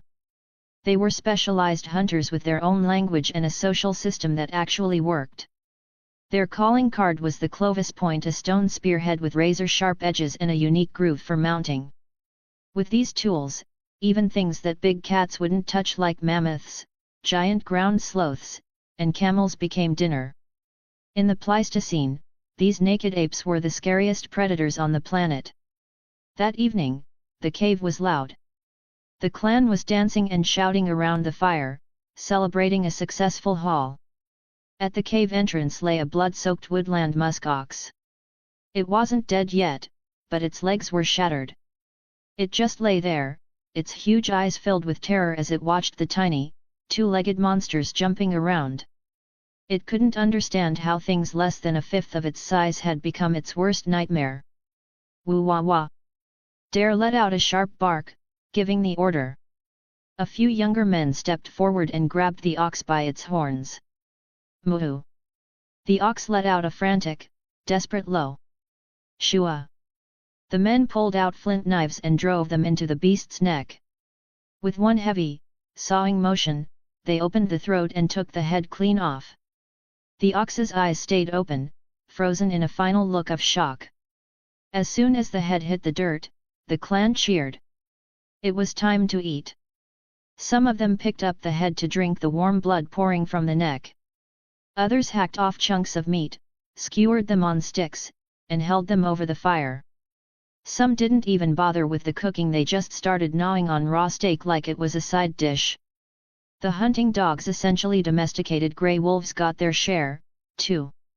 They were big, mean, and loyal, and they tore into their beef rewards with a frenzy.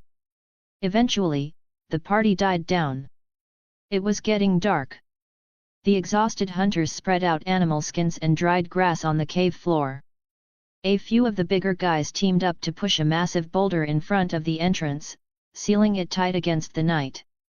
The cave went silent and dark. Outside, in the canyon, the wind picked up. Scavenger birds circled high above. The scent of fresh blood lingered in the air, drifting out over the plains. Far to the west, the sun finally sank below the horizon, red as a fresh kill. Chapter 43, Chapter 43, The Crocodile Kingdom. The family pushed further southeast across the endless, withered plains. It had been a week since we shook down that cheetah for his lunch, and we'd spent every day of it tailing that same pronghorn herd. We finally hit a massive, churning river. In the middle of this freezing winter, the water was still rushing with enough force to make your head spin. This was a tributary of the Mississippi, known locally as the Crocodile Kingdom. The name wasn't a joke. This stretch of water was the home of the American alligator, the Alligator mississippiensis. These things are tanks, averaging 3.5 meters long and weighing 150 kilos of pure muscle. The riverbed was likely carpeted with them, a hidden empire waiting under the silt. Every year, thousands of herbivores trek to this exact spot. It's a suicide mission, but they have no choice. To reach the warm, lush Mississippi plains on the other side, they have to cross the kingdom. And every year, the alligators are right there, waiting for the buffet to deliver itself. The pronghorn herd reached the steep muddy banks and stopped. They were pacing, frantic and spooked. Even with their limited brain power, they could smell the death waiting in that murky water. But as the front of the herd hesitated, the back of the herd absolutely lost it. We had arrived. Mom, Dad, and I didn't give them time to think. We hit the back of the line like a freight train, slamming into the panicked animals. Gotcha, you little brat! I looked down at the juvenile pronghorn pinned under my paws. My fangs sank in, and as the life left it, I felt that familiar rush of relief. For a week, we'd been eating these guys' dust, watching them hop away every time we got close. Now, with their backs to the water, they had nowhere left to run. Mom and Dad both snagged their own kills.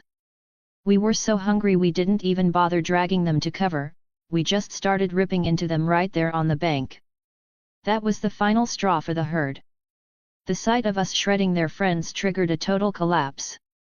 The animals in the back started shoving the ones in the front, desperate to get away from the fangs behind them. Mree! The lead pronghorn let out a sharp cry, the signal to go. He didn't hesitate. He launched himself off the bank and hit the water with a massive splash. Pronghorns aren't just fast on land, they can swim like hell when their lives depend on it. The leader cut through the current, heading for the far bank. Following his lead, 400 or 500 pronghorns swarmed into the river, turning the water into a chaotic, muddy soup of thrashing limbs. "They're actually going in," I muttered, looking up from my meal. "That's a death sentence. But that's the math of the wild. The gators can't eat 400 of them. A few dozen will die so the rest can live. It's not a sacrifice, nobody wants to be the one who gets eaten, but in a crowd that big, everyone just prays they aren't the unlucky ones.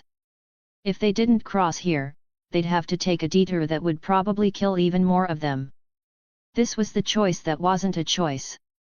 The alligators stayed submerged while the leader crossed. They were waiting for the thick of the herd. Second one, third one. Soon, the water was full of bobbing heads.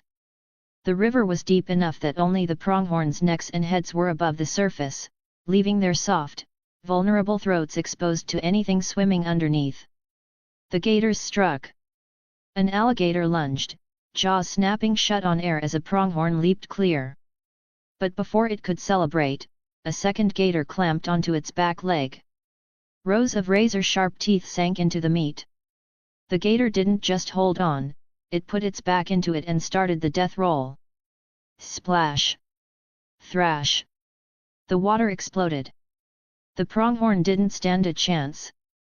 Its leg bone snapped like a dry branch under the torque of the roll.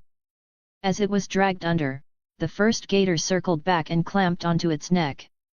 Crack! The neck snapped, twisting at a sickening angle. The pronghorn went limp and was dragged into the depths. This same scene was playing out all across the river. 2 or 3 gators would team up on a single target, and it was a wrap. Within minutes, the water was stained red, though the heavy current washed the blood away almost as fast as it spilled. Even as their friends were being torn to pieces right in front of them, the rest of the pronghorns kept coming. They were even stepping on the submerged bodies of the dead to gain traction. I sat on the bank, a piece of leg meat hanging from my mouth, absolutely stunned. I'd seen nature documentaries before, but seeing these cruel crocodiles in person was something else entirely. The Ice Age wasn't just about cold. It was also about survival. The herd is across, but James and the family are still on the wrong side. Chapter 44, Chapter 44, The Titan Crossing. The last pronghorn finally scrambled up the far bank, exhausted but alive. The entire crossing had taken less than 10 minutes, but the cost was staggering. In that short window, the 50 or so alligators lurking in the river had torn apart at least 30 pronghorns. For a mid-sized herd, that was a bloodbath. But for the survivors, the gamble paid off. Ahead of them lay the vast, fertile stretches of the Mississippi plains. There was enough frozen grass there to keep the whole herd alive until spring. As the pronghorns vanished into the distance, my family finished off the last of our meal. Mom and Dad were back in strategic mode. Our destination was the same, the plains, which meant we had to follow the same trail. But looking at that churning water and the armored prehistoric logs floating in it, even Mom and Dad weren't feeling brave. So, do we detour? I wondered. They shot that idea down fast. We didn't know the other routes, there was no guarantee of food, and the Ice Age had a nasty habit of killing travelers who got lost. That left us with one option: we had to cross. But saber-tooths aren't pronghorns. We don't do the strength in numbers thing, and we definitely don't like throwing our lives away on a coin flip.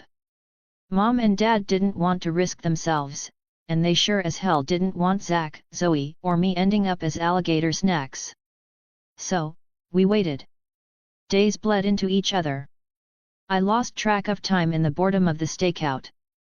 I was starting to think we'd be stuck on this bank forever until a sound like rolling thunder shook me awake. Rumble, rumble. The ground was thumping. Trees shivered. On the horizon, a massive wall of dust kicked up, looking like a localized sandstorm screaming toward the river.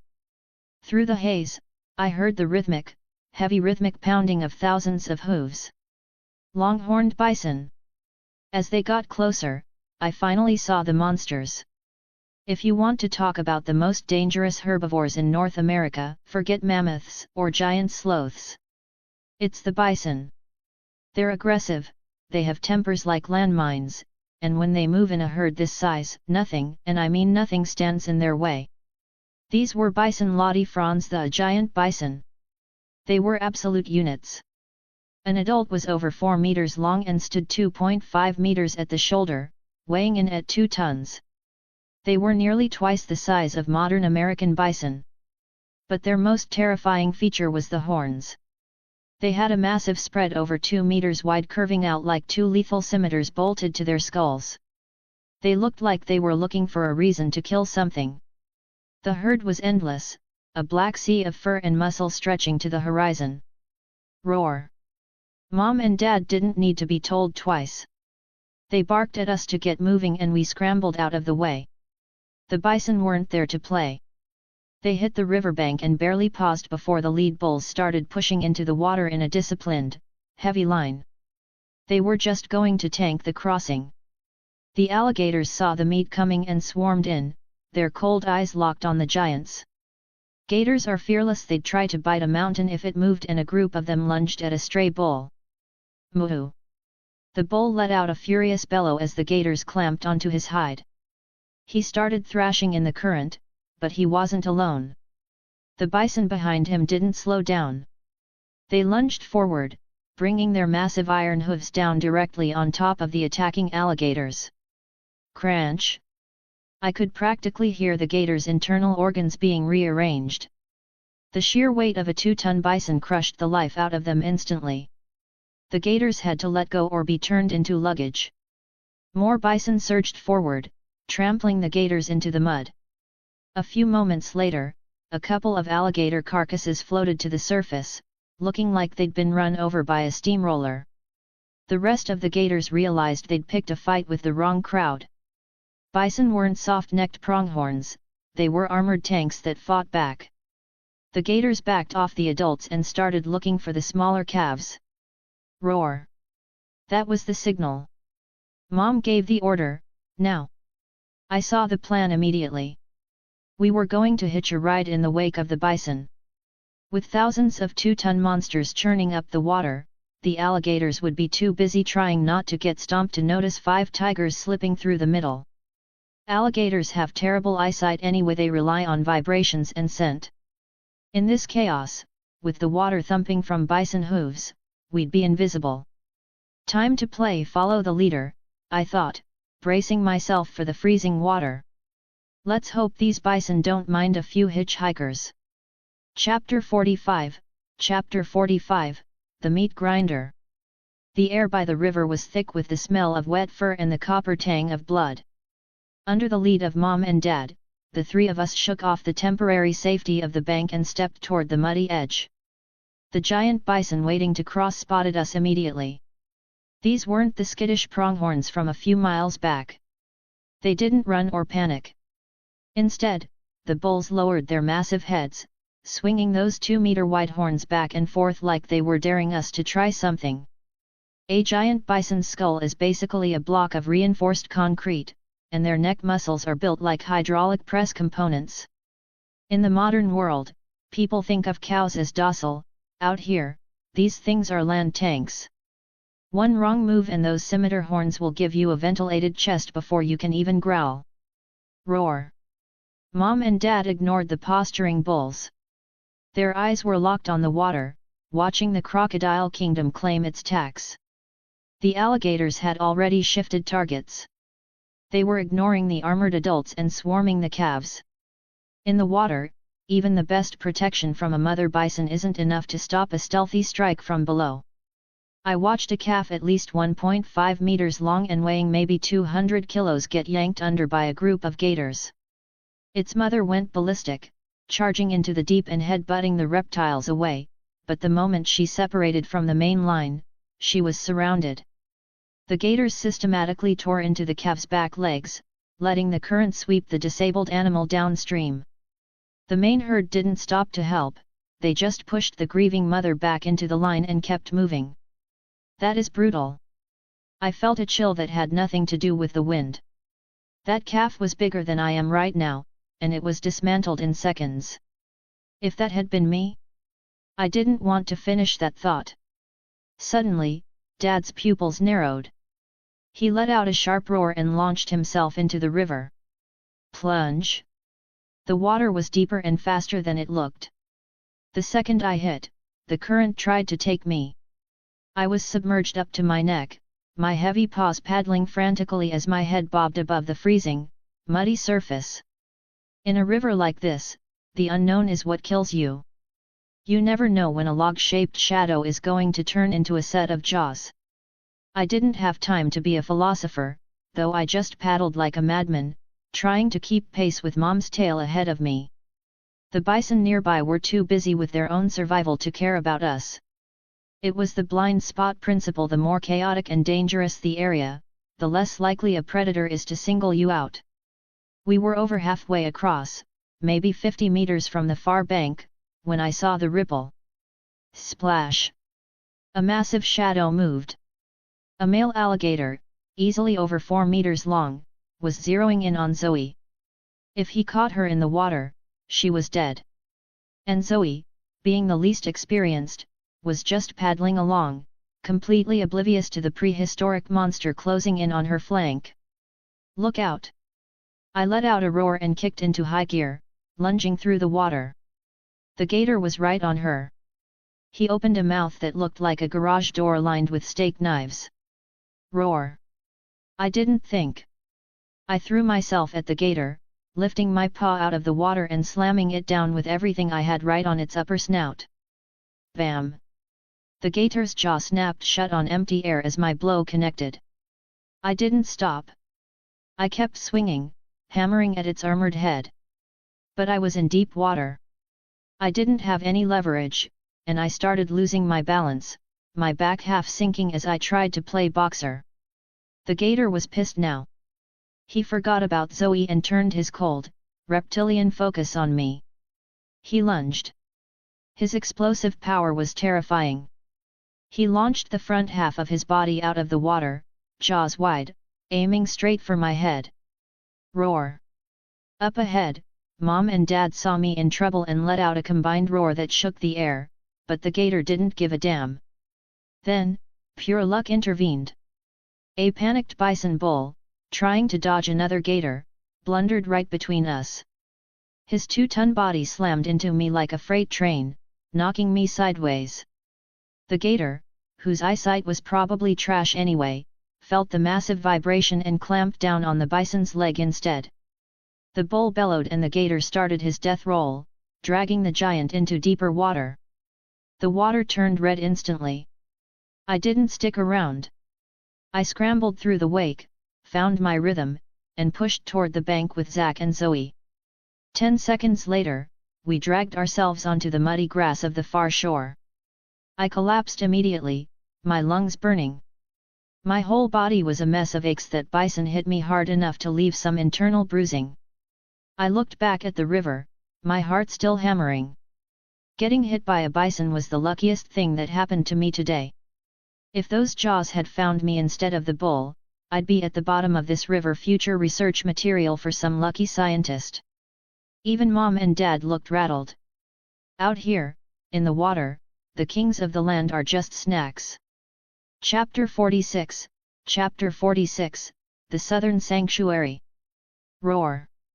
Mom and Dad let out a low, vibrating huff of relief the second they saw all three of us safely on the grass. To avoid getting turned into pancakes by the rest of the charging bison herd, they didn't let us linger.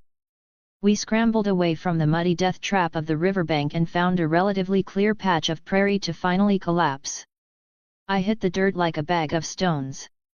My chest was heaving, my breath coming in ragged, heavy rasps that kicked up little dust clouds around my nose. Every inch of me throbbed with a dull, sickening ache. Bruff. Mom leaned over me, her golden brown eyes wide with worry.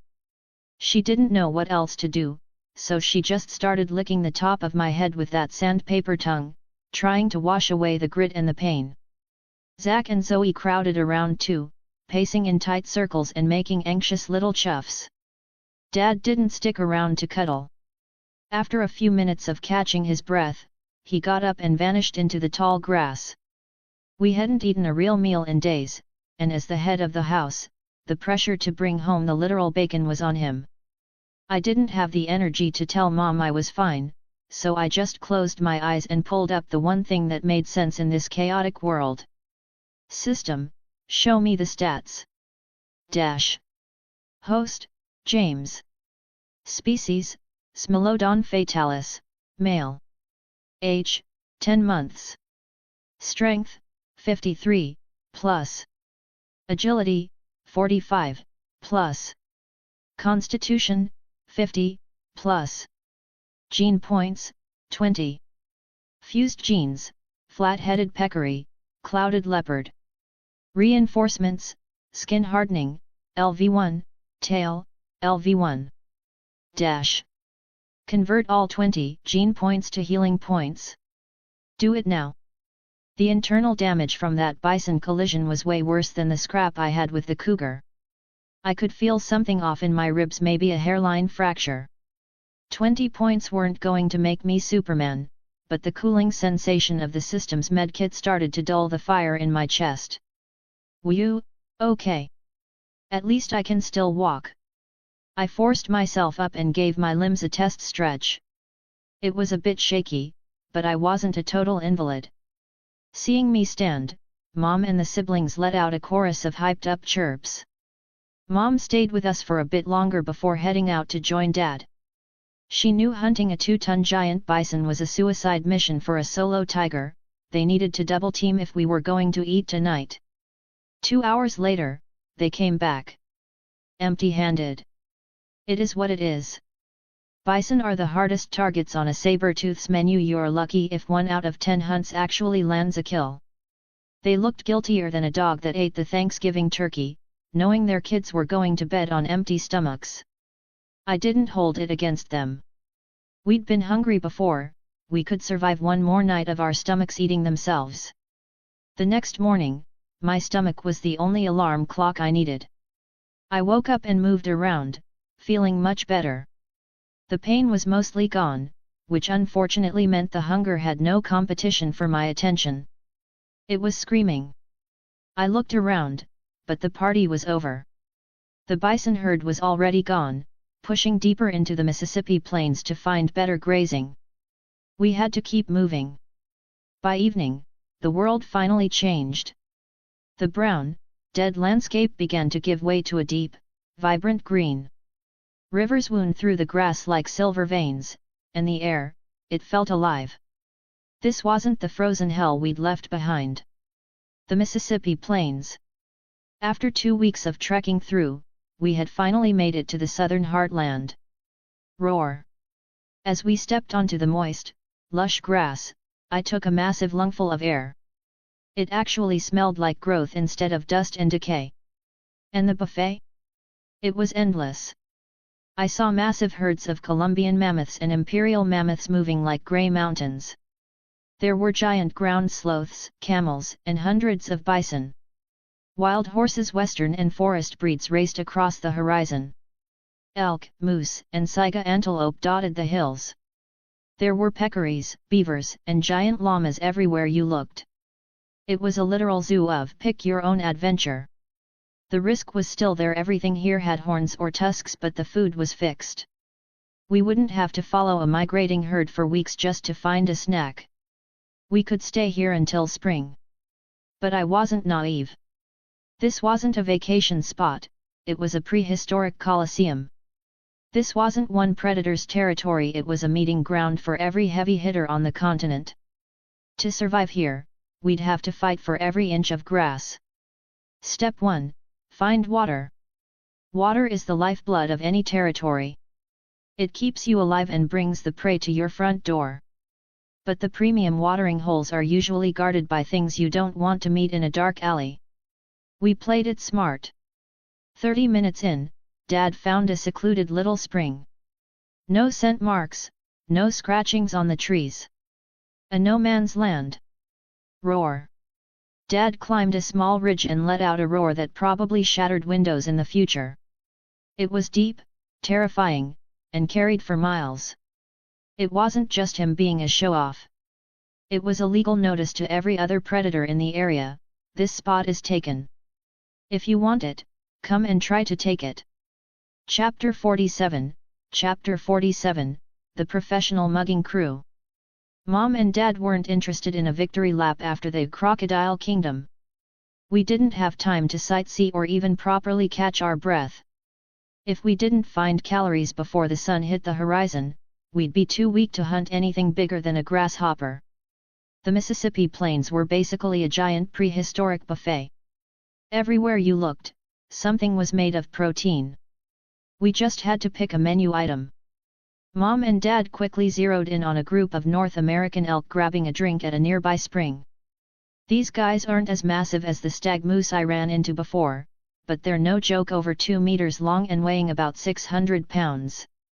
One of these would be a feast. Plus, elk are generally polite, meaning they don't try to gore you as often, and they travel in small, manageable groups during the winter. This group only had 6 members. 2 calves and 4 adults. I've heard elk meat is great for boosting vitality and kidney health in some cultures, I thought. Considering a bison just tried to merge my ribs with my spine, I could use the boost. Initially, we eyed the calves, but the adults kept them boxed in like a Secret Service detail.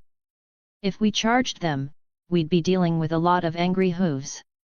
So, we looked for the weakest link. We found him, an elderly bull, kicked to the fringe of the herd.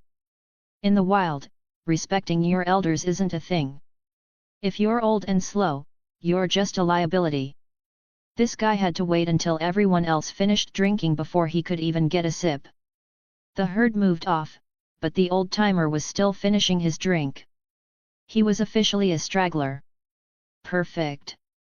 Sorry, Grandpa, but I haven't eaten in 3 days. Dad's muscles coiled under his striped hide, looking like a high-performance engine idling at a red light. Then, he exploded. Mom, Zach, Zoe, and I fanned out, cutting off the escape routes. It was a full family hit. The elk's eyesight was trash, but his ears were sharp. He heard the grass rustle and bolted. You think you're fast? You're a minivan trying to outrun a Ferrari, buddy. Dad was gaining on him fast. Every time the elk tried to swerve, Mom or I would pop out of the grass and roar, forcing him back into Dad's path. His speed dropped, and that was all the opening Dad needed. He launched himself a textbook hungry tiger pounce and slammed his 250 kilograms frame into the elk's haunches. Crunch! The elk went down, his back legs buckling under Dad's weight. He tried to swing those massive antlers, but Mom was already there, locking onto his throat. I lunged in and clamped my jaws onto his spine.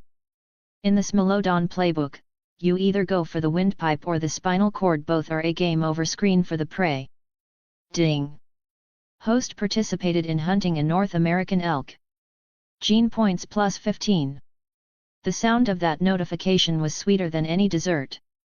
I didn't care about modern table manners. I started ripping into the meat, the warm blood hitting my tongue and washing away the exhaustion. It was the best meal I'd ever had, partially because it didn't involve almost being eaten by a crocodile. But the southern sanctuary wasn't going to let us enjoy our win for long. A series of cackling, high-pitched yips cut through the air. Mom and Dad snapped their heads up, meat still hanging from their mouths, their eyes narrowing with pure "we've got a problem" energy. I looked over and my eyes wide open. Emerging from the tall grass was a crew of over 20 hyenas. They weren't like that lone cheetah we bullied earlier. This was a full-on gang, from massive adult enforcers to half-grown street punks. They smelled the fresh kill and they were coming to collect the hunt tax. Unbelievable. We just finished robbing a cheetah, and now a professional mugging crew shows up to take our lunch? Karma really works fast in the Pleistocene. New chapter is coming soon. Write a review.